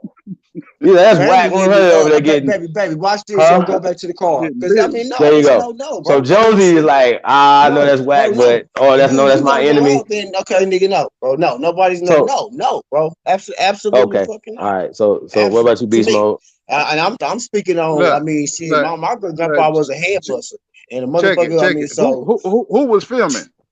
Anybody ever Hey, asked that that question? I wanted to ask that. That was the next question. Hold on, bro. Hey, can you imagine you filming and like what are we doing? See that I would understand why you would think that would be stage. You know what I'm saying? Yeah. Because somebody's filming it. Like I'm not filming it. I'm not walking past. I'm not doing none of Right. that. Like I'm, Right. what's up? We all finna Yeah. take fade real quick. Like, right. Like, wait a no, minute. Well, it because ain't there no was a fade. backstory, bro. There was a walk series in the of park. events leading up to them pulling He would over, have been a bro. hero They was today. Like they was behind some. There was a series of events. So the person they probably got the camera footage, seen the series of events, just like you see some shit about to crack up in the parking lot. You gonna pull out your camera too? Man, y'all would have seen Nah, some John see, Jones bones I up in don't this rock like motherfucker. that, right? Meet Like Django and Conan on this. That God, oh my, if I jeez, see Jesus Christ, Jesus. if I see some shit like that, right, where it ain't a fair game, even if I know you or if I don't know you, right? If it ain't fair game, bro, I'm gonna take the side of the person that don't have a fair game, bro. And that's just me. That's my instinct, especially if it's a person of color. I don't give a shit what tribe you rock in. I don't give a shit where you come from, right? If they packing up on him like that, and I pull over and I see it, right? Me and him, we back to back, right? That's how it is on the yard. right? Period. No Whoa. questions asked. But to sit there and film this shit and then win and then live the shit, like no, That's that. Libra. What AP say? The premium plastic. Yeah, that's what that is, right? That's funny. Libra, what about you, brother? You got your nice platinum bottoms on, American Aboriginal shoes. You walking like a god. You clean the Sunday church. You know what I'm saying? You press on like an Easter press suit on. You clean. You OG. What you gonna do? I ain't gonna let the dude get jumped, man. Shit, hell no. You know what I'm saying? I don't even gotta know him and shit. I don't give a fuck. You know what I mean? But yeah, it ain't. You don't let no I mean, shit what if you like don't that like him? happen. Like it's just a nigga you just It don't don't like. It's matter, just bro. like It don't. It Well, don't now you're matter. trying to pick got a you. needle out of a haystack. Now you're trying to reach for extremes. We're not gonna go extreme, bro. This is Nah, but real I'm life. No, saying this it is don't. It don't even matter. That nigga might Hey, be my well, I'm just worst saying for all you motherfucker enemy. gangbangers out there, his protocol is there's you put family business on hold. Okay? That go on hold. And it should be Damn on right. hold. Our beef should be on hold, period. Until we Let me do just tell something. y'all. Let me just So tell I'm just y'all saying. something, bro. Let me tell Naughty what y'all to do. some. Let me tell y'all some real shit though. They will gang up on a child like that, bro. You understand me? Man, that would have been their They will last gang up time. on a Righteous, child, bro. They will gang up on a child like that, bro. righteous, Trust me. righteous. Hey, that's why you gotta be TTG. Hey, we got Naughty, the Naughty one in the building. Naughty what to do. Big not that. Big up to the God. Big up. Yes, I big up to my family all day. Yeah, that dude about my age, right?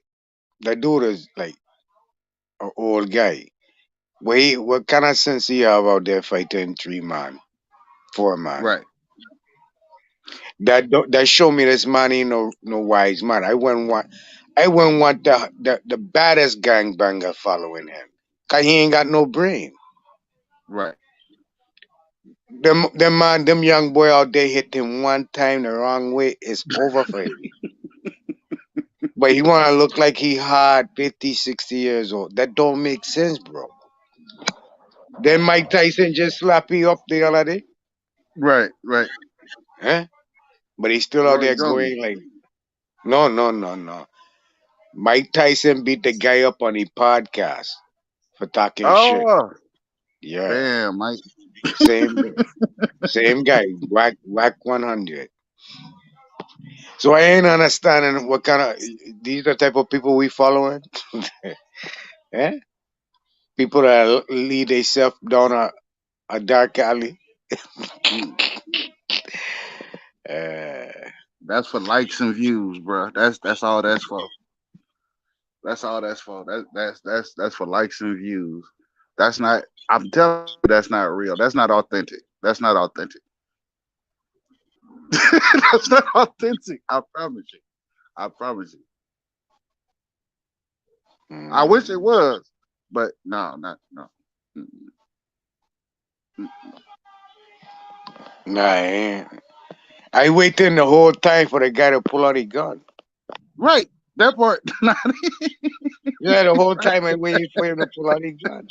He didn't what pull you out need a his gun. gun What you yet. need a gun for? What was the gun? What is the gun needed for? That's how they rock, though. Wait.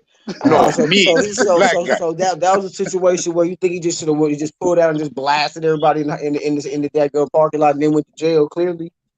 Wait a minute. Nah. No, I'm So you So talking why did about. they I'm so so if talking that if about. so if we're I'm going talking from if we're about going from it the being pale face staged and then why they didn't pull out the gun in the stage little clip with quick the film? Come little on. dude that went to the protest and laid down everything. So the He dude wasn't trying to from the black out the state. sun coming out the restaurant, he ain't looking confused. All that stage, like come on, these are some terrible extras. If it's a film, there's some terrible fucking extras. I'm gonna say that. I'm gonna put that on the record. But I don't subscribe to that at all. I tell you like this. I gotta say I'm not again. saying. I'm not saying there ain't no pale faces that ain't got no hands.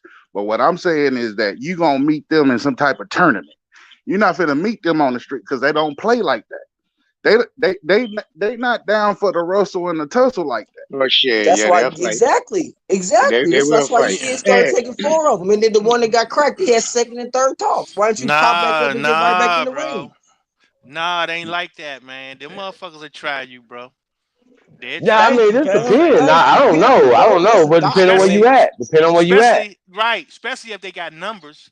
You seen they I'm had putting some them numbers. motherfuckers in the hospital for trying me. I'm letting you hey, that's motherfuckers what I know say. I off pulling on top. my gun. Oh, Hey, Hey, look, look, you don't go that's It's home. people crazy. that look Look, like boy, The you us. fear get of beat God up. somebody coming Listen to down, me, gun man. coming brothers. in. Listen to me, The man. fear I'm of from God is We're gonna Mississippi. fix motherfuckers, this We up. bro. don't get That's beat what they up by white understand. The people. fear of God. No, there's So no white people beating up Mississippians. So let's get back to that.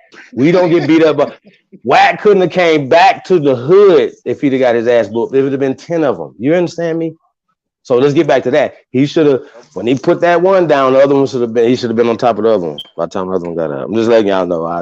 So that way they would have known not to never, a kid, nobody, bro. Put your foot all the way.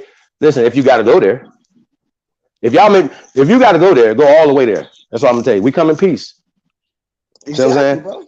You're not home. We're at Like I said, home. based if you This look our at the shit. rest of the story and what's like, I it don't was give a fuck where already they was at. some events prior to that, so they was asking for it, bro.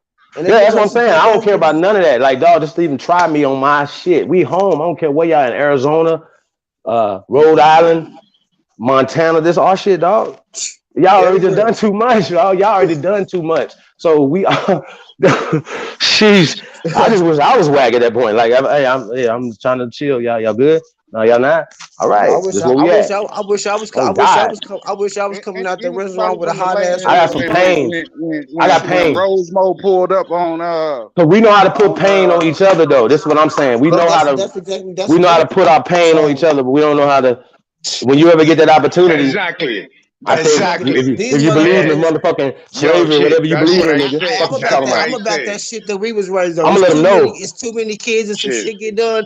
Oh Everybody get Jesus! their ass whooped, and then that way we know we got the All right one. right, I'm gonna start doing the let's. same Showing up, thing. showing up. I'm gonna let all Yeah. y'all know. See, Hey, hey, Okay, still everybody asking lying. a Okay, question. whoop it watch out. your Still Now, mouth. asking a motherfucker, down, question. down. Where the Oh All right, guns? you Jesus! motherfuckers start telling the Y'all truth got me then. as fucked up. That shit crazy as hell. How the man ain't killing people? I'm mad just looking at this shit. I'm like, oh God. Oh. So check this out. So if one of you is in that situation, you telling me you won't pull your gun and start shooting? No, I wouldn't even want Why to. wouldn't Okay, okay, okay. I Stop, want stop, to put stop, all stop. hands. Hold on, hold on, hold Why on, hold wouldn't on, hold on, hold on. Put the scenario in a different aspect. One Okay. white man with four younger black men beating on him. Yeah, same thing. Same thing. You think that white man ain't gonna pull out his tool and blast all of them, man? Well, Yeah. they wasn't. They was mano The then. niggas wouldn't be jumping them because we'll be sitting there laughing, cracking jokes, and roasting them while Wait a our boys minute. I whooping don't his know. ass I don't one know on where you one. from. Nah, I don't know where they was you about. from. They usually would But have had one their man, tools. look, Yeah, they would have had their shit. yo, it was a time when they used to play knockout game. Y'all remember that? 4 or 5 Mm-hmm. black youth to Mm-hmm. walk up the road No, I don't know. and But I just don't know knock. nothing about that shit. Right. Go ahead, Right. look And it go on in the your internet. pocket Go ahead, I try and and take show you off. something. Mm-hmm.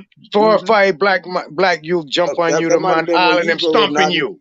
I don't know what you talking about. Where you from? Where you think 4 black man gonna let one of their friend fight? Where you get that from? Even if it's on you, 4 Shit, black where I'm man from, jumping on. If schoolyard they, fights. What you bro, mean? hold on, man. I Ain't don't nobody know. jump people in school. You seen your friends either I fight and don't get know. their ass up, or sometimes I they don't know fought what we other just races. seen. What are I you just talking about, seen bro? 4 people jumping one man, where he was fighting one man and another man tried to hit him in the back of his head, on the side of his head. You telling me it ain't grounds to start pulling out guns and Oh no. shooting? Okay. Look, hold I on, see. hold I on, see what hold on. Nadia on. I see what Hold on, I Nadia don't on. understand what I'm talking about No, because no, I no. don't give a I see fuck what if you it's on, white Nadia. or black. Nadia's like, hey, You Hey, it was I more see than Natty, four he one. didn't different have a man. I burner. see 4 man. Hold on. I see 4 man in front of me trying to aggress me. It ain't no hands throwing at all. I Right. pulling out shit in one Well, it direction. wasn't 4 at What you first, bro. talking Those about? 4 came lately. I'm Them not was gonna give Johnny no come one no latelys. chance. One had a Right. book bag. Right. He just came out of Facts. class. Facts, Natty. Facts. Facts. Talk about it. Hey, now you gonna count them. All right, it's That was three at too the many. end. That was at the end of the scene. You didn't see them Bruh. champions. Hey, You seen the dude I bleeding. wasn't. I don't. Never So mind. so Ain't so got they came time. out of nowhere. You say So you said the other 9100 guys. just would have jumped in this shit and just peeled right out. 9100 would have just jumped back in his truck and just peeled right on out. Right. Oh shit. Right. No. Natty would have shot them. I don't care what you talking about. Look, look where I from. Where I from? Watch it. Which is Earth. Which is Earth, right? Fuck Allah. Fuck all that. I got the right to defend myself against whomever it is the transgressor is. Exactly. Facts. Exactly. I remember, like someone put Facts. in, hey, after the shot ring out, send me an indictment through the mail, through my mailbox right there. I come to court Well, on that indictment. all right, General Nadi. You think you got that? You think you can declare that kind of war out here in these streets? All right, I mean, you got it like that, but I think that's a war declaration. You think Okay. you just gonna Okay. pull something like that Let's off of flip it something for that a could be second. handled? That's so. I Let's mean, flip it for that'll a be second. silly. Let him talk, Big What Mo, Beast Mode. Let him talk. what Go happened ahead. with the what's his name King damn what's his name King King Von? Von. What happened in that situation? Right, he pressed on old boy. Right, he had his entourage. Right, he was outnumbered. Right, boop boop boop boop boop boop boop. Right, his boy pulls the burner. Right, and lays down. Right, he did what he was supposed to do. He did what he was supposed to do. Right? Right? He's outnumbered. He's already out. Right? We just Yeah. seen this shit. We just Yeah. seen this shit live at 5. Right. Right? So it's like if we really want to believe this made up WWE Yeah. I stronger than entertainment, everything. bruh, it's not real life. I promise you, it's not real life. I'm not saying that applies to you and how you get down, but in real life, like really in the streets, it never goes like that. Especially if you the one If that being in situation jeopardy went of down in getting the packed streets, out. let that be Yeah, clear. it does go down like that in the street, brother. If I'm there with any other Aboriginal motherfucker and some shit like that goes down in real life, all right, we just okay. This is a training lesson in like how to dog would chop it up as a. It's you know what I'm saying. I can go with that, but just let that be clear, right? You know what I'm saying? Facts. So Hey, Chief that's Jonesy, cool. you in your 30s or 20s, 40s, what? What does it matter? No, I Is that, asked a question. I asked a question. I'm I trying to mean relate. that I'm an adult. We all adults in this room, so it's Yeah, so I mean, it doesn't matter to say I in my okay. 20s, All I right, in my well, with that, 30s, I'm in my I'd 40s. rather not disclose it. Okay. So Yeah, so it's just have your moms ever tell you the term judge by 12 then carry by 6? Have your mother ever tell you that? no, she's never used that Okay, specifically. so So that's what I'm saying, the age difference. That's why I can tell what age you are. all Because right. my mother, my grandmother, my auntie and them always taught me judge by 6, then judge by 12, then carry by 6. That's Yep. automatically what I grow. That's Yep. automatically what I teach my children. We're gonna Yep. sort that shit out, but come home. Make sure you come home. That's Right. what that is, right? So it's a survival of the fittest out there in the street. If you think you got enough hands to fight for a man, you better I'm than saying most I don't people. think it was 4 men at the time. It was only 2. The Yeah, rest of yeah, you got them the 20 too. people that walked across the parking lot But and didn't stop. They kept on about their business. One man was sitting there with his hand trying to bother his eyes so he can try to But see did what he was know going that? on. Did he know Yeah, that? So okay, so In your opinion? that third man that come walking up on him behind the Jeep, that then swing on him, he was an aggressor too. What you walking up on me when 3, 4 man? That's what I don't understand though. you could In see the pussy in him as he what? was taking steps. it don't matter, bro. I in a heat of I passion, mean, a so fight. that's what What? I'm getting from the Who situation. coming up on me? If Who's you ain't pussy? looking like The me niggas and that was fighting walking with up. me, don't come up on They me. were just by. I just looked at them as bystanders. But that's Well, Nah, basically, well, I mean, that's but what in I the saw. moment though, Chief, He in was the fighting moment, too. in the nah. moment, you see what I'm saying? In the moment, you don't know what's happening. You don't know who a bystander or a watcher. Ain't nobody bought no Right. ticket to the Hey, fight. okay. So here's the thing, right? Yeah, that's true. That's true. So here's the thing right here, right? So Mm-hmm. some of us always have a sword, okay? Always, Yeah, right? yeah. But let's just say that time where you just had to Don't run have to get one. some milk. You just had to run to get some milk, right? You said, "Oh man, I'm gonna leave my sheath. I'm just gonna run in Walmart real fast. I'm in Walmart, and you bump into yeah. Boom, you done bumped into these two guys, and they mug you, right? And then words go back and forth. It don't matter. You got to. Ain't no running like you run. It's like you run to the car. I mean, you running away. So you're not gonna run nowhere. You gotta go right there, mano mano. That's what we talk about. Right. So now, if he okay, in that diffused particular synopsis, right? right? In that scenario, right? In that scenario, the first thing I'm gonna do is what I've been trained to do, right? Is to find a wall, right? Because 2 against 1, right? Even if that's just the balance, right? I gotta find a wall, right? Because I can get poked from the back. You see what I'm saying? Whatever can happen to me, it can happen to me from the back. Right? While I'm dealing with one, right? The other one can, right? So the first thing I'm gonna do is I'm gonna find a wall, right? And brace my back against that wall, right? And then I'm gonna take care of my business. Right? Because I can see everything that's coming, right? I got my peripheral to the left, I got my peripheral to the right, I got my peripheral in the front, right? But if I'm dealing with good one, advice. right? Hey, that's that. I mean, that's that. And more so, I this is for the goddesses, the chieftess, the queens, right? When you see and shit go sideways like that, right? And you know you outnumbered, be quiet, right? Be quiet.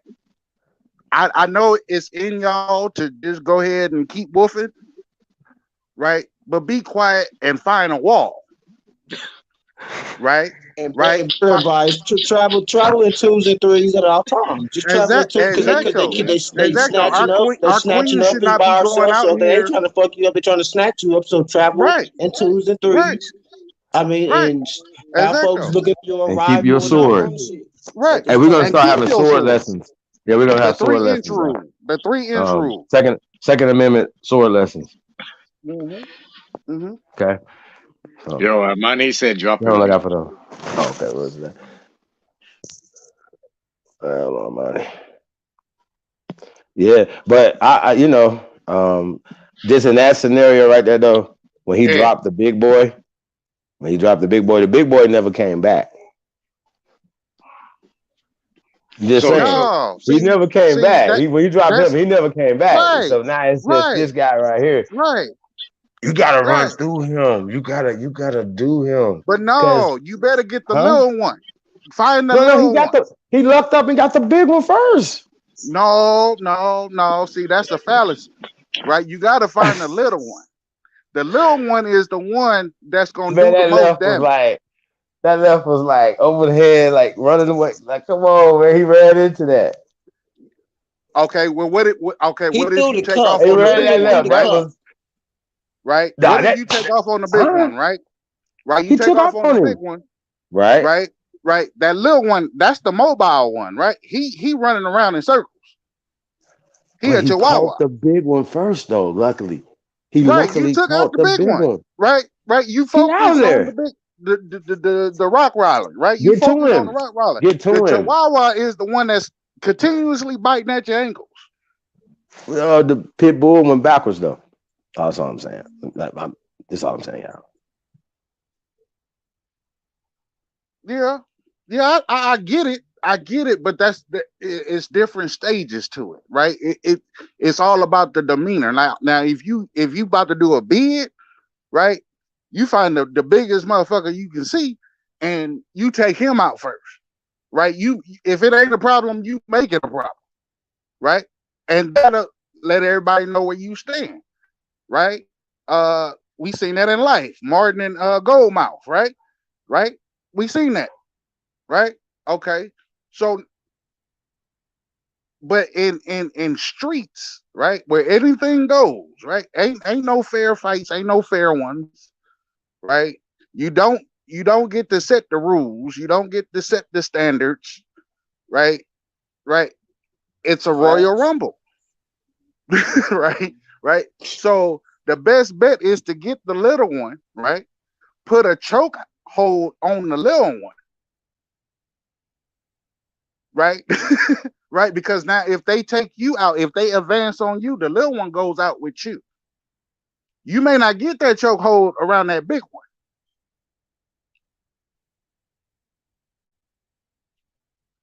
Does that make sense No, or beast not? mode. Use a little man bully man. Use a tell it all as it is. Hey, Use a little man bully man. hey, you got to take one with you, right? You got to Hey take one with Chief, hey Chief, did Amani try to get back in yet, bro? Okay, I got him. Hold on.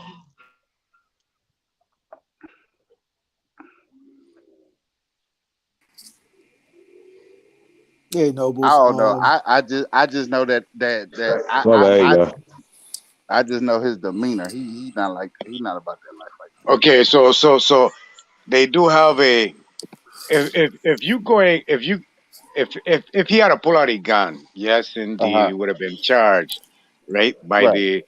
the city for the district, what they call it, the corporate district policy. But Uh-huh. as he gone to court, all he had to do was change venue to a circuit court and be up under the Constitution. Now, under the federal law, he has the right to defend himself about against all threats. You Right. Foreign understand? and domestic. Right. Right. So he could have when it's 2 man, 3 man on 1 man, that's a life threatening situation, though. Exactly. Because we That's a know two fact, man though. can kill That's a 1 man. fact. 1 man can Yep. kill 1 man with a bare hand. Right. You That's a understand? fact. Fact.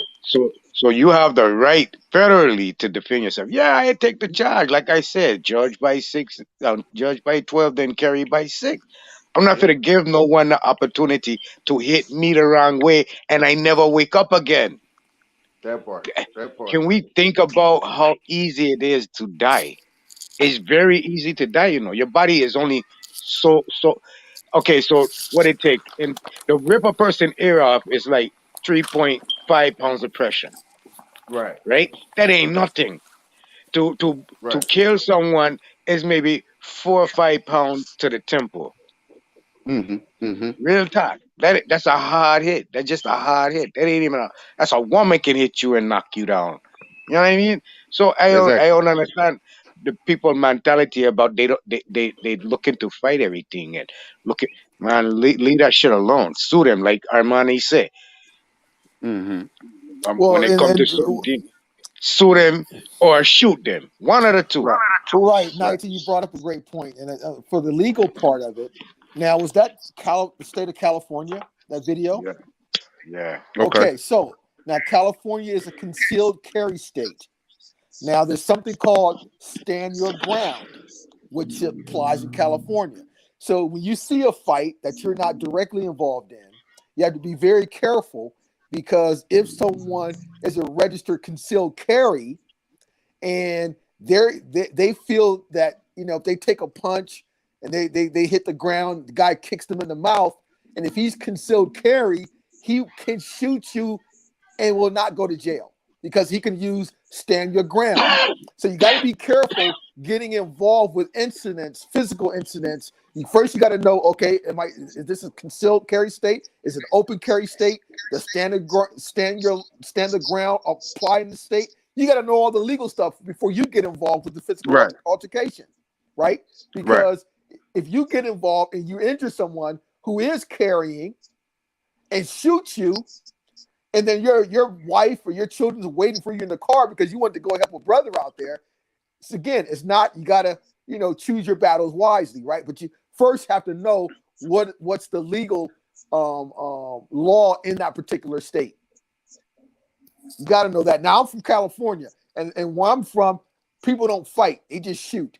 So whether they have licensed guns or not, so you just can't go in and getting involved with scenarios. Now you go up, you walk up, you use reason and logic.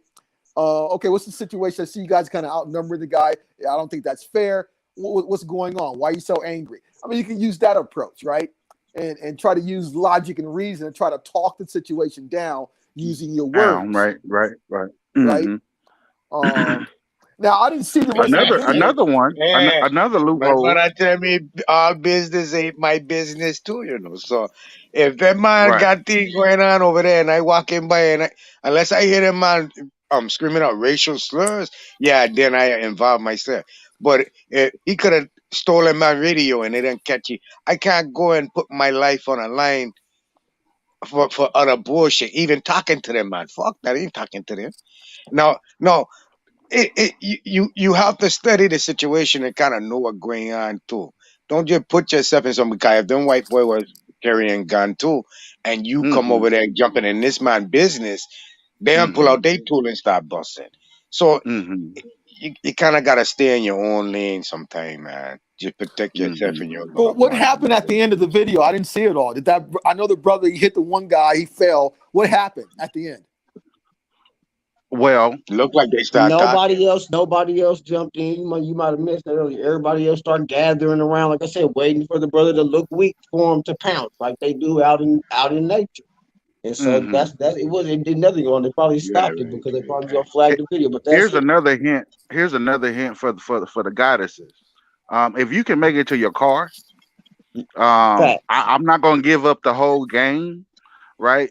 Especially over YouTube or whatnot. But if you can make it to your car, right, make a beeline for your car, right, because your car is also considered your property.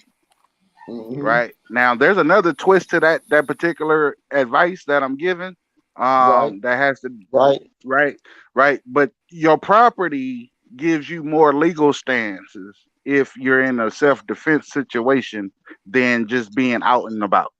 So if you can make it to a vehicle, a car, or anything that's considered to be property, right, Private. and Anything they considered to be pursue, private. Private. right, right.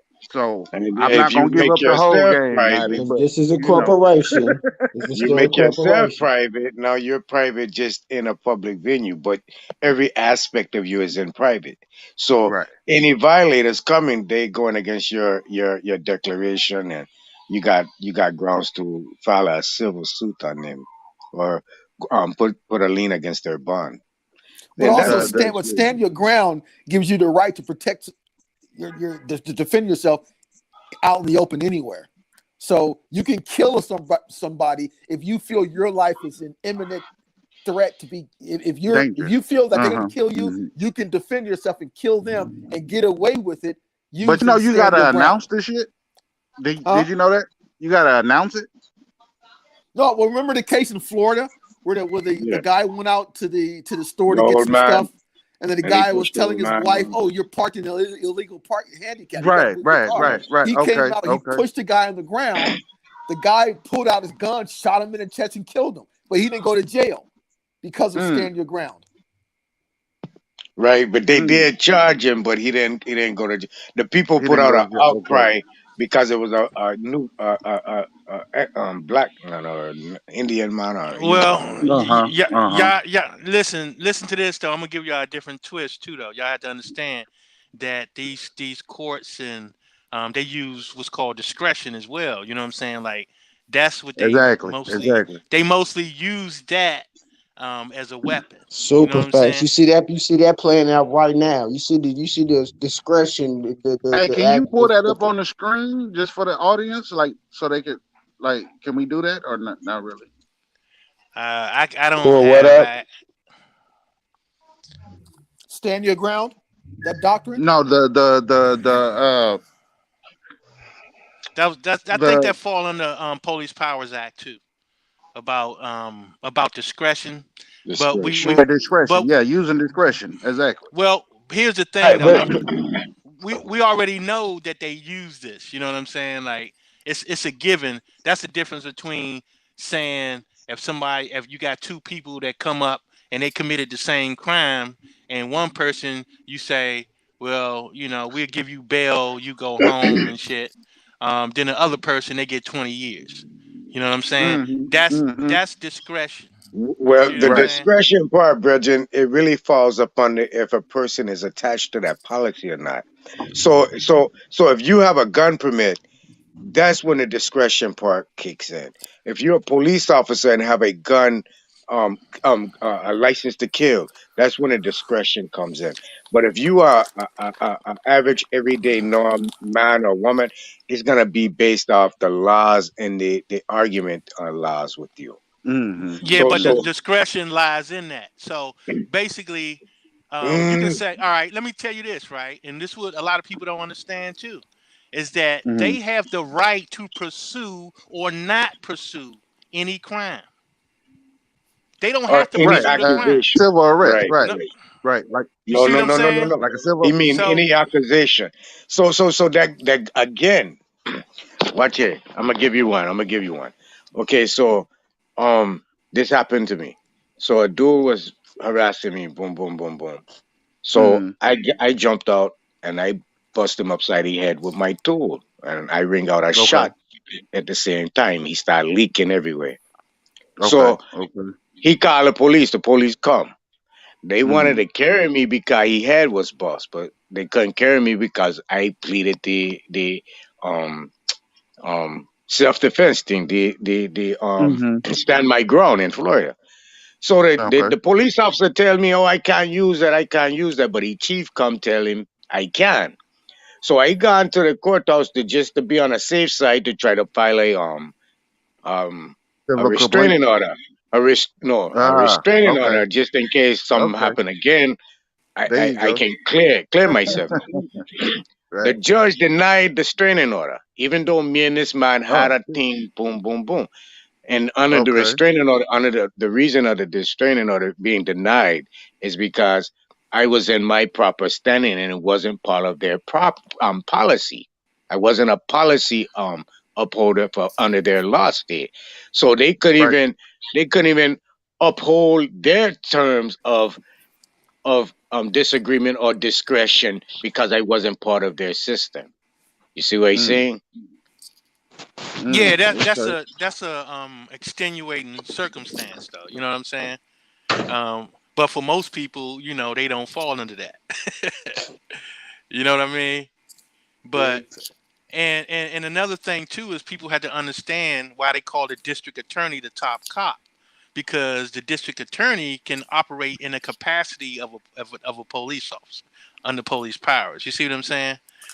Mm-hmm. So they have discretion. That's why some things don't make it to court, because that's under their discretion, whether they take something to trial or not. They have that discretion to do that. You see what I'm Okay. saying?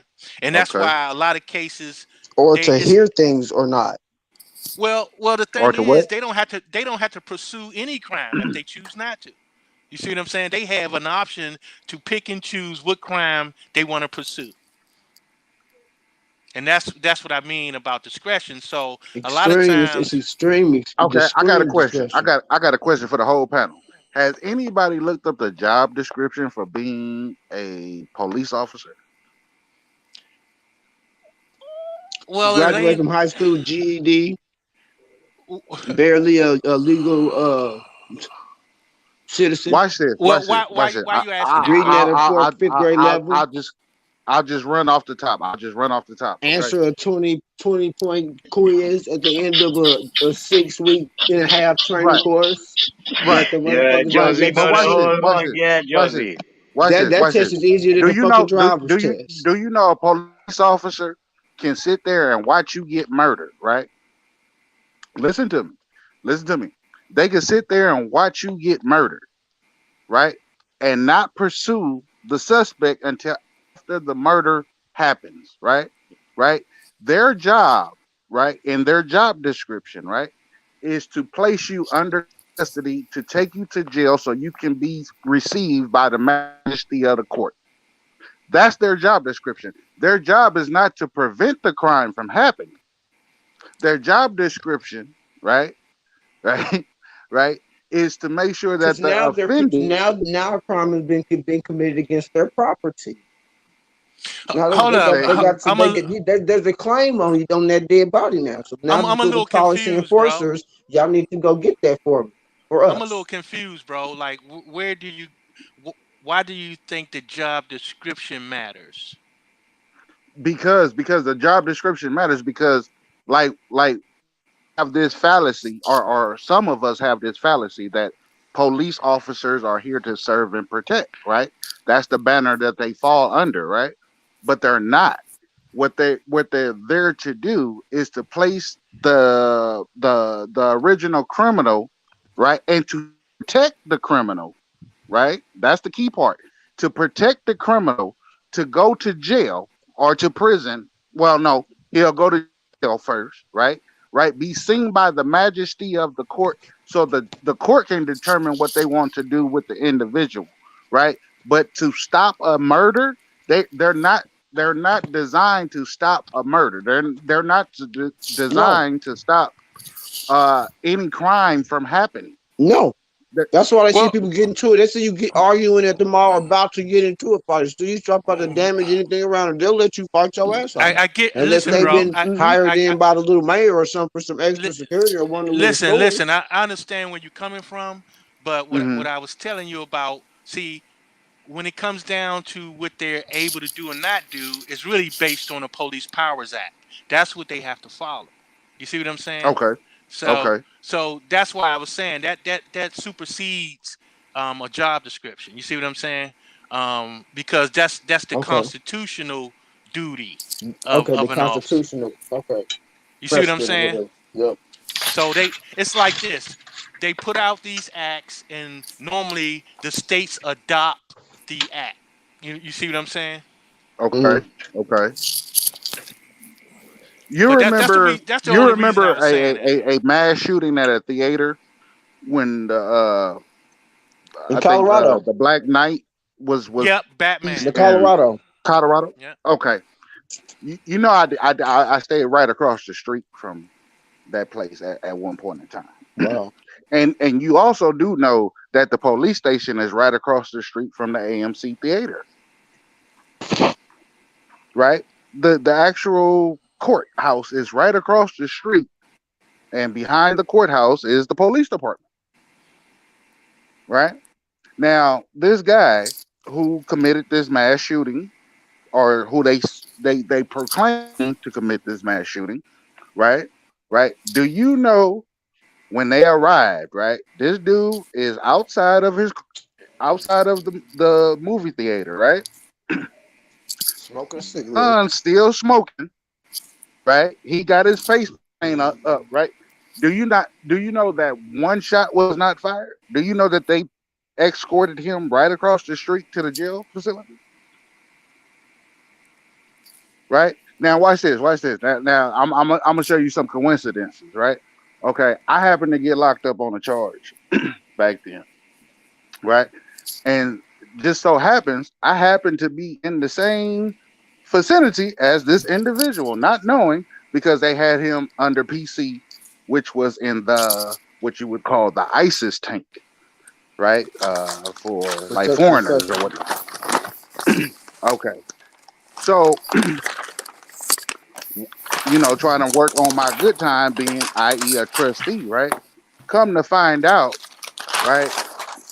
He didn't even receive a tray, which is the actual food rations that are issued to normal prisoners, right? He didn't even receive that food, right? Now watch this. I'm gonna show you something. I'm gonna show you something real quick, right? This dude had his food specially repaired, right? Specially prepared from top gourmet chefs, delivered to the jailhouse, right? Okay. Now Fucking I'm wow. finna give I'm finna give you something else, right? Finna give you another one to grow on, right? Right. So I go to the librarian at the time. I'm like, dude, I need a couple of books, but hey, what's up with this dude? Right? I'm checking his file, right? Come to find out, his name is Holmes. That's his name, last name. Um, come to find out, this dude had a book balance of $500,000.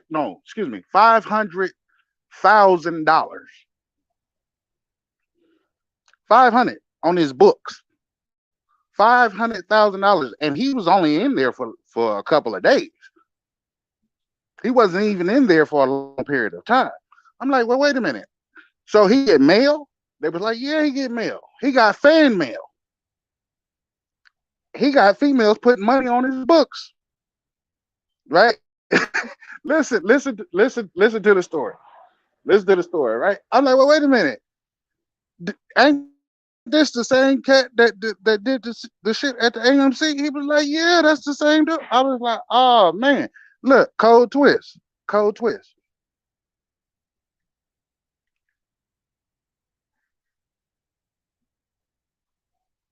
This dude, right. We talk about victims, right? We talk about victims of police violence when it comes to our people. But this dude, he okay. See, we ain't even dealt with the story yet.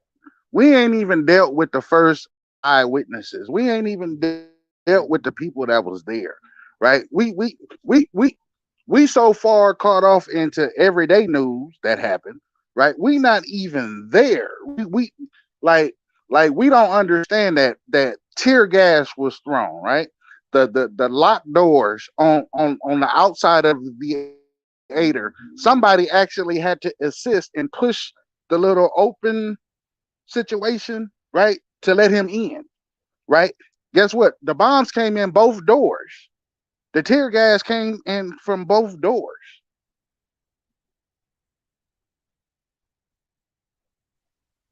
The media right? is a motherfucker. Right? See, we don't even understand our grasp that it was multiple individuals involved in this, whatever you want to call it, coup, assassination, terrorist act. I don't know, but they gave him a slap on the wrist, and he had cool money on his books. And people, look, this was sicking me, right? And I'm not even talking about from a skin color type of position, right? This is what sicking me. Do you know that there was babies that died? It was children in there, right? Like, like these. Bro, I you know, that's a I don't. sacrifice, bro. That was a ritual. That's ritual right there. Motherfuckers paid, live in the shade while he didn't do some shit like that. That's a motherfucking little, probably one of they motherfucking little drones or And something like that. I'm That's glad a that you ritual. brought up that determination because guess what? If that's a ritual, what is everything fucking else? A Excuse my ritual. English. A ritual.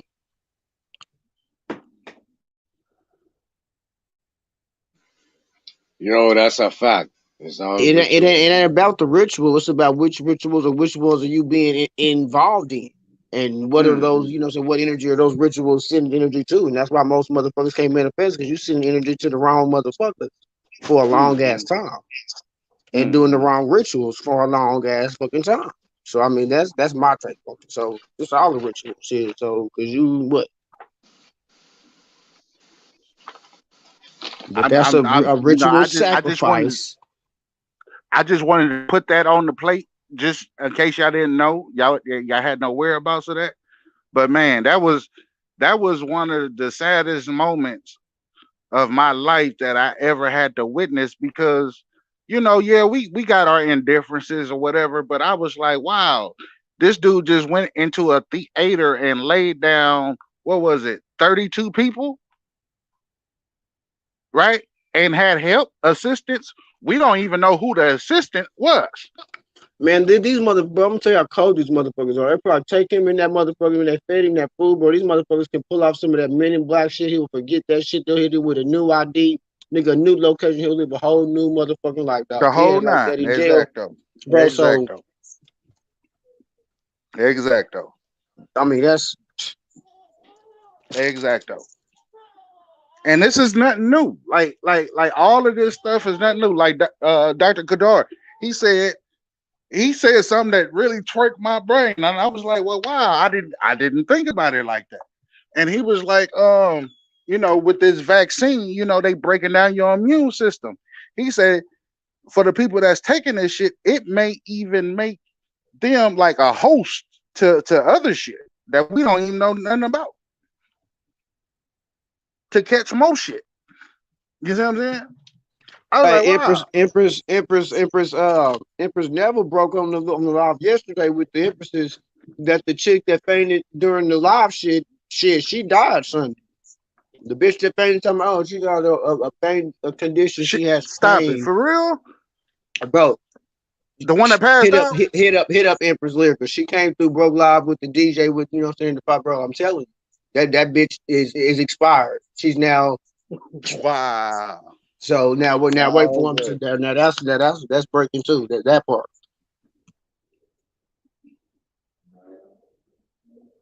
And look what Heartline said. Heartline's, yep. And I ain't gonna even speak on that because there's so many people that got knocked off after that. So we not gonna speak on that right now. That's still fresh. But yeah, I feel where you coming from. I feel where you coming from.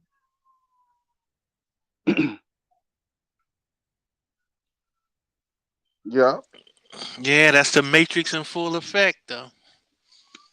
You know what I'm saying? How long we have keep The Mandela effect. You said what now? How The long we have Mandela keep They'll effect? rewrite. They'll show some shit.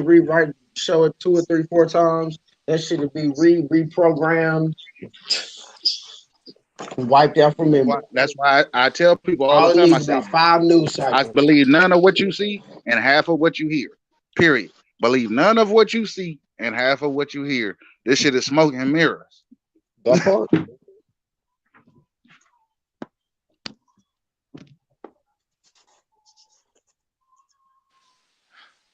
I thought it was supposed to be none of what you hear and half of what you see. My fault. I must have had it backwards all this time. No, you ain't have it backwards. I just flipped it. That's you know. Flipped it. Yeah. I feel you. You on, brother. You on.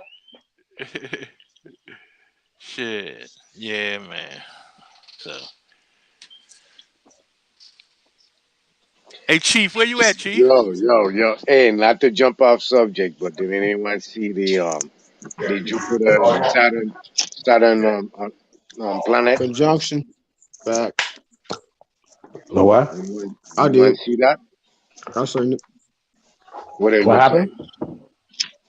The conjunction. It kind of turned like a faint like light purple. Like they spray so many motherfucking chemtrails. They tic-tac-toe the fucking sky. Yesterday, the night coming into the 21st, and you know what I'm saying, tonight too. My mama was coming back from going to look now at the lake, and my daddy had a motherfucking look fire with a telescope that he got from a older white guy that he, you know what I'm saying, been working for 30 years. So shit, it was some real ass shit, but they really couldn't see it. That's what's up. But shit, Well, yeah, it man. happens. But that Well, energy is still hitting. And like I I said, want to these say again. motherfuckers, they try to like put this facade like they can actually get some kind of benefit from this motherfucking little point in time. Bro, y'all can just point it out as a point in time. If y'all can't handle being under this sun right now, what the fuck are y'all gonna do with any kind of energy coming from stars, billions and millions or however many miles trying to put it away? Because the energy's making it here for a specific motherfucker. It's called looking up the etymology of influence. And then you can just take it from there. And everybody's not gonna be in this motherfucking wave of motherfucking influence. And that's just what the fuck it is. So Wow.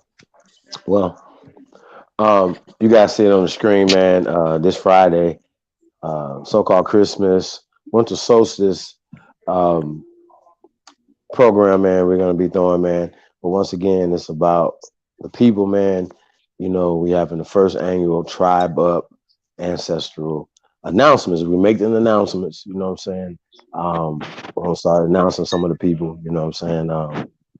That evening. So shout out to everybody, man. That's that basically know. You know what I'm saying already. But peace to everybody, man. That put in this work, man. You know, we're doing a thing.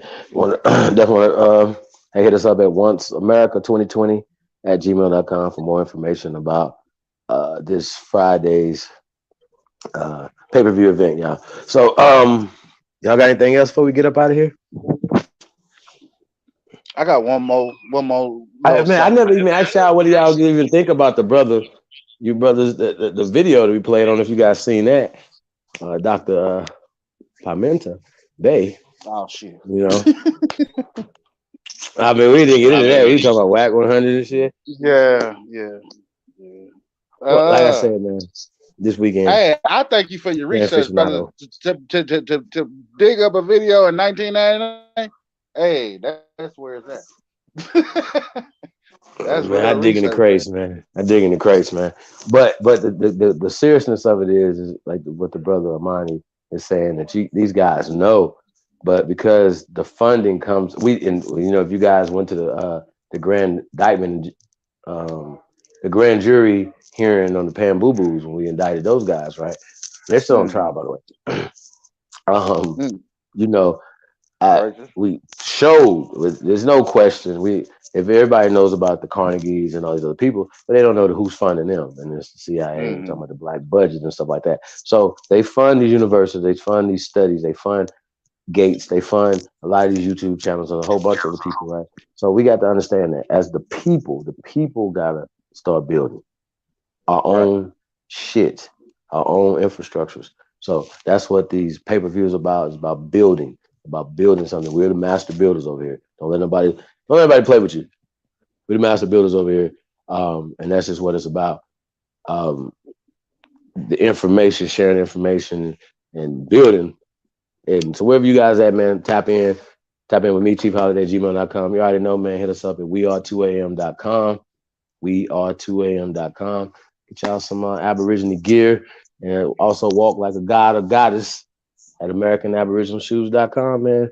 And y'all already know, man, y'all got links, wrenches and stuff, man. Got businesses. Put y'all business companies in the chat room. We need to start doing business amongst each other first. So let's get to it, y'all, man. Shout out to everybody, man, that came through. You guys anything else you want to say before we get up out of here? Just listen to the cemeteries, y'all. I'm put it like that. Just listen to the cemeteries, man. That's where a lot of the knowledge and a lot of the wisdom is. And a lot of the pieces to the puzzles is right there. Take a walk through one every now and then. You understand? I know that's not the place you want to be, but sometimes you got to go where you don't go in order to be where you want to be. So, if they add a little ammo to the arsenal, hey, handle your business. But hey, I appreciate you, Chief. Like I said, I'm in your city, my nigga. So when you ready, Whoa! You say you out here? I've been in your city. Nah, I didn't know that. Yeah. I'm in Vegas. You know I'm in Vegas? Yeah. Okay. I put some in the back chat. Email me. chiefholiday@gmail.com. Yeah, I got you. What else we got going on? Oh, yeah, you already know, man. Shout out to the infamous Trey Ali. Matter of fact, we're gonna go out with Turtle Island, y'all. Shout out to the infamous Trey Ali. He's gonna be performing live, man, this Friday at the Winter Solstice Symposium, man. It's going down once upon a time in America, y'all. Let's make history. The fuck? And don't Let's make forget, history, Chief. man. Don't Yes, forget, sir. Chief, about the pull up in Louisiana. I know we was trying to get a live report today, so we're gonna see what's happening. Absolutely. Yeah. So Gonna be a that's part of gonna it. that's no, that's gonna be on No, the 25th. That's gonna be on the it's gonna be 25th. as well. Yeah. So shout out to the Neville's, man. Yeah, man. Y'all tune in, man. It's gonna go down. It's gonna be a movie, man. Oh, we're filming a movie as well, y'all. Once upon a time, America, y'all. Y'all know what it is, man. It's live and direct, and I'm gonna be dropping some flame that I ain't never seen before. And as well, other content providers gonna be coming through, y'all. We're gonna have a great time. It's a real family event. We're gonna keep it real family, y'all. But after you spend time with your family that evening, whatever, come spend time with your extended family. That's how we're gonna do that. As well with your family, you know what I'm saying? So tap in, y'all, once America 2020 at gmail.com. I want to say shout out to Miss Gretchen Helm. Y'all already know, salute to the Tasco, the CEO.